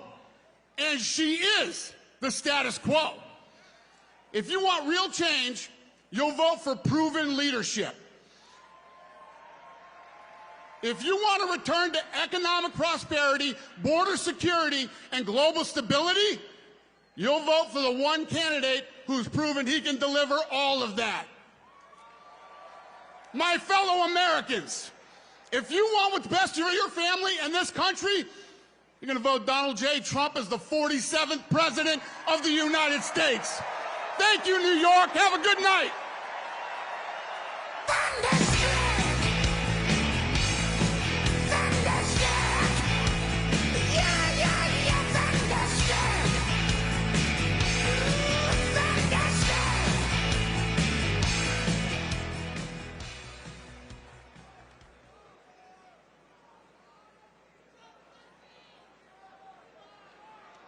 Ladies and gentlemen, please welcome to the stage Chairman and CEO of Cantor Fitzgerald.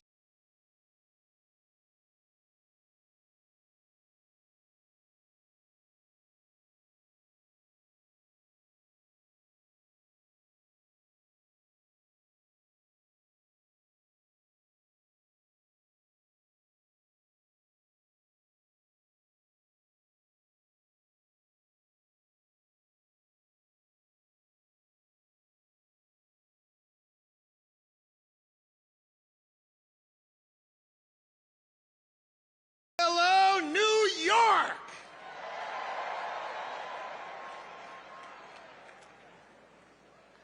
I mean, it was not on my bucket list, okay? People like me do not get to play Madison Square Garden. This place rocks!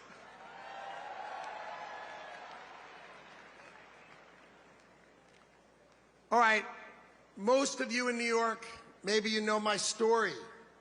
My company is called Cantor Fitzgerald. And we were located on the 101st to the 105th floors of the World Trade Center.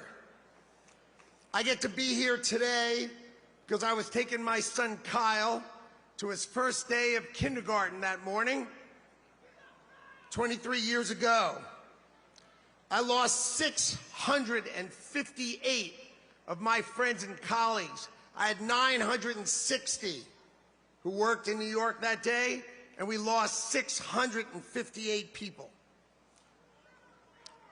And we rebuilt that company to take care of the families of those that I lost.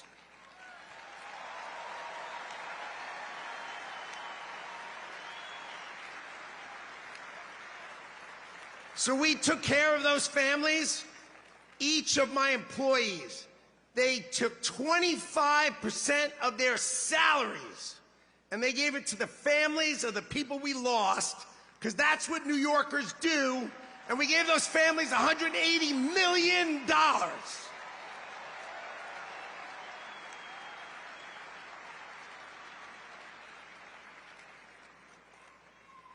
So the first thing, we must elect Donald J. Trump president, because we must crush jihad.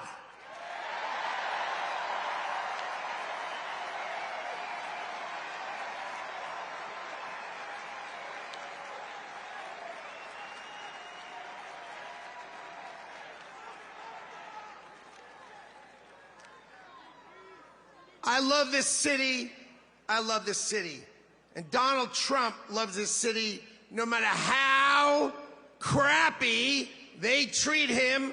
He is back because he loves you and he loves this city.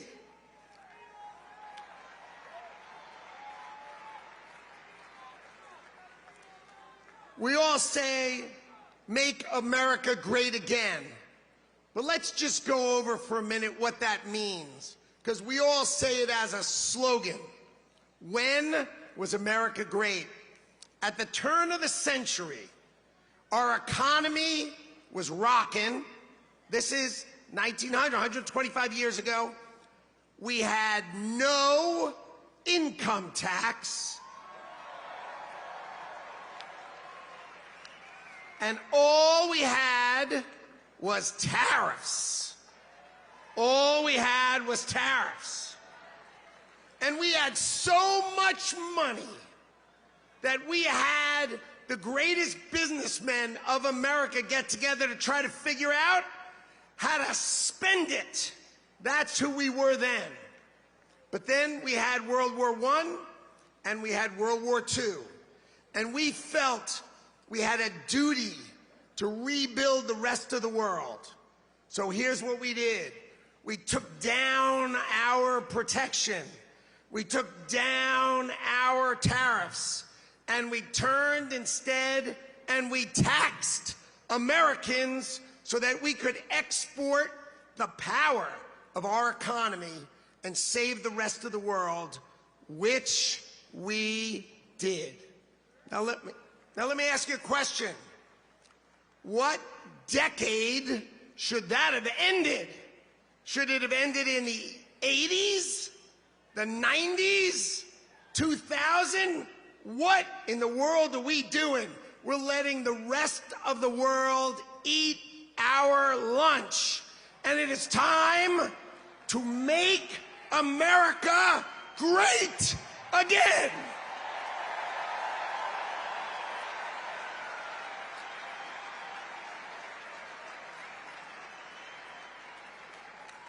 All right. What does America first mean? We all say America first. What does America first mean? American citizens employed first.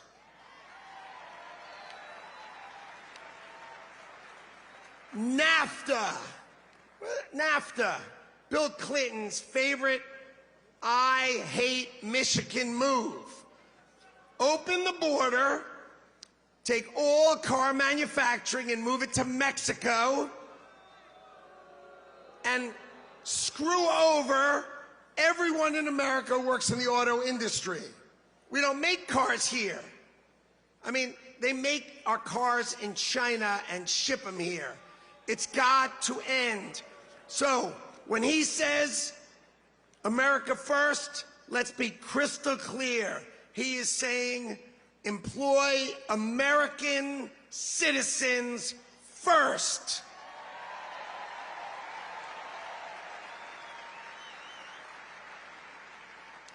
Okay. The Harris-Biden administration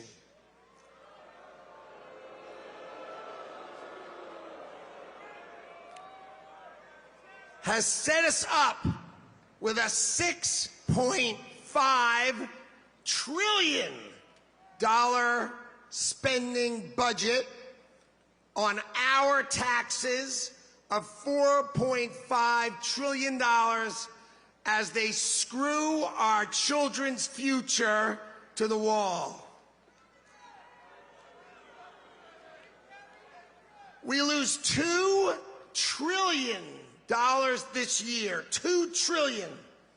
And Donald Trump is going to build the greatest team to ever walk into government, and we are going to balance our budget.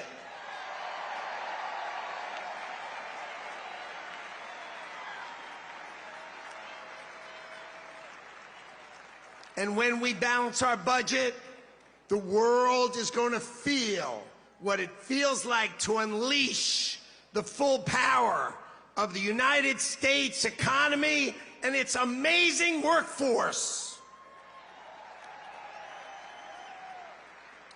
Okay.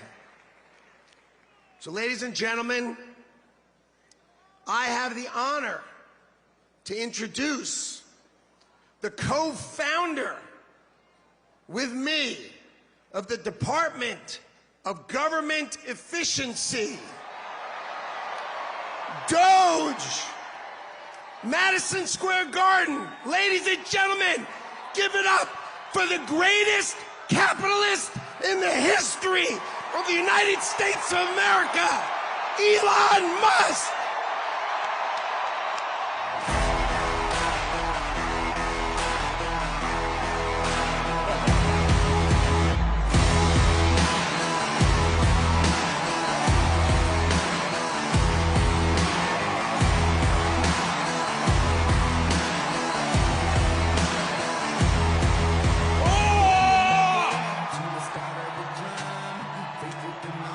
All right. NYC.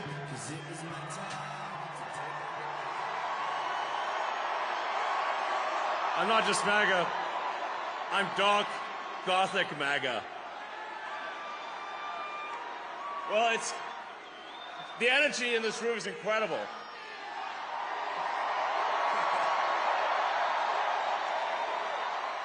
What a great group of people. All right, I've only got one question for you, and Okay. then I'm getting out of here because All this right. is your stage. But we set up Doge. Yes. How much do you think we can rip out of this wasted $6.5 trillion Harris-Biden budget? Well, I think we can do at least $2 trillion. Yeah! Yes. $2 trillion. I mean, at the end of the day, you're being taxed. You're being taxed. All government spending is taxation. So whether it's direct taxation or all government spending, it either becomes inflation or it's direct taxation. Your money is being wasted, and the Department of Government Efficiency is going to fix that. We're going to get the government off your back and out of your pocketbook.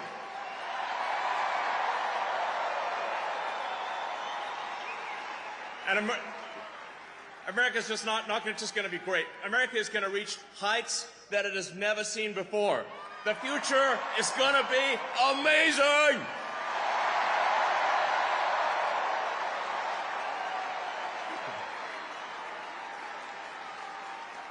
Now,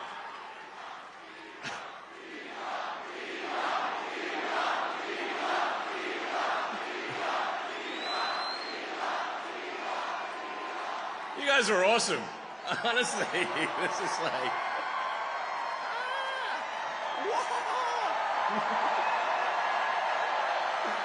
Yeah. I mean, this is the kind of positive energy that America is all about.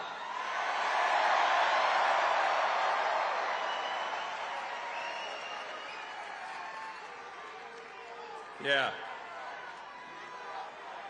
USA, USA, USA, USA, USA. Ha! Yes. Now, I have something I want to ask you to do, though, because obviously we're somewhat preaching to the converted in this stadium, but there's a lot of people out there who need to vote for President Trump. Okay, so this is a real battle. This is a real election battle. So you need to get friends and family to vote. Make sure they vote early. This is important. We're going to be putting up a scorecard, okay? An early vote scorecard, state by state, county by county. What is the scorecard? Vote early. Vote now. Yeah.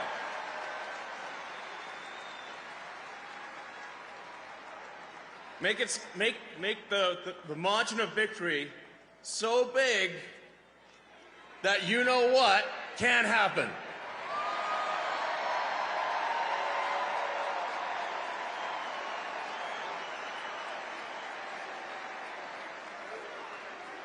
Massive, overwhelming sweep of every swing state, and even some of the states that people don't think are swing states.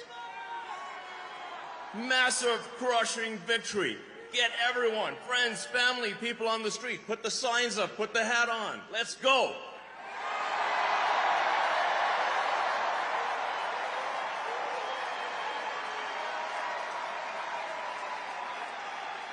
And with that, it is my honor to introduce the First Lady, Melania Trump.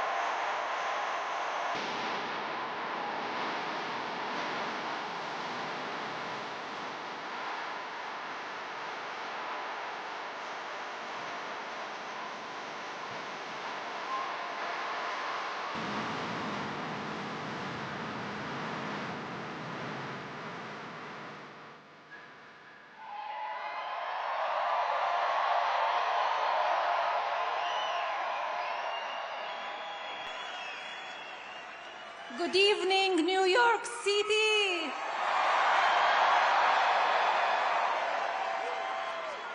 Hello, Madison Square Garden.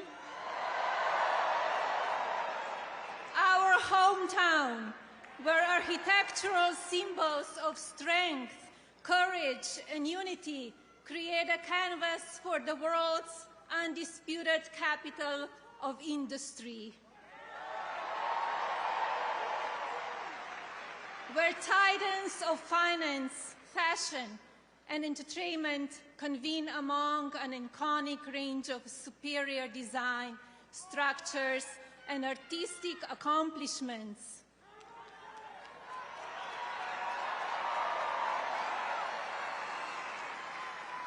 And American ingenuity blossoms among determined citizens who race across city streets and between offices, striving for success. It is you who are the heartbeat of this great metropolis. It is you who are the pulse of this America. Yet, New York City is unforgiving. In fact, our lives are complicated even during the best of times. And sadly, today, a declining quality of life coupled with economic instability makes it difficult for business to thrive. Love you too.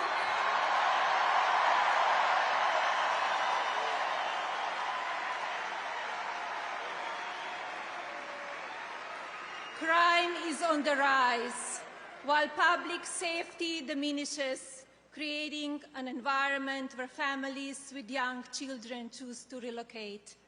And this story repeats itself from coast to coast across our nation. This is America.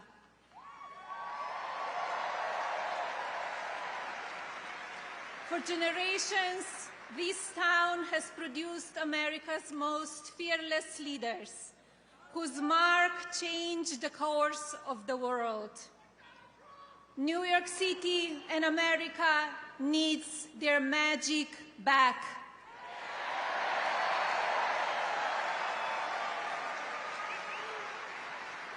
A country of tomorrow that will shape our future and reset expectations for the generations. Envision a wonderful America where the seeds of security, prosperity, and health are sown once again for benefit of our families.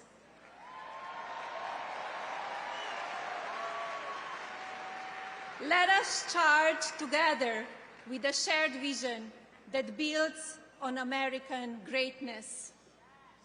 Let's seize this moment and create a country for tomorrow, the future that we deserve.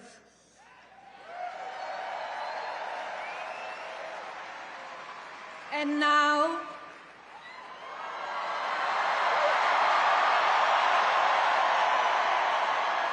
please welcome our next Commander-in-Chief, my husband, President Donald J. Trump.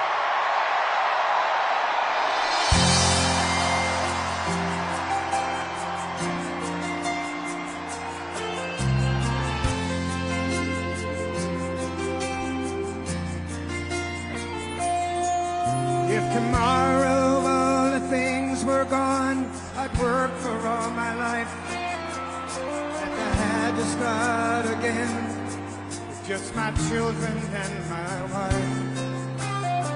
Thank my lucky stars to be living here today. 'Cause the flag still stands for freedom, and they can't take that away.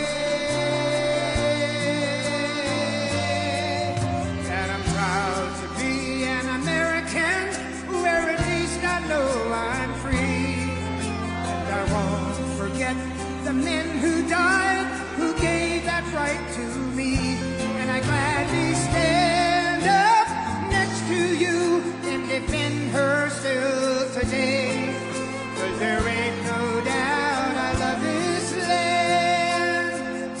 God bless the USA.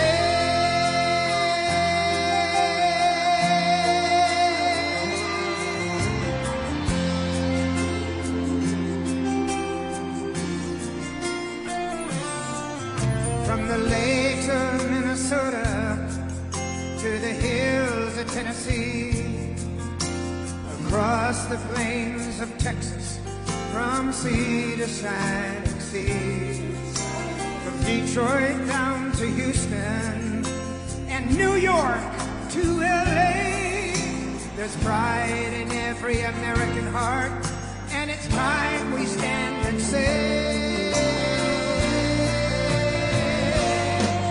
that I'm proud to be an American, where at least I know I'm free, and I won't forget the men who died, who gave that right to me, and I gladly stand up next to you and defend her still today, 'cause there ain't no doubt I love this land. God bless the USA.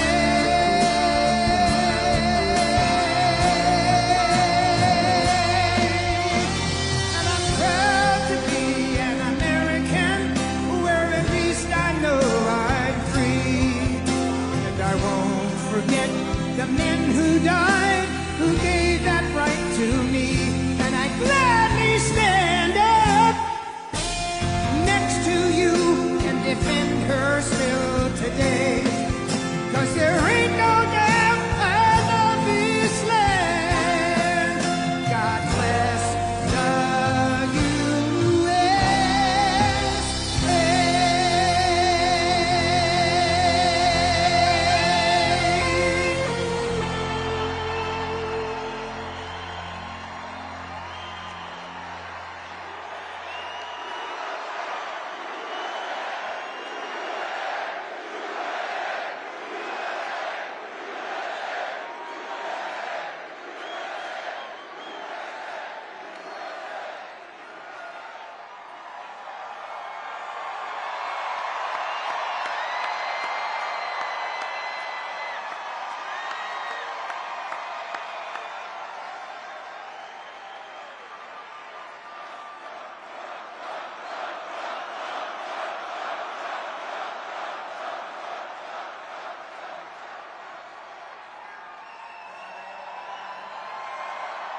Thank you, everybody. Thank you.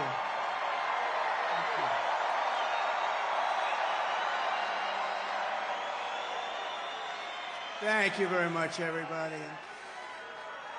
Thank you very much to a very popular former First Lady, hopefully First Lady again.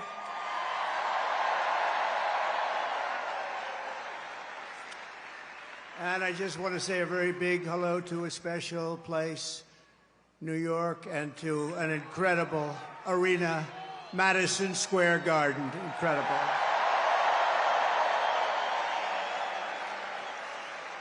And then we have all of the people that could fill it up 10 times. You take a look at outside what's going on all the way down to the river, the beautiful, beautiful Hudson River. They're outside watching this now at levels that nobody's ever seen before. They've never had it. And I want to thank Jim Dolan. He's been incredible. He's been just incredible. The job they've done. Thank you. But I'm thrilled to be back in the city I love, and thousands of proud, hard-working American patriots. You're with me. We're all together. We've always been together. And I'd like to begin by asking a very simple question. Are you better off now than you were 4 years ago? I'm here today with a message of hope for all Americans. With your vote in this election, I will end inflation. I will stop the invasion of criminals coming into our country, and I will bring back the American dream. We need the American dream to come back home. Our country will be bigger, better, bolder, richer, safer, and stronger than ever before.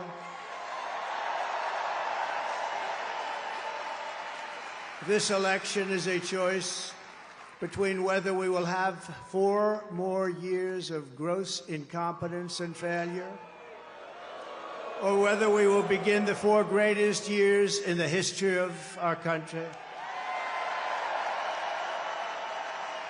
We will achieve success that no one can imagine.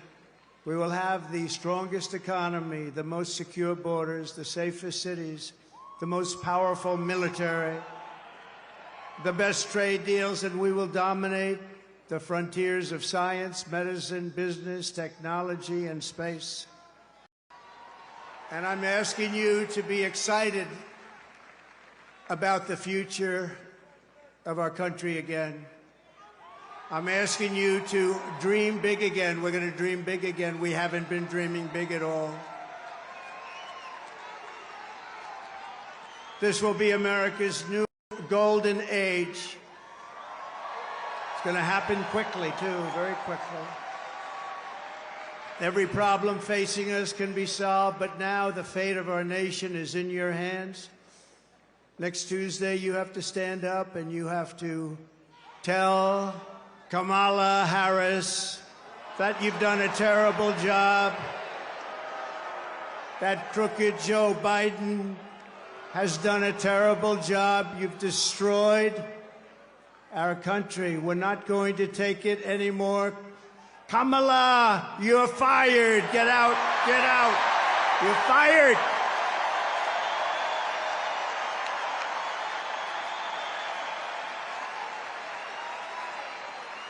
Early voting is underway in every swing state, and we are setting all-time records. They're voting, I tell you what.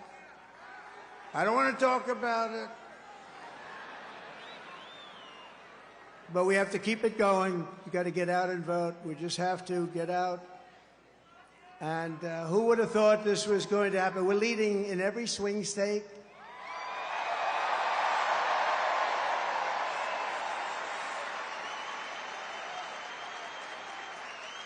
But it doesn't mean a thing. It only means how are we doing at the end. So look, we have 9 days from now, and we're going to defeat Kamala Harris, and we're going to win back the beautiful White House, and we're going to make America great again, and it's going to happen fast.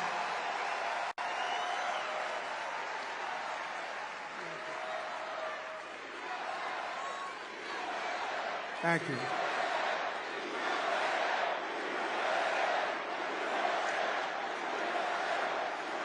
In less than 4 years, Kamala Harris has shattered our middle class. She cast the deciding votes that launched the worst inflation in the history of our country. She cost the typical American family over $3,000 in a short period, but over $30,000 over the last 3 years. She killed 50,000 manufacturing jobs this year alone. Now Kamala wants to raise the typical family taxes by nearly $3,000 a year and impose a 33% tax hike on all domestic production. If Kamala Harris gets 4 more years, our economy can never recover. If I win, we will quickly build the greatest economy in the history of the world.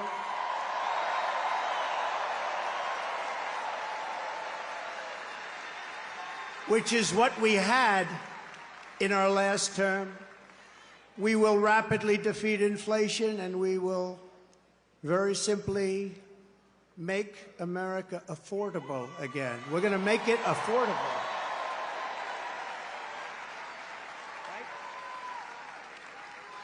I will massively cut taxes for workers and small businesses, and we will have no tax on tips, no tax on overtime, and no tax on Social Security benefits for our seniors.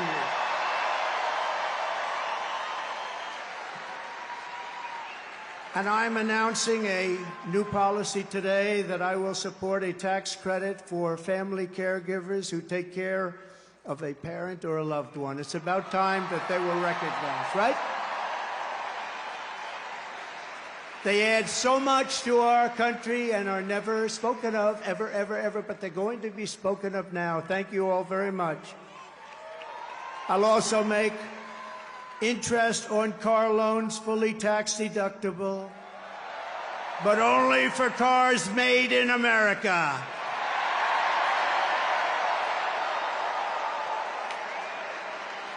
Have to be made in America. And we will achieve energy independence, and we will do something. We want it so badly. We're going to do something. You know what we're going to do? Front row Joes. You know, I got front row Joes here. I got the ladies from North Carolina, number 249. This is the 200, and you look so beautiful. We have a lot of people. They followed us, but we're going to do something. The ladies can tell you what we're going to do. We're going to drill a baby drill. And I will terminate the Green New Scam, and we'll cut your energy prices in half, 50%, within 1 year from January 20th. Is the fake news hearing that? Whoa! Look how much. Wow, that's a lot of fake news. That is a lot of fake news. Look at that. Wow. That's got to be a record, Mr. Speaker. I think that's a record. That is a lot of fakers back there. To bring back millions of jobs, we will give our companies the lowest taxes, the lowest energy costs, the lowest regulatory burdens, and free access to the best and biggest market on the planet. Remember this, if we keep going like this, we won't have the biggest and the best. We won't have a market, we won't have a country. But only for those who make their product here in the USA and hire American workers for the job. And if these companies don't make their products here, then they will pay a very stiff tariff when they send their products into the United States for the privilege of competing with our workers and our now protected companies. We're going to protect our companies. They're not leaving anymore. They're not leaving anymore. We're also going to pass the Trump Reciprocal Trade Act, meaning if China or any other country charges us 100 or 200% tax or tariff, we will then charge them a 100 or 200% tax or tariff. It's called an eye for an eye. And I will never apologize for defending America. I will protect our workers. I will protect our jobs. I will protect our borders. I will protect our great families, and I will protect the birthright of our children to live in the richest and most powerful nation on the face of the earth.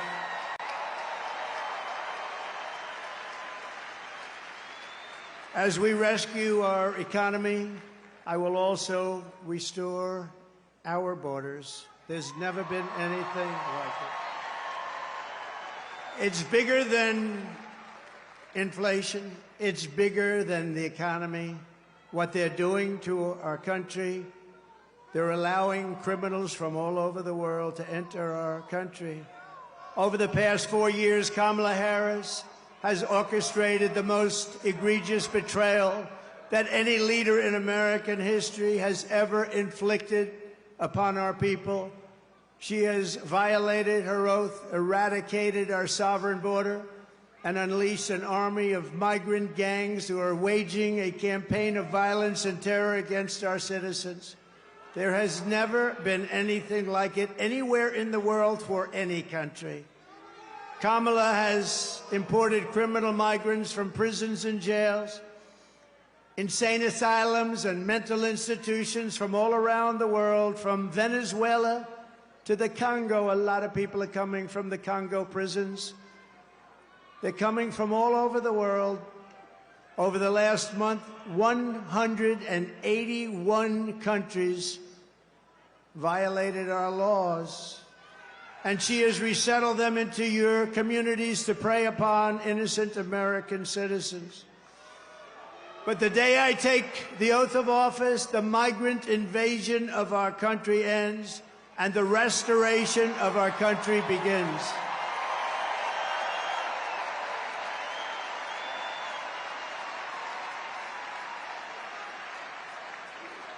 One of the deadliest and most vicious migrant gangs that Kamala has imported into our country is the savage Venezuelan prison gang. Nice group of people. They got together in prison, the worst prison in the world, they say.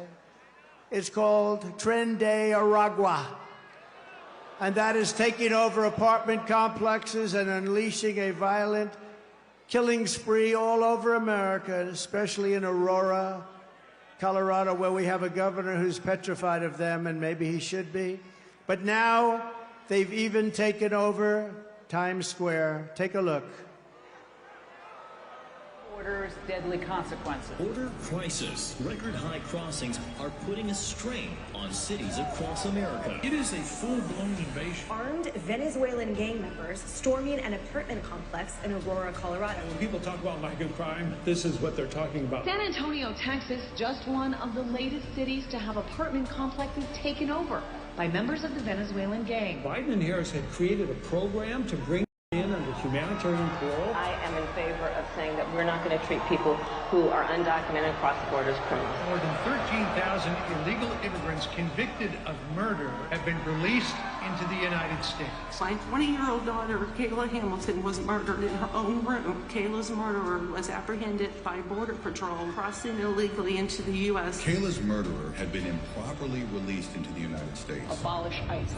Yeah, we need to probably think about starting from scratch. More than a dozen people suspected of being Tren de Aragua gang members right here in San Antonio. The gang members had been terrorizing the apartment complex. New details in the murder of Laken Riley. The illegal immigrant suspect, who cops say committed the heinous murder, is a Venezuelan national. And was paroled and released into the country by the Biden administration. If they'd all been properly vetted, that probably wouldn't have happened. 2 men investigators say are in the country illegally from Venezuela are charged with capital murder in the death of Jocelyn Nungaray. Martinez and Angel wrapped his arms around Jocelyn's neck, took off her pants, and climbed on top of her. Later strangled Jocelyn to death, and then tied up her hands and feet. Court documents suggest a group of men arrested for beating and robbing a Dallas woman last month are members of a Venezuelan street gang. The men threatened to cut off her fingers if she did not cooperate. Manuel Hernandez was booked by Colleyville police just 2 days earlier and released the day before the robbery. A Peruvian gang leader who is wanted for 23 murders, who was arrested by Border Patrol near Roma, Texas, then released into America.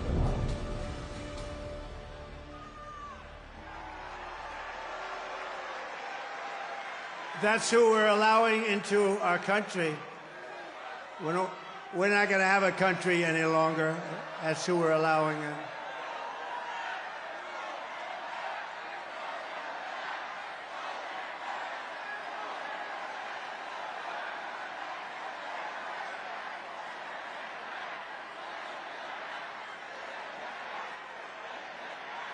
The United States is now an occupied country, but it will soon be an occupied country no longer. Not going to be happening. Not going to be happening. November 5th, 2024, 9 days from now, will be Liberation Day in America. It's going to be Liberation Day. On day one, I will launch the largest deportation program in American history. I'm going to get the criminals out. I will rescue every city and town that has been invaded and conquered, and we will put these vicious and bloodthirsty criminals in jail. We're going to kick them the hell out of our country as fast as possible. And to expedite removals of Tren de Aragua and other savage gangs like MS-13, which is equally vicious, I will invoke the Alien Enemies Act of 1798. Think of that. That's how far back. That's when they had law and order. They had some tough ones. Think of it, the Alien Enemies Act of 1798. You hear that, Mr. Speaker? Get ready. To target and dismantle every migrant criminal network operating on American soil. And there are lots of them. We don't have the same country anymore, you know that. And you know, when you look at the polls and they say about the economy and they have all these different things, the worst nightmare that we're facing is what they've done to us on our borders. We had the safest border in the world. In fact, there's a chart, which I hope they have, because I didn't tell them I wanted it, but there's a chart that I love very much because I wouldn't be here without it. That's it. I love it. I'm in love with it. I love that chart. Even if it had bad numbers, I would have loved that chart, but it doesn't. It has great numbers. And if you look at the arrow on the bottom, you'll see that was the day I left office. That was the lowest illegal immigration that we've ever had in recorded history, the recorded history of our country. And then look at it. It was like an Elon Musk rocket ship. Look at what happens. Look at what happened after that. And if they come back into our country, it's an automatic 10 years in jail with no possibility of parole. And I'm hereby calling for the death penalty for any migrant that kills an American citizen or a law enforcement officer.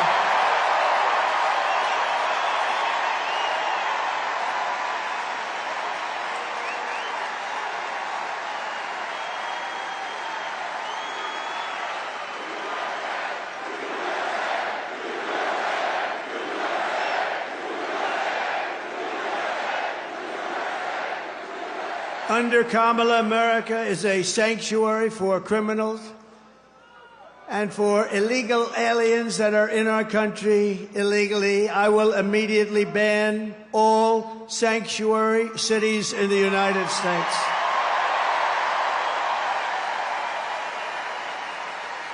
Kamala's gross incompetence disqualifies her from being President of the United States of America. She is grossly incompetent. All you have to do is look at her interviews, look at what she did the other night on fake news CNN. Just take a look.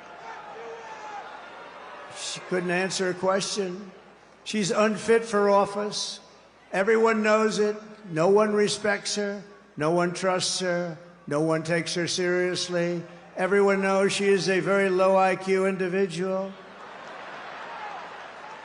From humiliating our country in Afghanistan to the war in Ukraine, to the nightmare on our border, to her inflation catastrophe, all done in conjunction with Sleepy Joe. But he was largely sleeping, wasn't he? After 4 o'clock, it's time to go to bed.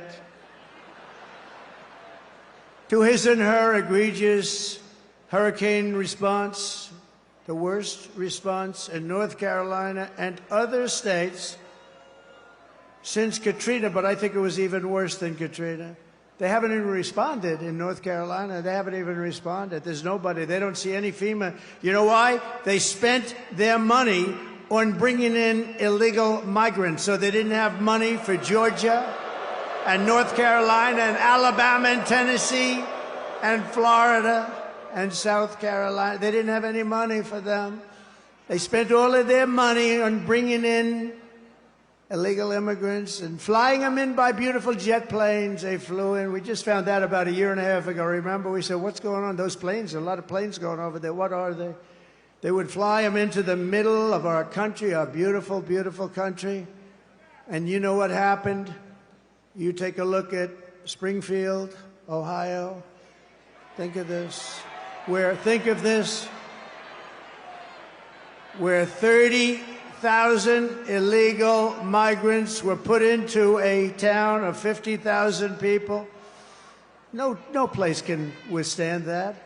Or take a look at Aurora in Colorado. Colorado is going to vote for us. You know why? Typically, they go a little bit the other way. Of course, with their voting system, I'm not so sure about that. But you know why? Because they tried to throw the leading candidate of both parties, meaning me. I was leading both parties off the ballot. And the people of Colorado, including Democrats, are very angry about it. They are a threat to democracy, to use their term.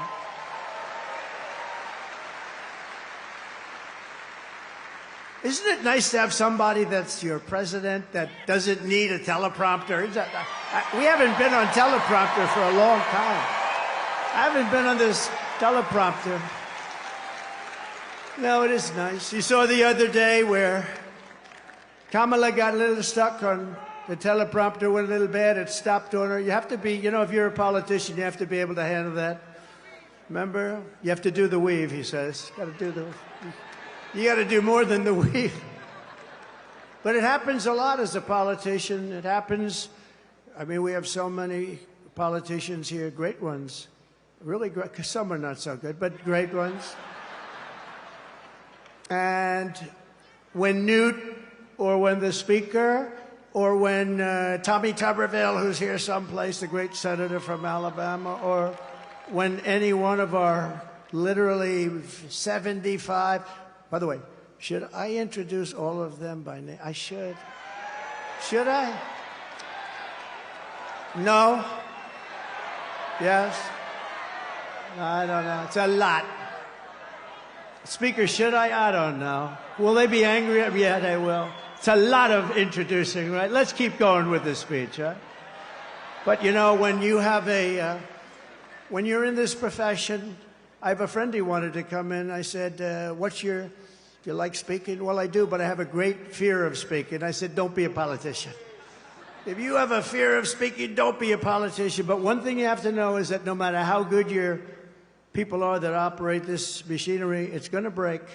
And you're going to be out there all by yourself a lot. And you got to be able to do so. 3 weeks ago, she was saying there was only 32 days left, right? And she's reading it like, there's 32 days, and it stopped. And she went, there's 32 days. 32, 32. And I was watching. I said, this isn't pretty. 32. She was gone. And then, damn it, it kicked back on. She was gone. We've had it. Happens a lot. And don't forget, you got all those people back there. Now, they don't talk about her. But if that ever happened, it happens all the time. I was campaigning in Ohio for a very, very... Bernie Moreno, he's doing a good job. I think he's maybe going to win in Ohio. The problem he's got, his opponent, Brown, Sherrod Brown, he's taking ads in like he's my best friend. He never votes for me. He's not my best friend. Ohio's been very friendly to Trump. We win it all the time by a landslide. But the opponent is taking ads. I got 4 of them. I think we have 4 of them, right? They're taking ads. All of a sudden, they love Trump. We agree with Trump on tariffs. We agree with Trump on the border. We love Trump. And they're Democrats. They have friends calling up. Did they switch to the Republican Party? But it happened with Bernie Moreno. I was in Ohio to try and get him over the initial primary hump. And it was 45-mile-an-hour winds, and these suckers were blowing like... You ever try reading a teleprompter where it's moving about 2 feet in each? But I didn't have to worry about that because even worse, they ended up blowing off the stage a lot of it. So I'm now in the first sentence, and I got 28,000 people and millions of people watching on television. I got no teleprompter. And did I do a good job, Mr. Speaker? And he won. And he won, huh?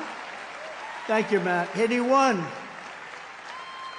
And so you're up there all alone. We don't go 32, 32, 32. Oh, my God, whatever. Kamala Harris is a train wreck who has destroyed everything in her path. To make her president would be a gamble with the lives of millions and millions of people. She would get us into World War III. We're very close to World War III. If you don't have a smart president If you don't have a president that gets it, if you don't have a president that is respected by the other side, and they did respect us 4 years ago, they really respected us. Iran was broke. They had no money. Russia wouldn't have played with us at all. Russia would have never gone into Ukraine. Israel, October 7th, would never, ever have happened. Would have never have happened. All those people would be alive right now. Those people that were killed on that horrible day. But if you don't have a president that gets it, you know what else you wouldn't have had? You wouldn't have had the most embarrassing day in the history of our country, in my opinion, Afghanistan, the way they, not that they got out, we were getting out, but we were going to get out with dignity and strength. We got out, an embarrassment, the likes of which this country has never suffered. And because of that, Putin looked at us and they probably figured we were a paper tiger, and he went into Ukraine, and the rest is history. It would have never happened with us. And you wouldn't have had any inflation. You know, we had the best economy, but we had no inflation. And inflation has destroyed a lot of seniors on fixed income, and a lot of people in this room have been virtually destroyed by inflation. You wouldn't have had inflation. They screwed up our energy, and it went up so much. And then they started spending far too much money on things like the Green New Scam, which are just a scam, just a complete scam. They actually admitted that, if you think about it. But she would get us into World War III because she's incompetent, can't do the job, unfit for it, and then all of your sons and daughters will end up getting a little notice. They'll say, Mom, Dad, what is this little green piece of paper? Ay, ay, ay, darling, that's a draft notice. They're drafting you to go and fight in some country that I've never heard this country. I've never heard of this country before. Oh, no, I don't want my baby to fight. I don't want my baby to be killed. What they did in Afghanistan with those 13 great soldiers, I've gotten to know the parents so well, and leaving all of that equipment behind and leaving Americans behind, and many, many people with no legs and no arms, all because of incompetent people. But we don't want your sons and daughters to get a little draft notice and you have to explain to them what it means.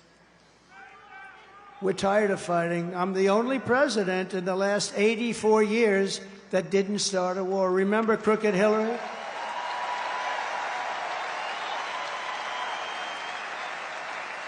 Remember Crooked Hillary Clinton? Crooked Hillary, oh, she was a beauty. During one of our many debates, she said, look at him, listen to him. He's going to start a war. Listen to his rhetoric. He's going to start a war. I said, no, no, no. My rhetoric is going to keep us out of wars. And that's what happened. 82 years. Other than I finished off ISIS, but that was already started. We had stupid generals like Milley and Mattis, weak, stupid people. But fear not, we have great generals, just not the ones that you see on television all the time. And we wiped them out very quickly. It was going to take 5 years. Mattis said it would take 5 years, and I'm not sure we could do it. It took us like 4 weeks. We have great generals. We have the greatest military in the world. Just a lot of people don't know that. And everybody knows it, but, you know, I saw the other day a report that they issued that if we end up in a war with China, we cannot win. We're not strong enough. So I said to myself, assuming that's true, how stupid are you to put out a report like that? How stupid. Why would you put out a report? Then they'll say, oh, Trump is not truthful. No, I'm smart. You don't put out reports like that. And it's not true. We would kick their ass. It's not true.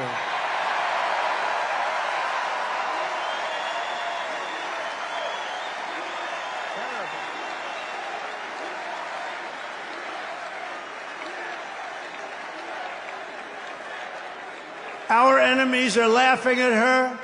They want her to win so badly. Oh, they don't want Trump. They don't want Trump. I've made this position a very dangerous one because of that. That's why. It's a very dangerous. You know, if you drive a race car, you have 1/10 of 1% chance of dying. If you ride the bulls, I think the bulls are pretty nasty, right? You have about the same 0.1% of dying. If you become president of the United States, you got a hell of a shot at dying. I never knew that when I ran. I never thought about it, but here we are. Here we are. And I'm okay with it. And I would rather be here than any place in the world.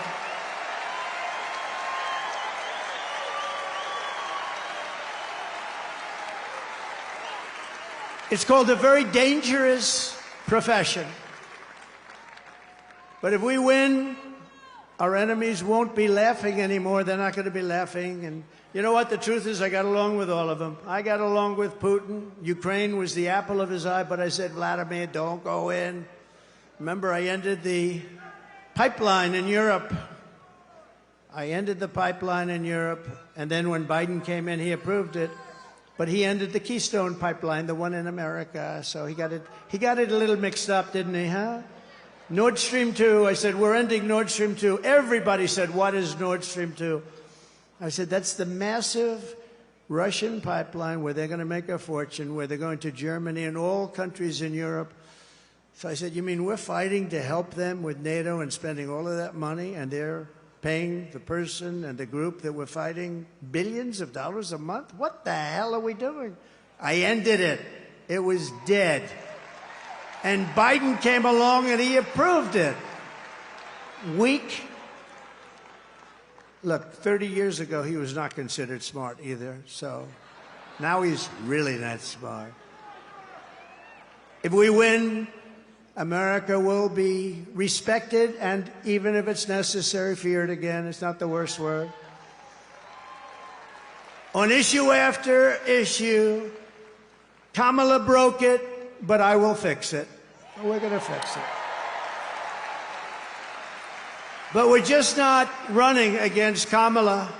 I think a lot of our politicians here tonight know this. She means nothing.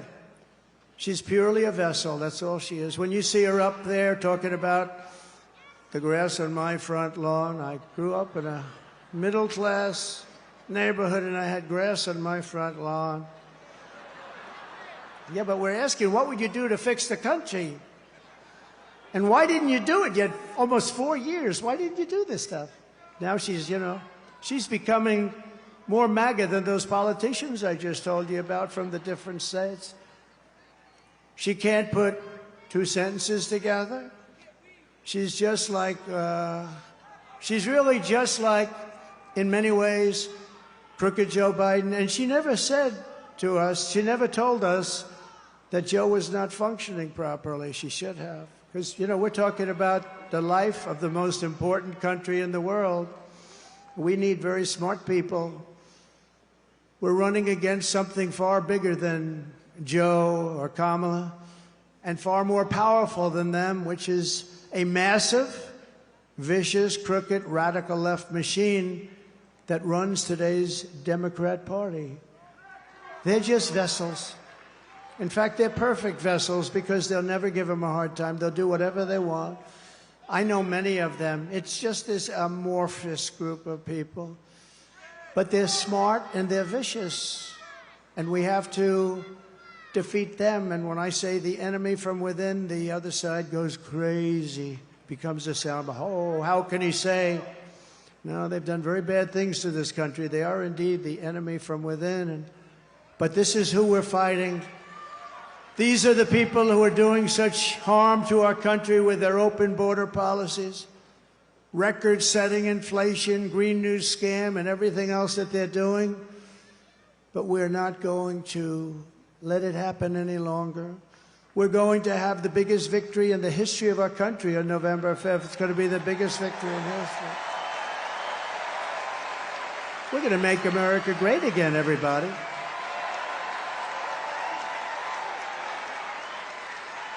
On top of it all, Kamala says she would not do one thing differently from Joe Biden, which is totally disqualifying. And you have to remember this. All of the mistakes he made, and you know what maybe is the worst, but they're all so bad. Think of this. 325,000 children are missing, dead, sex slaves or slaves. They came through the open border and they're gone. Their parents will most likely never see them again, almost any of them. Think of the number, 325,000 children are missing or dead. Take a look at this, please. Would you have done something differently than President Biden during the past 4 years? There is not a thing that comes to mind. I stood there on the tarmac watching you check your watch. The chaotic and deadly U.S. evacuation from Afghanistan stunned Americans and the world and cost the lives of 13 U.S. soldiers. Would you have done something differently? There is not a thing that comes to mind. More than 13,000 illegal immigrants convicted of murder have been caught at the border and then released into the United States. An Afghan national is in custody today after being accused of plotting an election day terrorist attack. The suspect entered the U.S. on a special immigrant visa. Gut-wrenching new details in the murder of Georgia nursing student Laken Riley. The illegal immigrant suspect, who cops say committed the heinous murder, is a Venezuelan national who crossed the unsecured southern border back in 2022. 2 men investigators say are in the country illegally from Venezuela are charged with capital murder in the death of Jocelyn Nungaray. A 5th illegal immigrant accused of attacking 2 New York City police officers over the weekend showed no remorse or regret. Would you have done something differently? There is not a thing that comes to mind. Only 18% say the economy is in excellent or good condition. US inflation has hit a new 40-year high, increasing by 9.1% over the financial year. Authorities saying Train de Aragua, which has been linked with more than 100 criminal investigations here in the U.S., has now been found operating its criminal enterprise in apartment complexes. Were you the last person in the room? Yes.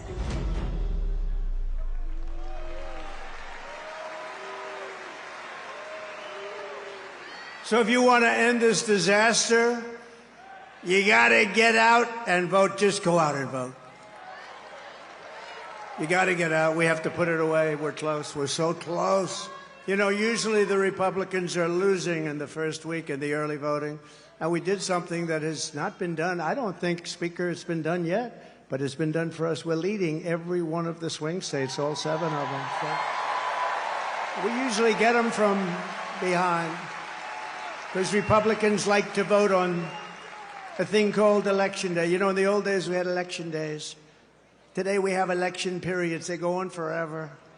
And last time, they went beyond and start early, start late, do whatever the hell you want. You know, we got more votes in 2020 than any sitting president in history by millions.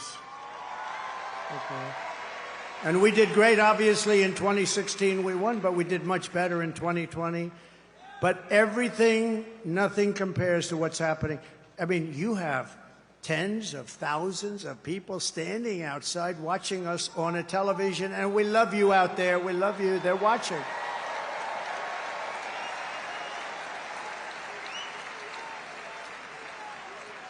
But both of those great races, both of them don't compare to what's happening now. In Florida, we took a massive lead. And all of these places, I mean, there's something happening that's really good. There's something happening that's really good. But let's close it out. Pretend you're 1 point down. Would everybody pretend? Let me just do a poll. Who has already voted?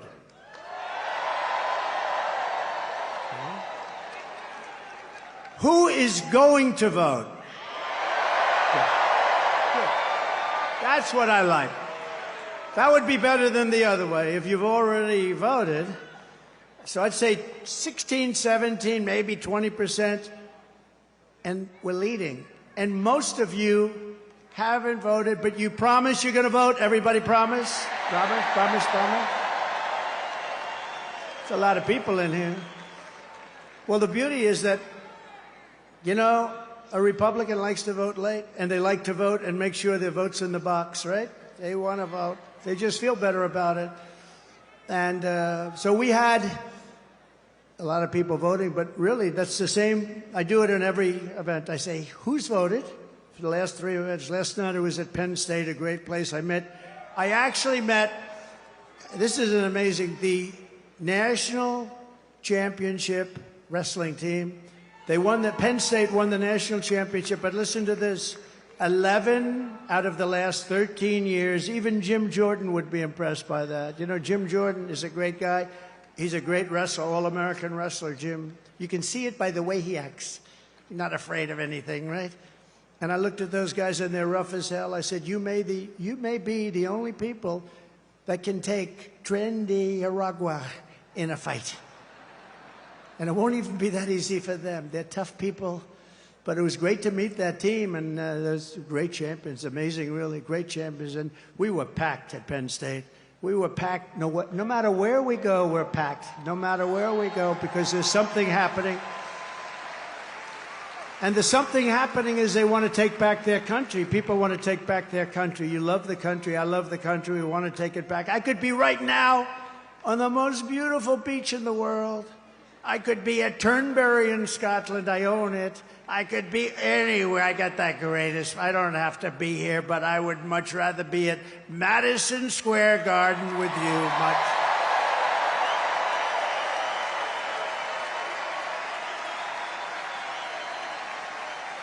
So we're thrilled to be joined today by an incredible group of patriots who are going to help us save our country, including our next Vice President, J.D. Vance.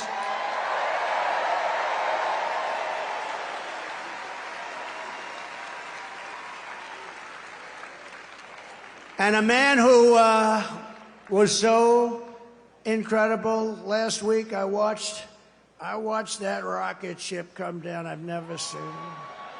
I told this story last night. I was on the phone with a very, very important person. And I'm talking to him, and I'm watching the television while I'm talking to this guy. He's boring as hell.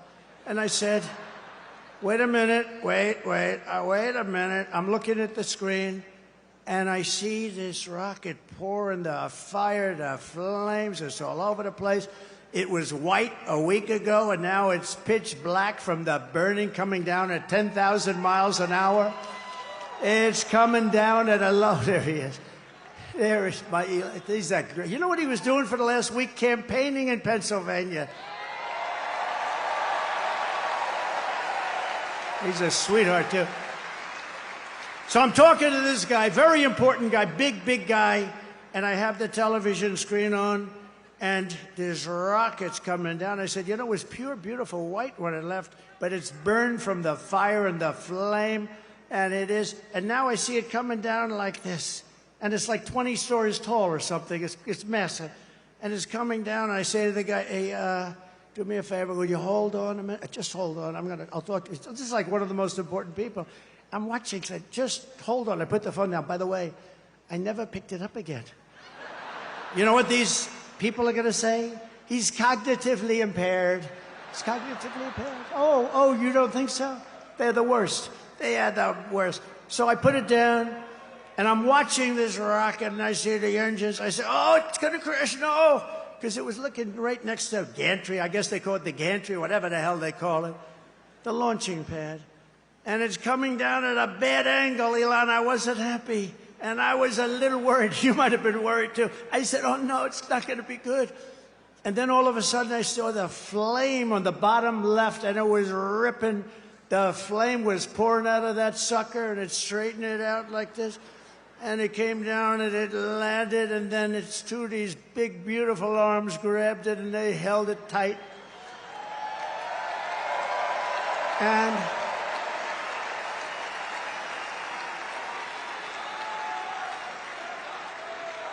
And I said, I wasn't sure if it was a movie. I thought it might be one of these crazy movies. And I said, I got to call Elon. And I call him. I said, Elon, was that you? This is like about 4 minutes after. Was that you? Yep, that was me. I say, Elon, you're a genius. You are a genius. You are. He is special. He is special. And you know what he wants more than anything else? For our country to be really well run, solidly run, to be run democratically, all the things that everybody in this room wants. And I mean, honestly, he left that pad and he went to Pennsylvania to campaign. Can you believe it? And I asked him a couple of questions. I said, Elon, let me ask you a question. Can Russia do that? No. Can China do that? No. Can anybody do that other than you? Nobody else can do it. Nobody else can do it. Pretty good. And he said, and they won't be able to for 10 years, you said, right? They won't be able to for 10 years. No, he's amazing. And he's a great guy, too. He really is. Got to remember him. This is a piece of work.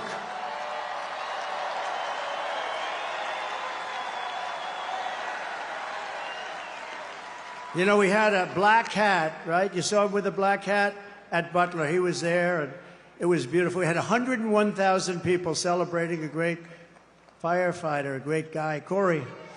And Elon got up, and I didn't even know we made a black hat. I've never seen anybody wear it. I see the red hats all over the place, the white hats. I see all different, but I never saw black. But he liked the black. You know, he's a little different. It's a black hat with black letters, okay? It's called Understated. And I said, you like that hat? He said, I love that hat. I call it Dark MAGA. But you know that after that evening, that became our #1 best-selling hat for that week. All I have to do is put something on them now. You're great. And thank you very much. Thank you very much. It's great. Thank you. And we also have somebody that is great. And look, we're not going to let him go too crazy, Elon, with the oil and gas stuff. And, you know, because Robert F. Kennedy cares more about human beings and health and the environment than anybody. And he's going to be absolutely, having him is such a great honor. I've been friends of his for a long time. And I'm going to let him go wild on health. I'm going to let him go wild on the food. I'm going to let him go wild on medicines. The only thing I don't think I'm going to let him even get near is the liquid gold that we have under our feet. I don't know, Elon, he might not like liquid gold. It's oil and gas, sometimes referred to as oil and gas. JD, I think we're going to have to keep him away from the oil and gas. What do you think, Howard? Yes? But where is Robert? He's around. He gave a beautiful speech. He's a great guy. He truly cares. I mean, he truly cares about this, and it's an honor.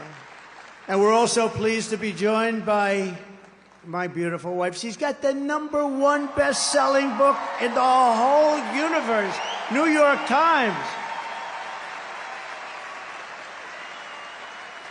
#1 best-selling. Go out and buy one of her. It's a great book. It's a great. You know what? I was nervous when I read it. I said, I wonder if she said some bad stuff about me. I was very nervous. But she's great. Congratulations, honey. That's a big deal. #1 in the New York Times list. Now, if she's #1 and her name is Trump on the New York Times list, that book definitely was #1. I guarantee you that. Thank you, honey. Great.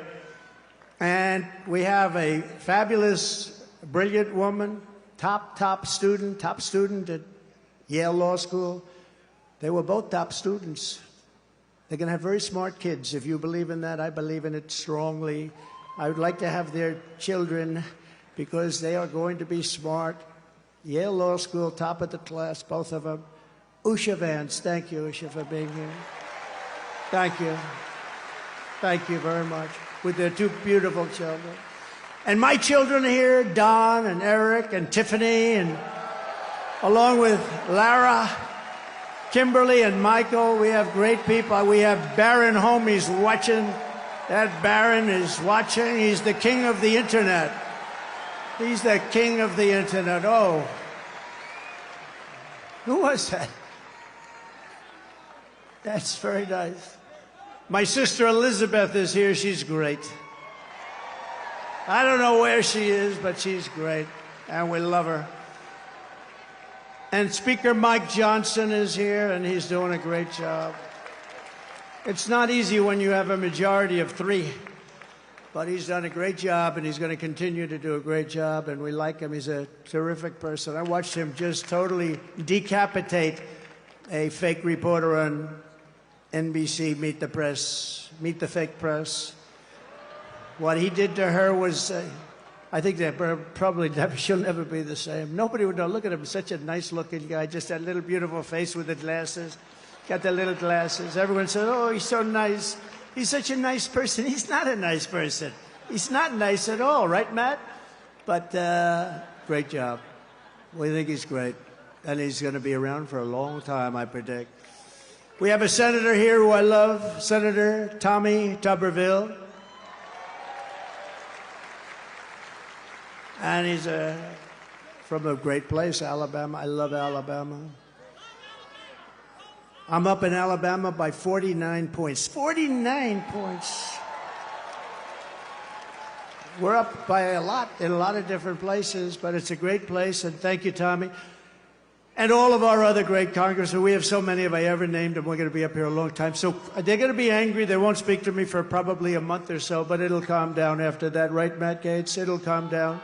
It'll calm down. But we have great, great people, and they're really doing a job, and we're going to turn this country around. You know, with me, we got to get the congressmen elected, and we got to get the senators elected, because we can take the Senate pretty easily. And I think with our little secret, we're going to do really well with the House, right? Our little secret is having a big impact. He and I have a secret. We'll tell you what it is when the race is over. I also want to thank Jim Dolan and everyone at Madison Square Garden for an unbelievable, this is unbelievable. I've watched the Knicks and Rangers here, and what a location. You know, they tried to talk Jim out of this location. We're going to move you to the river. We're going to move you all over the place. And he's tough. He said, I don't know. They offered him all sorts of money. We're going to move Madison. It's a very prime location. We're going to move it to the river. Well, we're right on top of every train hub in it's like the world or something right here. And he didn't like it that much, but he was offered a lot. Man, did he make a good decision. That would have been peanuts compared to the value. But there's no place like Madison Square Garden. Thank you very much to Jim and all of you people.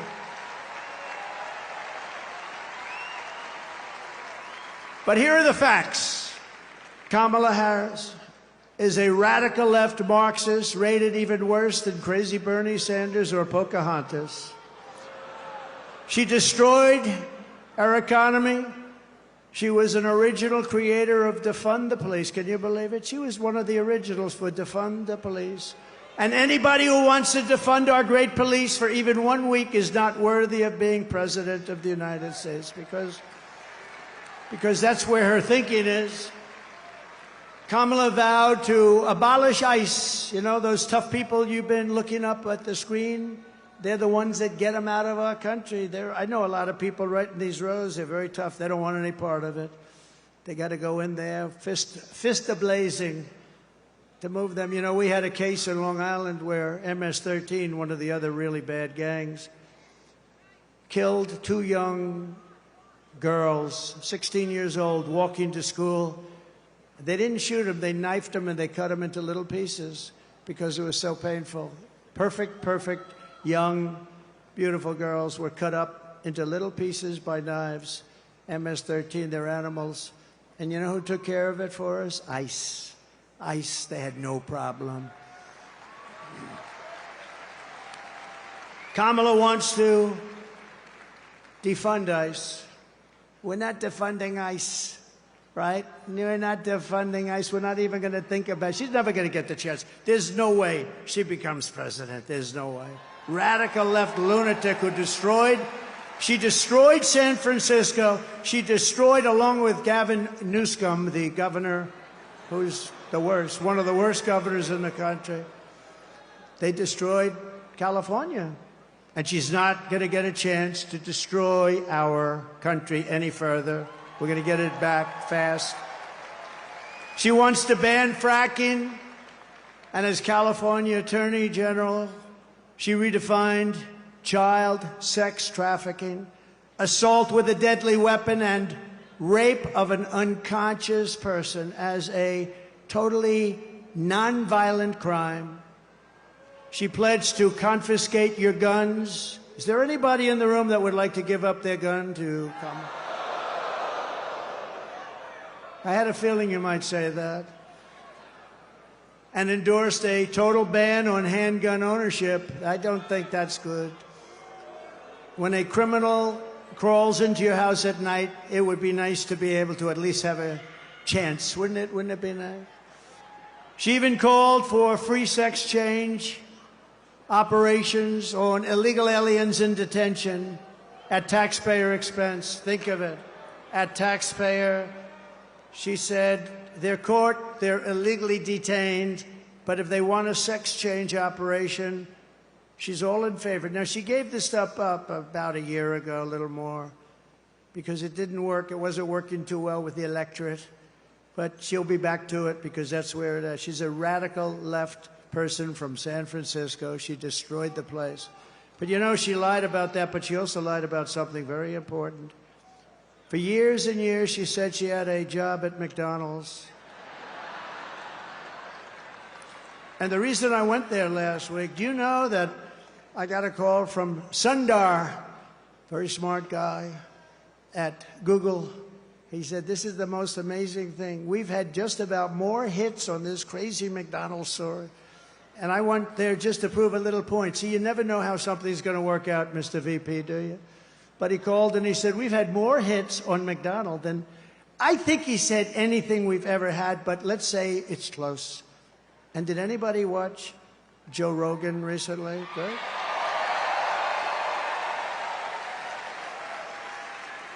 So she lied about McDonald's. She lied about everything. She's got ads on saying Donald Trump is this, he's going to do this, he's going to do... It's the exact opposite what my policies are.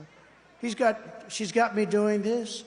He doesn't want to frack. No, I'm all for fracking, and I have been for... One thing I have been, even the enemy, because they are the enemy, what they've said, even that enemy too, and they're really the enemy, they're the enemy of the people, the press. They said one thing about me that I consider a great compliment. They said, this guy is the most consistent person we've ever seen. Because I've been against cars and car factories being taken out of Detroit and being taken out of our manufacturing of automobiles, being taken out of our system, out of our country for years. I've been against all of the things that are happening and have happened. We stopped it, and now it's happening again. When you hear 50,000 manufacturing jobs lost in just a short period of time. But I've been the most consistent because we're going to bring our manufacturing back to the United States. It's all coming back, so get ready. Get ready. You're going to have your choice of great jobs. And on top of all this, Kamala tried to turn our military woke. So tonight, whether you are a Republican, Democrat, or independent, conservative, or liberal, I'm inviting you to join the greatest political movement in the history of our country. It's really it is. Do you know it's the greatest movement in the history of our country? I tell the story that years ago, there's a guy, is a great guy, older guy now, very old, but he was great, conservative guy, Pat Buchanan, right? We know Pat Buchanan. He came in second in the New Hampshire primary. And for 45 years, he made an unbelievable career of it. He was a hot item. He was on every show. He came in second in one primary. We came in first in 50 primaries. We then had a great election that we won. We then had another great election that we did a hell of a lot better in, and bad things happened. We're not going to let that happen. COVID. They used COVID to cheat. But we then had an election. But now we have the election of all. This will be, in my opinion, I have to say if, because, you know, there's always risks, I guess. But if we pull this off, this will be the biggest political event in the history of our country. Right?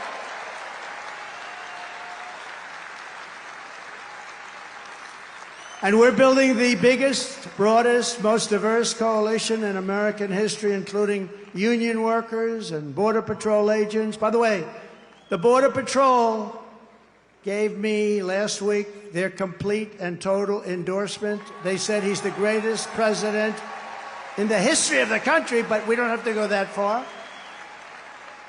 And they said there's never been anybody like him on the border. They said to him, the fake news said, has she ever called you? No. They didn't like that answer, by the way. Then they asked her, have you ever called? No, she never called. Almost 4 years, she never called, not once, the Border Patrol. And she was the border czar. She was in charge of the border.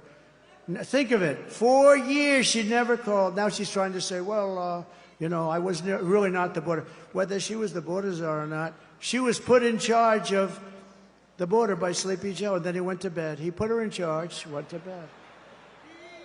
She did the worst job on the border than anybody has done in the history of the world. There's never been a border like this in the world. And a third world country would fight people with sticks and stones to stop them from pouring into that country. And we let them just come right in. What a shame, what a shame. Police and firefighters also. We have every endorsement from virtually every sheriff's department, police department. I don't think they have one cop. They're looking for just one cop. Is there one? Well, it's not going to be in New York's finest. By the way, how good are the police outside? New York's finest. And you know, I want to thank Mayor Adams, because Mayor Adams has been treated pretty badly. You know, when he said that this whole thing with the migrants coming into New York, this is just not sustainable. You know, we can't do it. We're trying to run a city. We got 100,000 migrants coming. We can't do it. It just can't do it. It's not feasible. It's not good. He said it very nicely. I said, well, he's going to be indicted by these lunatics for saying that. A year later, he got indicted. I think they upgraded his seat in an airplane. I heard that's a very serious charge. They've upgraded my seat a lot, too. I used to fly commercial. I don't fly it so much anymore. But they'd see me back there and, sir, would you like an upgrade? I don't know. Maybe it's something else. But I have to tell you, he's been really great. And he said that they shouldn't be calling Trump a dictator because it's not true. That's nice. That was nice.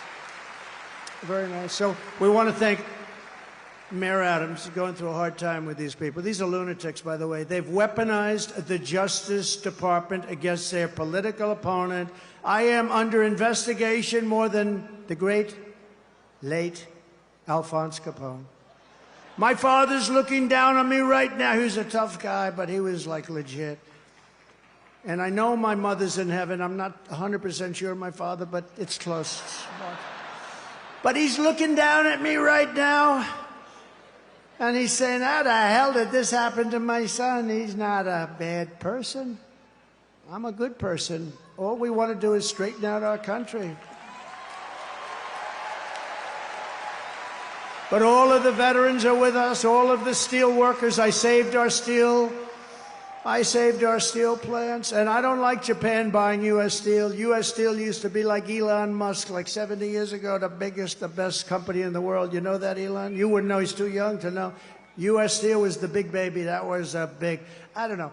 There's something nice about U.S. Steel being the biggest as opposed to Google. You know, it's like a different kind of a company. But we sort of need steel in this country, like, we're not going to go to war with me as your president, but if we, on the long shot that we do, we don't want to say we need steel. Can we get it from China, or can we get it from someplace else?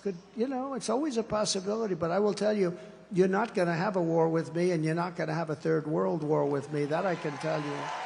But we need steel, and I would not approve U.S. steel being bought by Japan. I wouldn't do it. Just out of psychologically not good. We'll help them out, but I don't like it. We're seeing historic levels of support among our black population, Hispanic population, and our Asian population. Jews, Muslims, by the way, did anybody see yesterday? Did anybody see what took place? I was with the Muslims yesterday in Michigan, and when the polls first came out, they had 100%, I had 0. And yesterday, I watched this anchor on CNN almost choke. She said, something's happening in Michigan, big population, a couple of 100,000, a lot of votes. Something's happening. The poll just came out. Trump is at 59. Kamala is at 8 with the Muslim population. They never saw anything like that, Eli. And these are people, by the way, they're great. They just want peace. They want to have peace. And it's great. So Jews and Muslims and Catholics and evangelicals and Mormons, and they're all joining our cause, and large numbers, larger than anyone has ever seen in this country before, larger than they've ever seen in any country. And the Republican Party has really become the party of inclusion, and that's something very nice about that. And we're a big, powerful party, and they're losing it.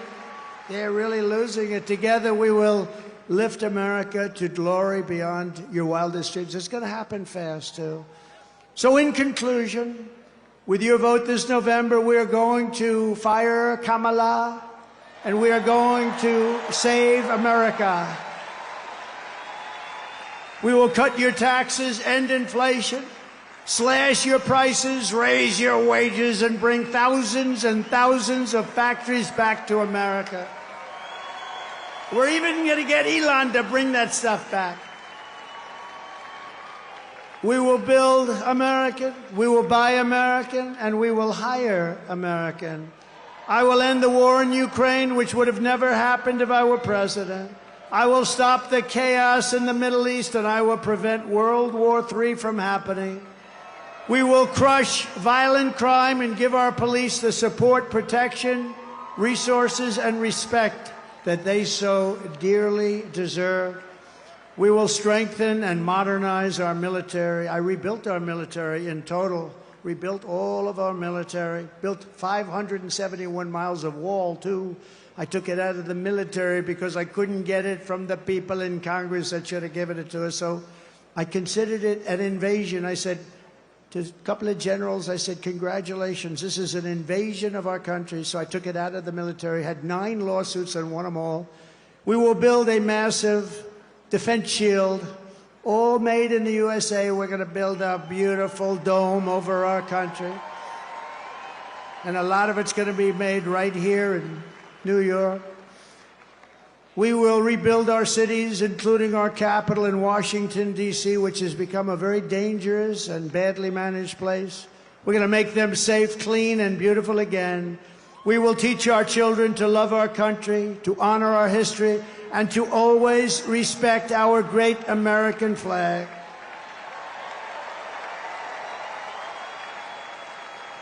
And as long as the Speaker of the House of Representatives is here, I would like to put forward a bill, because I watched 2 months ago as some very bad people, radical left people, by the way, nothing happened to them, in Washington, D.C., burned our American flags. They were burning flags. And I would like to suggest that we put in a bill, if you burn the American flag, 1 year in jail.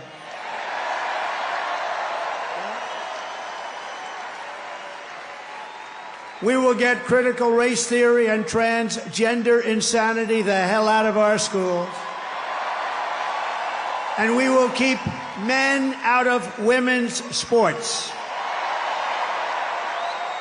I will defend religious liberty, I will restore free speech, and I will defend the right to keep and bear arms. Our Second Amendment is under siege. After years of building up foreign nations, defending foreign borders, and protecting foreign lands, we are finally going to build up our country, defend our borders, and protect our citizens. It's called America First, and it's going to happen at levels never seen before. And I'll tell our friends, our allies, who sometimes treat us very badly, that it's about time we take care of ourselves. And we will stop the illegal immigration that's taking place at levels never seen before. We will stop it cold and once and for all. We will not be invaded. We will not be occupied. We will not be overrun. We will not be conquered.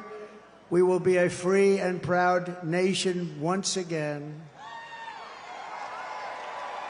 Everyone will prosper. Every family will thrive. And every day will be filled with opportunity and hope. And very much so, it will be filled with the American dream. We're bringing back the American dream, and we're going to bring it back at the highest level that you've ever seen.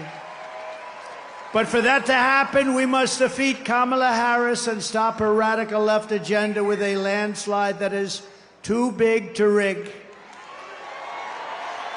So you need to get out and vote. Get your husband off the couch. The football game doesn't mean a damn thing. You got to get out and vote. Get up, Harry. Come on, Harry. Get up, Harry. Let's go.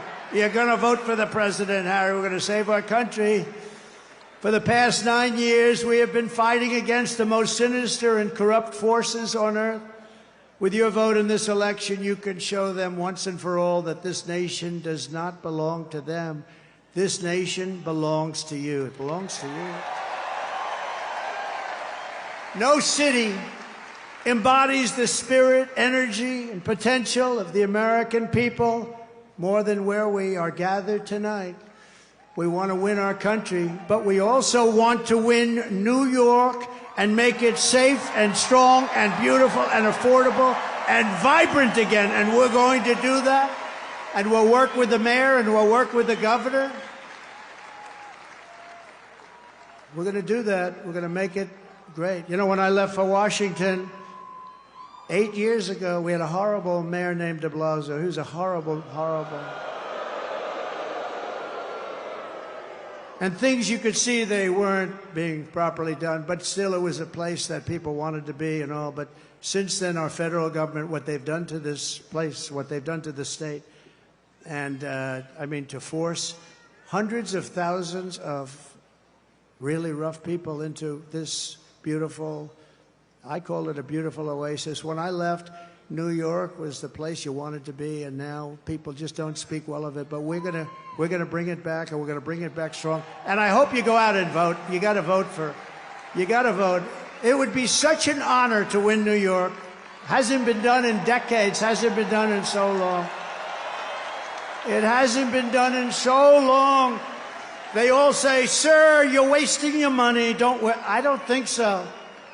Your crime is through the roof. Everything is through the roof. I remember during the debate, they said, "No, sir, this stupid person named David Muir from ABC Fake News." He said, "Sir, crime is not through the roof. Crime is down." I said, "No, it's not." I said, "It's not down, it's up. It's down." I was like debating three people. I had him, I had that person next to him who I never even heard of. But it turned out the following day, they released the stats, and crime was up 45%. And what a shame, what a shame. We really need a fair press in this country. If we have a fair press, that's going to be 50% of the battle of bringing it back. But this is the city where I was born and raised, and this is the town that taught me that Americans can do anything when they want to. So no matter our differences, when we work together, there is nothing that we cannot achieve. From New York to Las Vegas, from Philadelphia to Phoenix, from Chicago to Charlotte, from Atlanta to Detroit, this nation was built by generations of American patriots who gave everything they had for our rights, our future, and for our freedom. Through freezing cold winters and hot scorching summers, through storms and setbacks and conflicts and danger, our American ancestors pushed onward, marched forward, and overcame every single obstacle that stood in their way. Together they crossed the oceans, settled a continent, tamed the wilderness, laid down the railroads, raised up those mighty skyscrapers, built the highways, won 2 world wars, defeated fascism and communism, and launched American astronauts to the moon. It was hardworking patriots like you who built this country, and 9 days from now, it's hardworking patriots like you who are going to save our country. After all we have been through together, we stand on the verge of the 4 greatest years in the history of the USA. With your help from now until Election Day, we will restore America's promise, we will put America first, and we will take back the nation that we all love. We bleed the same blood, we share the same home, and we salute the same great American flag. We are one people, one family, and one glorious nation under God. We will never give in. We will never give up. We will never, ever back down. And we will never, ever, ever, ever surrender.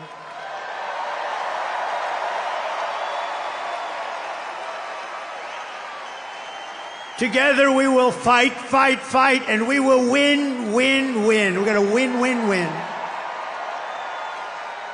November 5th will be the most important day in the history of our country. And together we will make America powerful again. We will make America wealthy again. We will make America healthy again. We will make America strong again. We will make America proud again. We will make America safe again.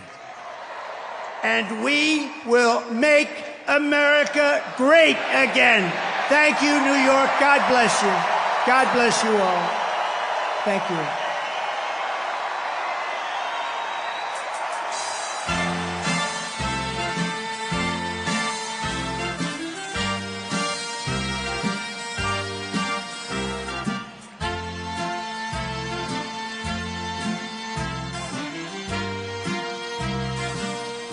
Start spreading the news. I'm leaving today. I'll make a brand new start of it. New York, New York. These vagabond shoes are longing to stray. They'll step around the heart of it. New York, New York. I wanna wake up in a city that never sleeps. The modern king of the hill, top of the heap. These little town blues are melting away. I'll make a brand new start of it. In old New York. If I can make it there, I'll make it anywhere. It's up to you. New York, New York.